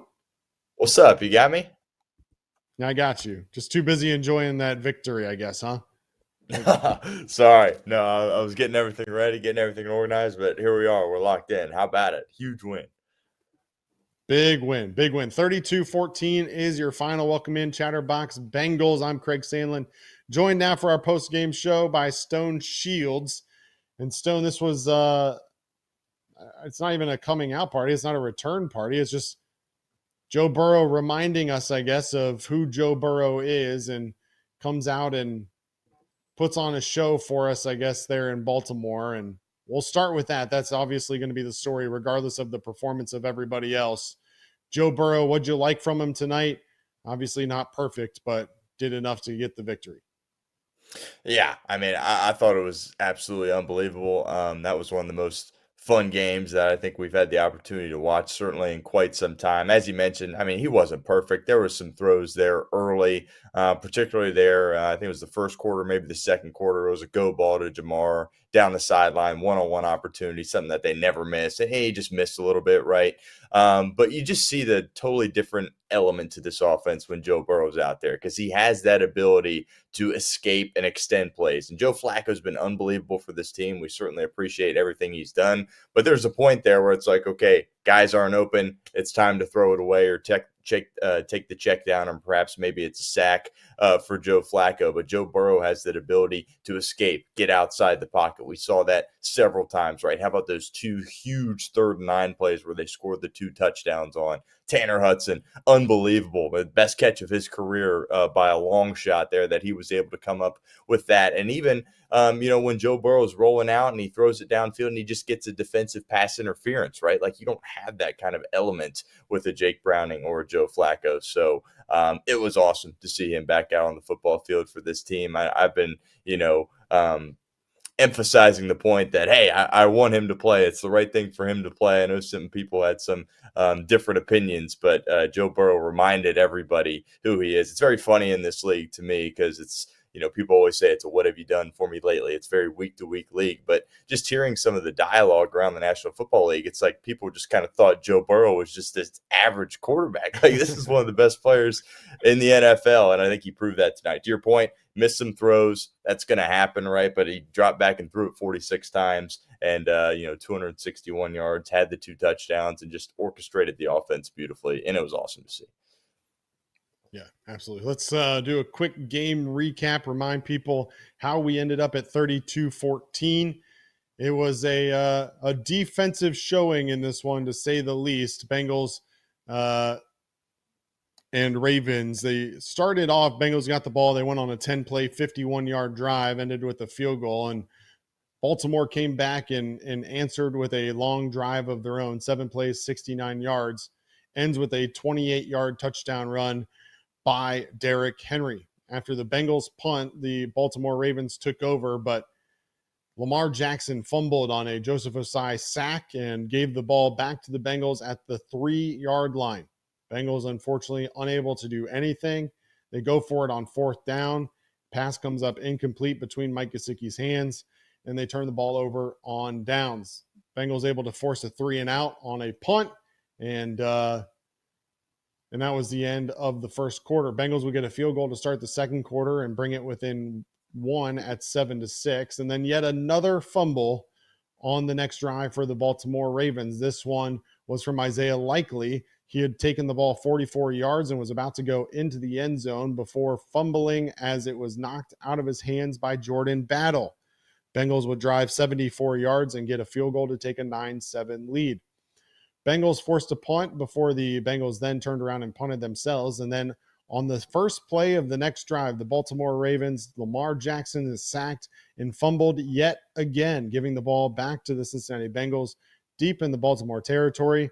Unable to punch it in yet again, but this time they settle for a field goal and a 12-7 lead going into the half. Baltimore punts to start the second half, and then Bengals go on a 10-play, 61-yard drive, and assisted by a 17-yard defensive penalty. Ultimately, they get a 14-yard touchdown pass to Tanner Hudson, as you mentioned, and they go up at that point 19-7.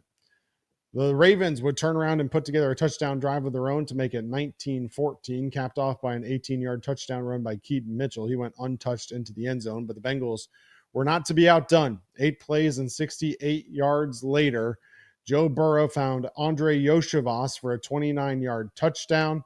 Bengals took a 26-14 lead at that point.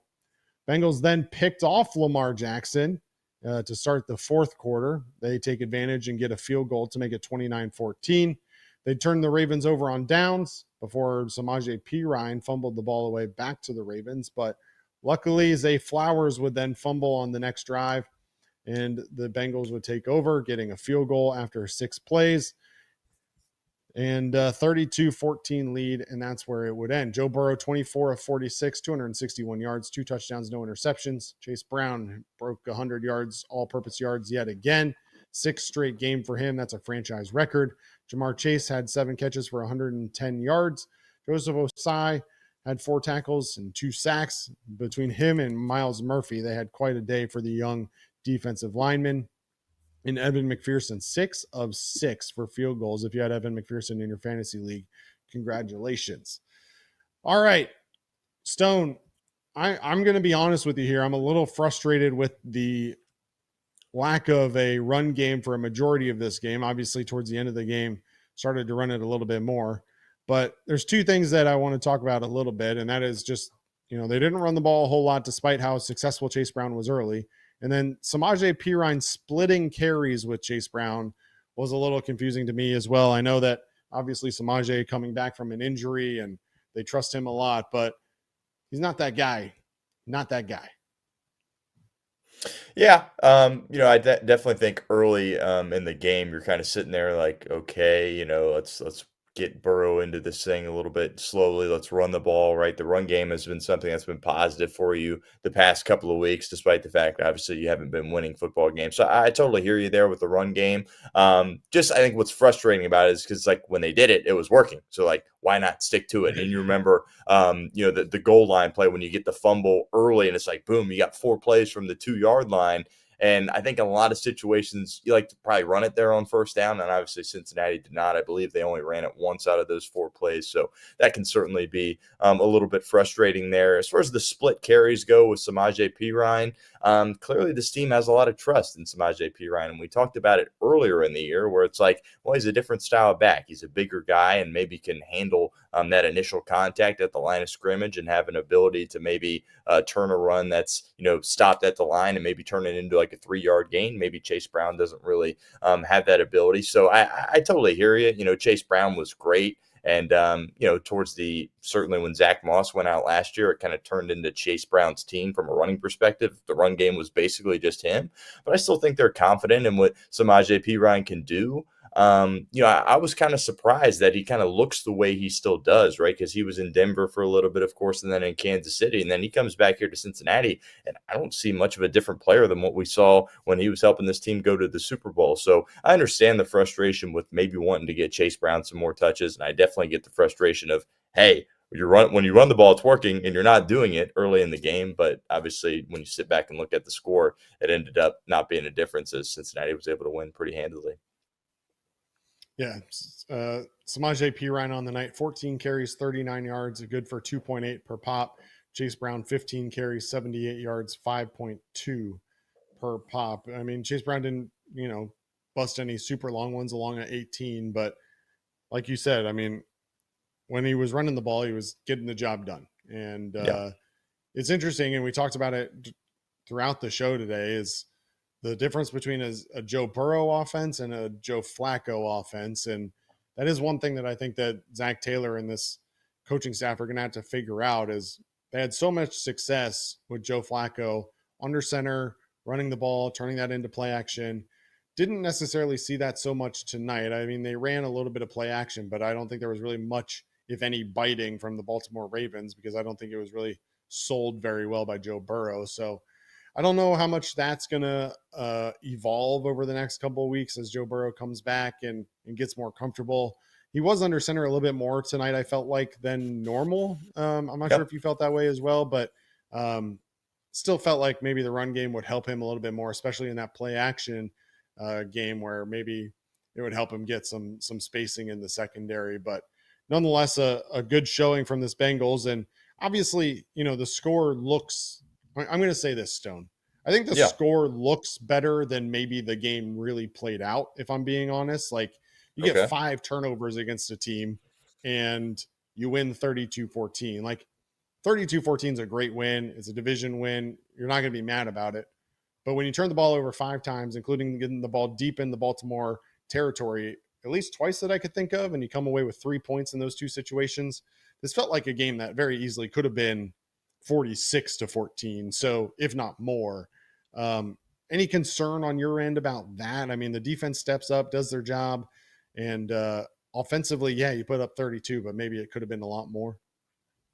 Yeah, I totally get what you're saying there. I'm sitting there at halftime and you're looking up at the scoreboard and you're like, wow, you have all these turnovers that you forced, and it seems like you kind of have some good fortune going for you there as well. Like, anytime you get one of those situations where it's a surefire touchdown that, all of a sudden it's a touchback, like, you really got to capitalize there because that's such a significant swing in momentum. So I definitely was worried about that, and I was texting some buddies at halftime like, there's a good chance that missing out on those opportunities is going to come back to bite you here in the second half. But ultimately it didn't, and it's a lot easier to deal with these kinds of issues when you do it with a win, right? And there's obviously a lot of positive momentum that comes with winning the football game, and there's a lot of elements that go into that. Let's be very clear here.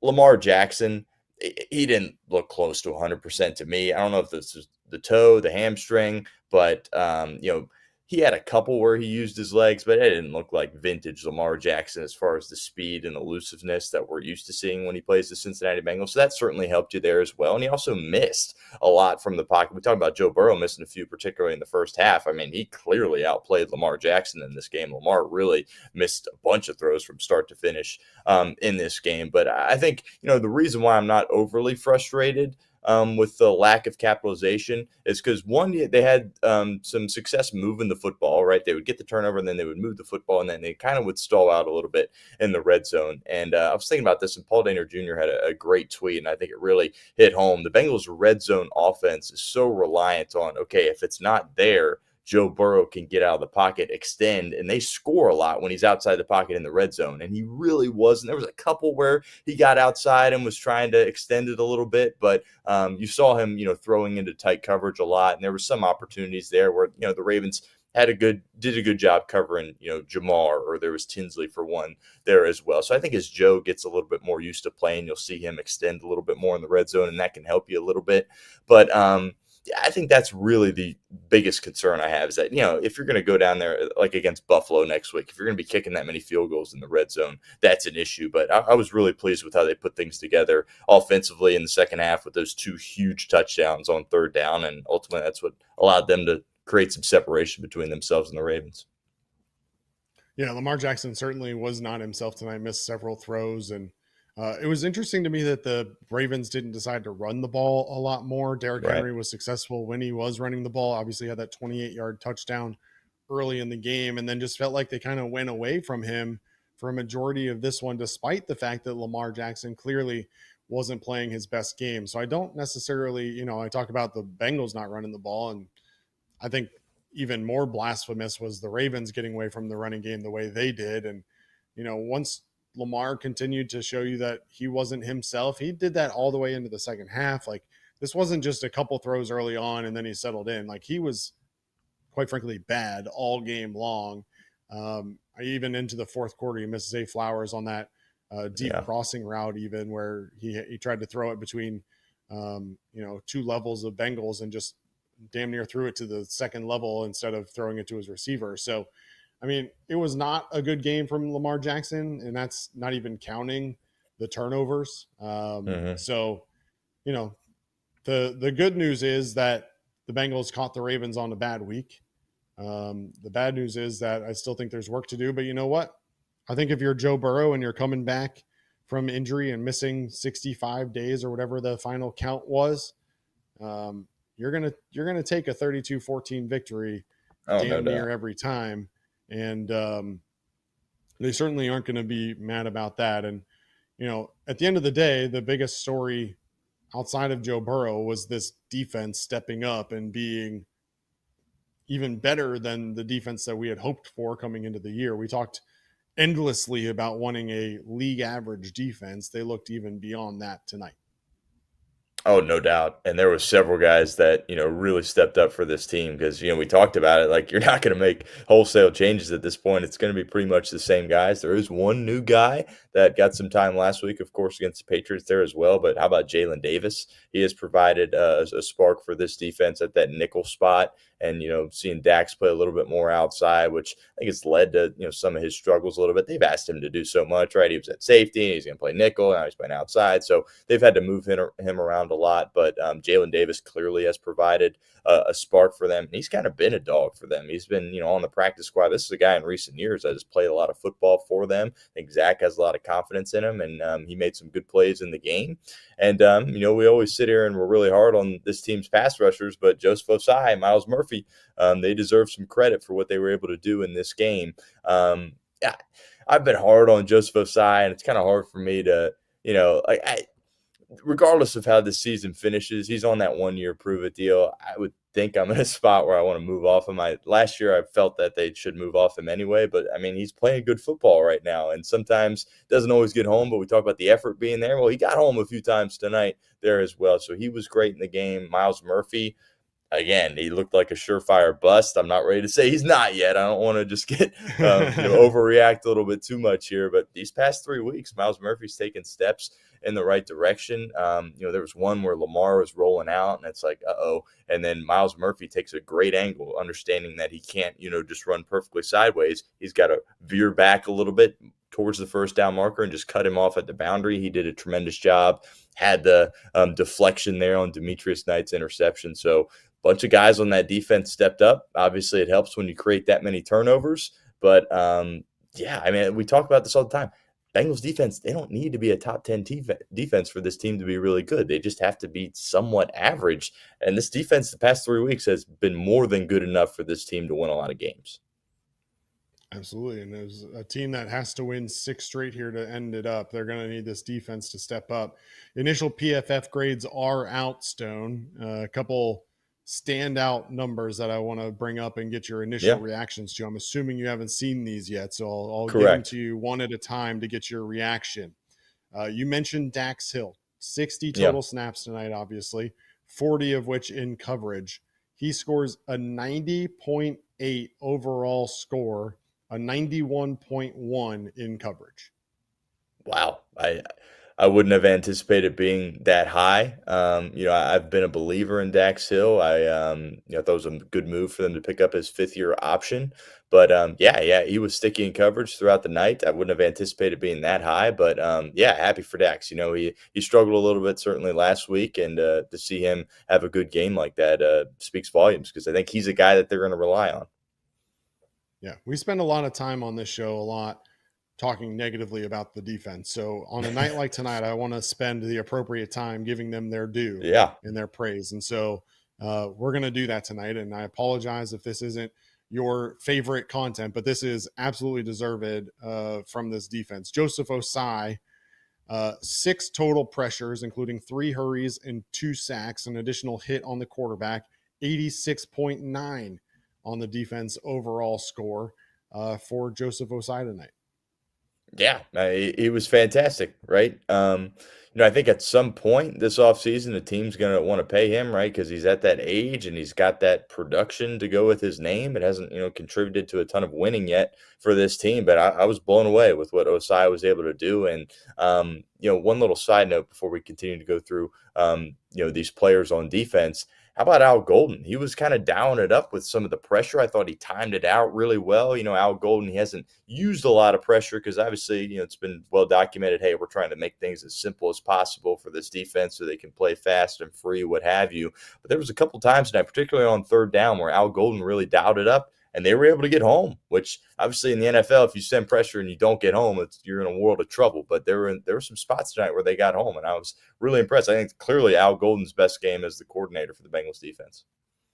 Absolutely. He dialed it up, and he dialed it up at key moments, like you said, got pressure on those big downs, was able to scheme open some guys to get completely free rushes at key moments as well.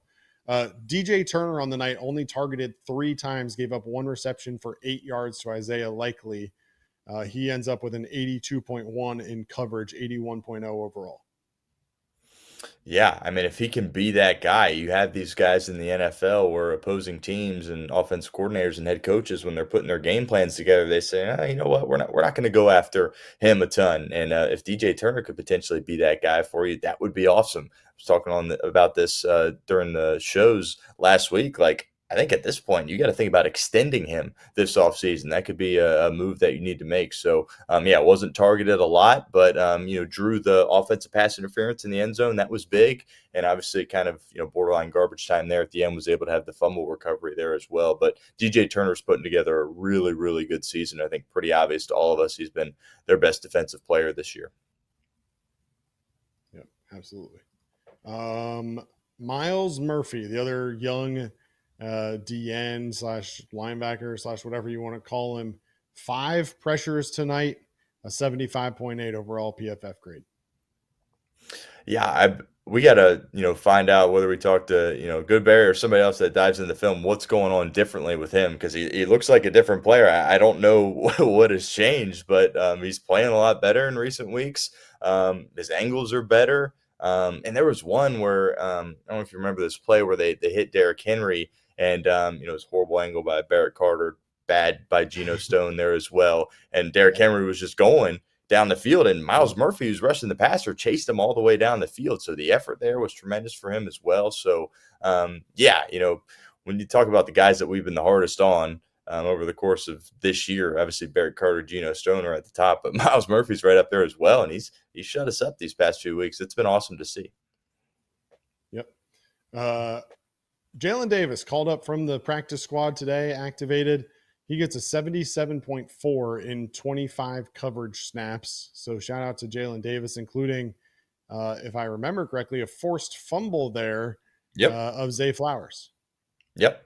Yeah, I think, it makes sense, right? Because this guy has played quality football for you in the past. When Mike Hilton had to miss time the past couple of years, Jalen Davis often was a guy that, was asked to be that starting nickel. And I thought he always performed admirably, right? He was never like a, huge weak link on their defense. He wasn't an all-world player, but he went in, he played tough, and he did his job. When you look at this Bengals defense and all the youth that they have, like, it just makes sense. Like, oh, duh, like they could have used a veteran that's been around the block and has played and is just kind of a guy that's had to grind it out, right, throughout his whole career. Practice squad guy, just, kind of a bottom feeder that just has to show up to work each and every day, each and every season with nothing guaranteed and have that chip on his shoulder. And that's kind of an element that they needed to their defense. So I sit there and look at it and go, golly, how did he not make the team almost? You know what I mean? But he was tremendous in the game. And the past 2 weeks, he's really provided some juice for them.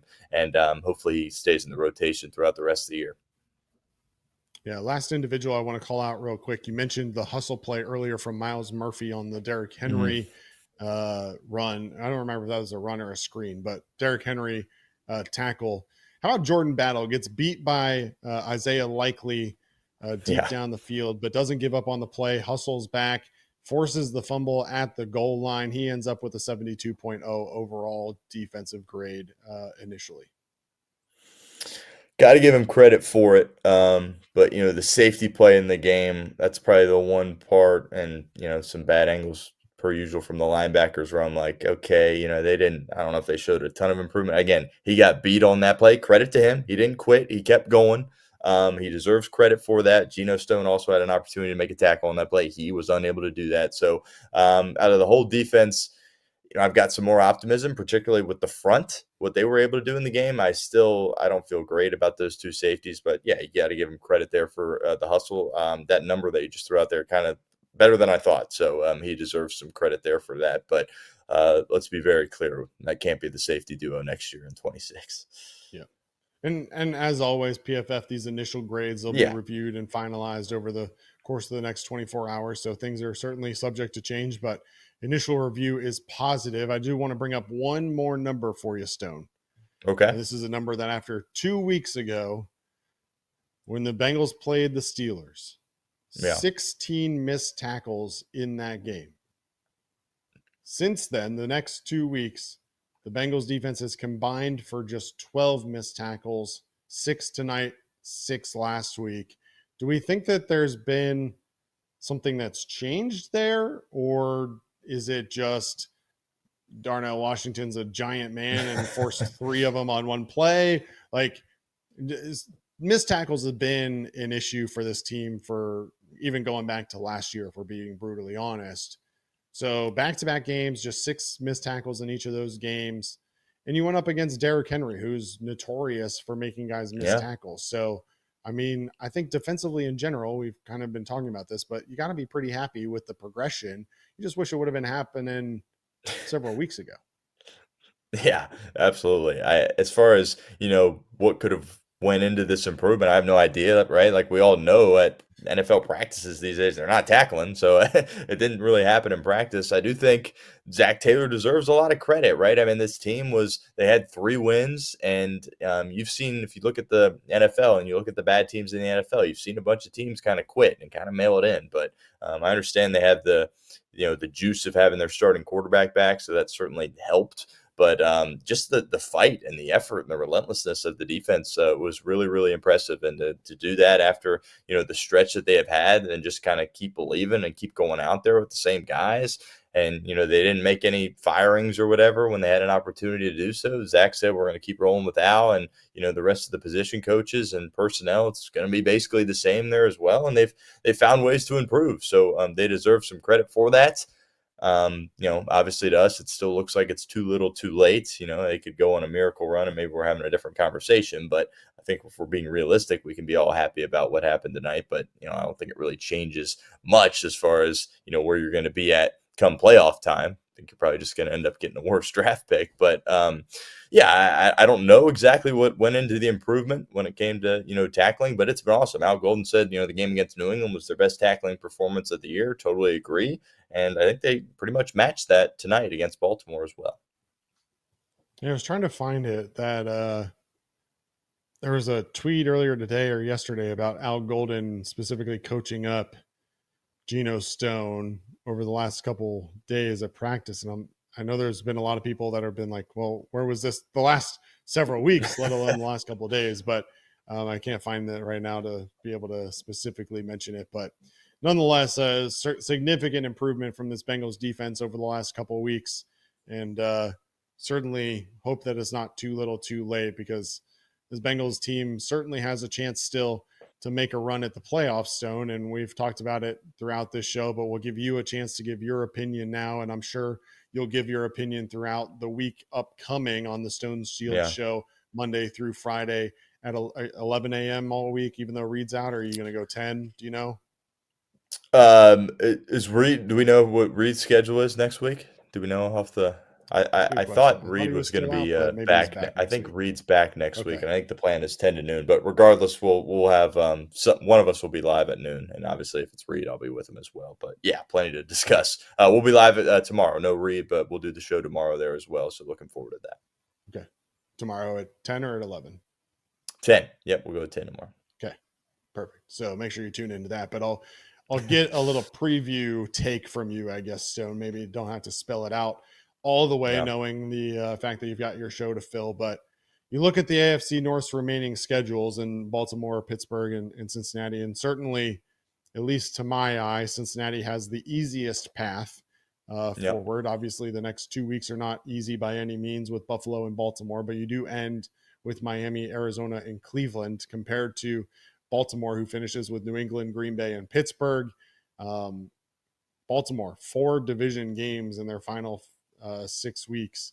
Certainly going to be a tough task for them. Pittsburgh, they've got Buffalo this week, then they get Baltimore next week, and then they have Detroit and Baltimore in the final 2 of the final 3 weeks. So no easy task there either.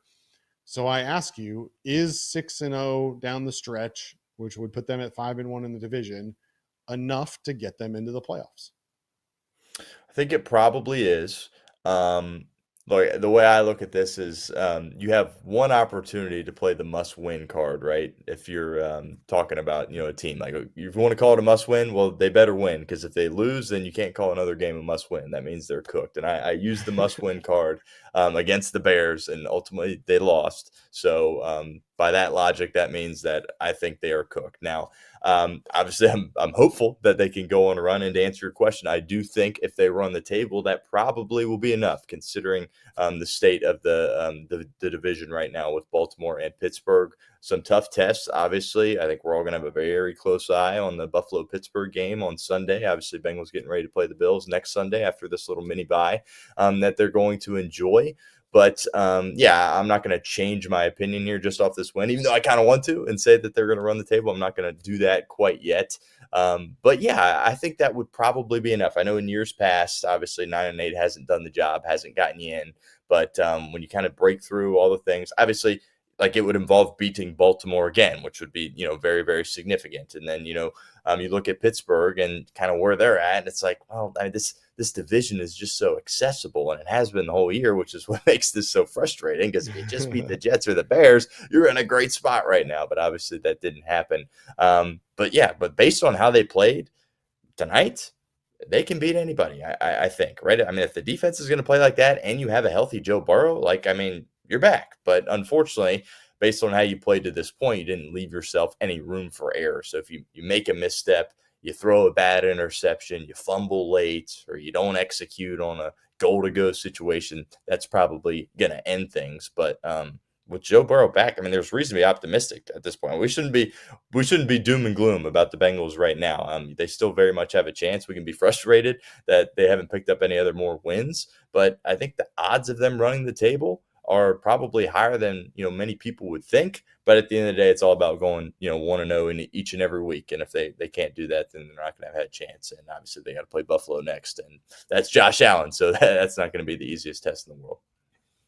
I'm sure Buffalo will be up to trying to knock out Joe Burrow and this Exactly. Bengals team from the playoffs, and certainly not going to be any easy task. Buffalo hasn't necessarily been playing great, though. We'll see how they play this weekend, but a tough stretch of weeks here for Buffalo as they've tried to figure out things offensively. It's been a tough go of things for them. But it starts then, and it starts next week. This Bengals team travels to Buffalo next weekend, Sunday, December 7th, for a 1 p.m. kickoff.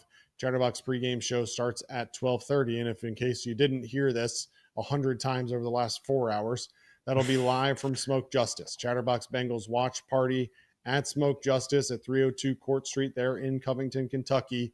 Pregame show starts at the Smoke Justice stage at 12:30 p.m. Come hang out, talk football, enjoy some smoked meats and bourbon all game day long. That's at Smoke Justice on Court Street right there in Covington. Stone, are you going to that? Are you going to be at the watch along, or are you? TBD on that. I got to check the schedule, but I don't think anything stands out to me right now. So I think there's a good chance. Are you? Obviously, you're not in Cincinnati. You're not making the trip, are you? Yeah, no, I'll be Yeah, doing the no, watch all good. along on YouTube. So Okay. Yeah. I'll do the pregame show from Smoke Justice. I'll do a watch along. We'll go back for a halftime show from Smoke Justice, then watch along, and then I assume a postgame show from Smoke Justice as well. So it'll be a busy day at Smoke Justice, and I'll do my best to bring the action for those people that can't be at Smoke Justice with a play-by-play here on Chatterbox Sports on YouTube. Final thoughts on this one, Stone, before we wrap up tonight? I think just overall, I don't think you can sit here as a Bengals fan and be frustrated by anything that transpired really in this game. I get it. You didn't execute well enough in the red zone. But if we sat here, let me ask you this question, Greg. If they would have scored on they get the fumble, they're on the 2-yard line, 4 plays to get 2 yards and score. Let's say they score there and everything else in the game stays the same. Are you really frustrated by anything in this game? I know you wanted to run the ball a little bit more, but if you score there, then you have 38, 39 points. So I don't know if you can really be frustrated about that then, but what's kind of your take on that? I mean, here's the thing though, Stone, is like, Yeah. this is a team that's meant to be an offensive juggernaut. We've known realistically that the offense is going to have to carry the defense. In Yep. most games, 6 field goals is not going to get the job done. Fair. And that's what's frustrating, is that if I'm remembering correctly, 3 different times you got the ball deep in Baltimore territory and you came away with 6 total points on those drives. And Right. I don't think that's good enough. And that's the frustration. We narrowed down the 4 plays from the 3-yard line, and certainly that was overly frustrating. And I called for it on the broadcast for Katie Blackburn to just go down and just fire Zach Taylor on the spot. But like, the truth of the matter is that like, you turn the ball over 5 times on defense, you've got to be able to turn those into points. And it was one thing tonight with a terrible Lamar Jackson to be able to win the game. But let's say you turn Josh Allen over 2 times next week with some picks, or you make some James Cook fumble or something like that. That's not a game that you can afford to only come away with field goals. And for me, the frustration is that it feels like Zach Taylor tries to get cute in situations rather than just play football. And that's the frustration. That's the frustration to me, is that like, those are the times where you should be going for knockout punches. And instead, we're settling for field goals. And that's the frustration. So would I still be frustrated if we scored in that scenario a touchdown? Yeah, I would, because it still would mean that Evan McPherson had to settle for 6 field goals in a game where you turn the ball over 5 times. I hear you. When I'm evaluating this, though, like the Bengals came in this game as a 3-8 team. That means they're hanging out with the Cleveland Browns and the Las Vegas Raiders. Like, if you're competing for a 1 seed, right, and you're kicking field goals like this, but they came in as a 3-8 team with Jake Browning and Joe Flacco as their quarterback. Yeah, they were 2-0 with Joe, but in a gosh awful defense too. But yes, 100%. Yeah. So that was kind of. So I'm just kind of looking at it through the lens of a 3-8 team, where it's like, I mean, yeah, like I said, I thought it was going to come back to bite this team. I thought the Ravens were going to get it into gear a little bit more offensively in the second half, and it was going to cost them, but ultimately it didn't. And I think the most important drive really of this game is when, Baltimore, they went 3 and out to start the third quarter. Bengals got the football, went down, scored a touchdown, and then the Ravens responded and scored a touchdown. And it was very easy for them. And I think a lot of us were like, okay, that's the Bengals defense. That's the Ravens offense we were expecting to see. Mm-hmm. And in my opinion, that's when the game was kind of hanging in the balance. And Cincinnati responded immediately by putting together a drive of their own and going down and scoring a touchdown and converting on 3rd and long there as well. So to me, that was where it was like, okay, you know what? The Cincinnati Bengals are really in business here. And last question for you, why Craig. Can't we do that in quick change? Why can't we ever do that in quick change scenarios? Like, literally, someone would have to, someone smarter than me is going to have to figure out how to run these stats. I don't know how these media folks get all these insane stats sometimes. I'm sure they have some sort of website that us layman people don't have access to. But like, I realistically would like to know, how often is Zach Taylor in this Bengals team turning quick change scenarios into touchdowns? Because those are the moments when good teams put your foot on the neck and knock people out. And instead, here we are settling for field goals. And that, like, I get it. I'm with you. The challenge that I would give back to you, Stone, and this is the entire discussion, is that you're looking at it through the lens of a 3-8 team. I'm looking at it through the lens of a team that was supposed to be competing for a Super Bowl this year. And that's the challenge, is that we came into this year saying, all right, if this Bengals defense can just be mediocre, this can be a Super Bowl contender. And I get it. Joe Burrow got hurt. We had to go through the Jake Browning era. We had Joe Flacco, who gave it his all, but really didn't look great the last 2 weeks. Joe Burrow's back. Like, that's the challenge I have, is like, I can't look at it through the lens of a 3-8 football team when the expectations were so high. And even sitting here today, knowing that we can go 5-0 over the next 5 weeks and probably get into the playoffs, still has my ignoramus brain thinking, hey, we could still be a Super Bowl team. Like, that's the idiotic part of this whole thing. And this is the, like, legitimately toxic relationship that we have with this team, is that for the last 6 weeks, the last 6 games, 8 games, whatever it was, I'm sitting here like, fire Zach Taylor, get rid of them all. Like, we need a completely refresh, which, to be fair, we probably still do. But like, now I'm sitting here thinking, all right, you got the win you needed. Joe Burrow didn't look great, but he'll settle back in. You can go 5-0 and you can get into the playoffs, and you will yet again be that team that nobody wants to face in the playoffs. Like, that was us last year too. Is that last year you rattle off those wins at the end of the year, and everybody's saying, oh, well, if the Bengals get in, nobody's going to want to play them. Well, they didn't get in. You're going to have the same exact thing this year. If the Bengals get in, nobody's going to want to play them again. So look at it as a 3-8 team. If you want, I'm not. I'm looking at it as a team that expects to be in the Super Bowl. That's fair, Craig, but we got to live in reality here. At the beginning of the year, we all expected that, but we got to call it how it is and how bad this defense has been, and the injuries they've had at the quarterback position and all the general incompetence they've had. So that's why. But I got you. Like, can the Bengals go 5-0 and get into the playoffs? Can the Bengals go 5-0 and get in the playoffs? Yes. Look at it through that lens, Brave. Look at it through that lens. All right. Hey, where you at with Zach? You still mad at Zach after this game? Yeah, get rid of him. I mean, he's going to take us to the playoffs, and I'm still going to want to get rid of him. But like, okay, yeah, I'm still mad at Zach. What are you mad about with this game? Just he didn't run the ball enough for you? That's it? Or you got other? No, he converted 5 turnovers into freaking 6 points or whatever it was. Like, that's what's frustrating is that, okay, you got that. You got the unnecessary timeouts time and time again. Every single week, it feels like we're burning timeouts in situations where you shouldn't have to be burning timeouts because he's taking too long to get play calls in. Joe's frustrated. He's probably up there trying to, be friends with Dan Pitcher and make sure that he's not angry when he calls a certain play because he wants everyone to be in the culture. But like, guess what, Zach? If you're going to be the OC, just be the OC, brother. Like, I know everybody hates on you for being the OC and like playing and calling the plays, but like, just live with it. This whole there's a lot of conversation that happens between every play, and it's a real team effort. Like, forget that. You're calling the play. Just call the plays, man. Like, use Dan in the week. Let him help design the plays. Let him help put together the game plan. But then once we get there, just go for it, man. Like, I'm tired of this whole like, oh well. we're all, kumbaya and we're one big happy family calling plays together. Like, get the play call in, man. Get the play call in. I don't think that was that big of an issue tonight. I know it has been in the past, but how about that first drive? I thought that first drive with Joe Burrow was just about perfect. All the nakeds they were running. It was like, okay, let's get him outside a little bit. Let's see how we're moving around. Easy completions, move the ball down the field. We'll throw a slant to Jamar, get him the ball.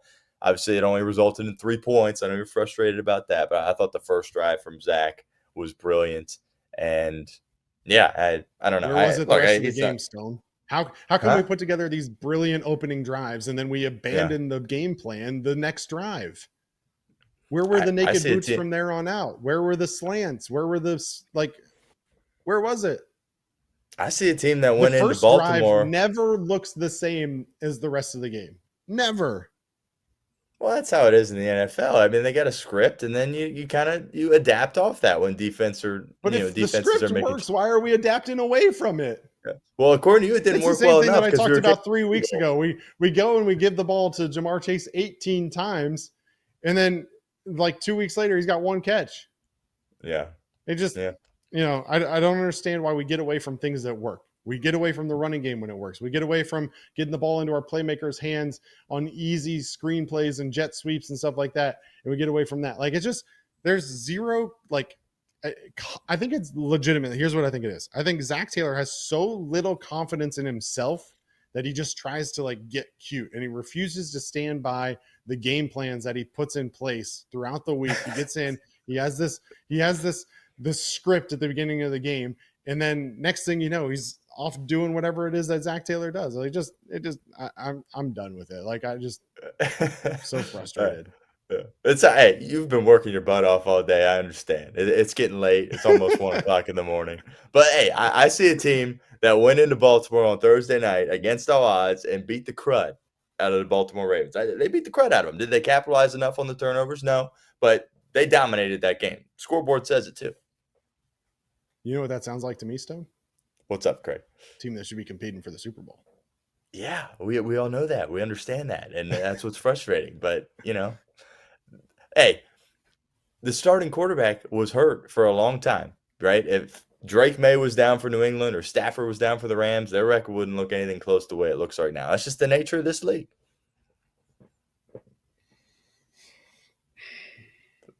So you want Zach next year? You want Zach back next year? Is that You know the answer to that question, Craig. You know the answer to that question, Craig. Hey, you know what? You'll come on the show. We'll either Reed or I, or you'll either come on at 10 o'clock or 11 o'clock during the week, and we'll hash this whole thing out. But that just you bring and me I on are at different 10:45, and we'll go the whole half hour. We'll just do both shows back to back. We'll just knock them all out. We can just all three of us can just have one big conversation about Zach Taylor and his future with this football team. Yeah, I'm excited to talk to Reed. Go ahead. No, do it. Say it. Yeah. No, I'm excited to go talk to Reed there as well, because he was all, we can't. Oh, he might get hurt. Sit him down. Don't put him out there. So I'm looking forward to what Reed has to say about that. Yep, I hear you. I'm looking forward to it as well. Just to be fair, I'm the guy that said that he should have been back last week against the New England Patriots. So I don't know. And then in his press conference, which we haven't talked about, I did a whole reaction show to it. Mm-hmm. Basically said Zach Taylor made the decision that he didn't play last week, even though Joe Burrow felt like he could play. So yeah, I don't know. This Joe Burrow last week against the New England Patriots would have been nice, though, wouldn't it, Stone? It would have. Yes, it would have. And Jamar Chase would have been nice too in that game as well. It really would have. Would have. Although we probably wouldn't have. We probably would have been cute and tried to. Oh God, the ball 15 times. So. All right, Buffalo next week, Stone. What's your keys to that matchup? Obviously, Buffalo yet to play this weekend, but any thoughts as we look ahead to Buffalo next weekend? Yeah, I play like that, but execute a little bit better in the red zone. If the defense plays like that, that is good enough to beat anybody. If Joe Burrow plays like that, that's not good enough to win a Super Bowl. It's good enough to beat a lot of teams. Like how when we look at Joe Burrow's performance here, I think that's about as good as we could have hoped coming off the injury. But we know when Joe Burrow's in his groove, it looks even or a lot better than that. And to me, that was pretty good, right? What he was able to put out there tonight. So obviously that's obvious defensive improvement, or keep the defense going, what they've done the past few weeks. Joe Burrow take another step in the right direction. And I think if you can put a similar performance out there to what you did here on Thanksgiving next week at Buffalo, like you're going to find yourself with another win. Yeah, well, that would be great. And I think the Bengals did a good job keeping Lamar Jackson, contained for the most part. He got away a couple times, but I think did a good job in pursuit, and hopefully they'll be able to do the same thing with Josh Allen, because we know that he loves to run as well. The Stone Shield Show will be live tomorrow at 10 a.m. right here on Chatterbox Sports YouTube, and then obviously all next week off the bench at 10 a.m. and then the Stone Shield Show at 11 a.m. And we'll recap this entire game even more and look ahead to the Buffalo game, along with all of the NFL weekend and where the Bengals stand after this win. Again, Bengals win 32-14 over the Baltimore Ravens. They improved to 4-8 on the year and stay in contention for a playoff spot. For Stone Shields, I'm Craig Sandlin. This has been Chatterbox Bengals. We will see you next time. Until then, Hoo Day, baby.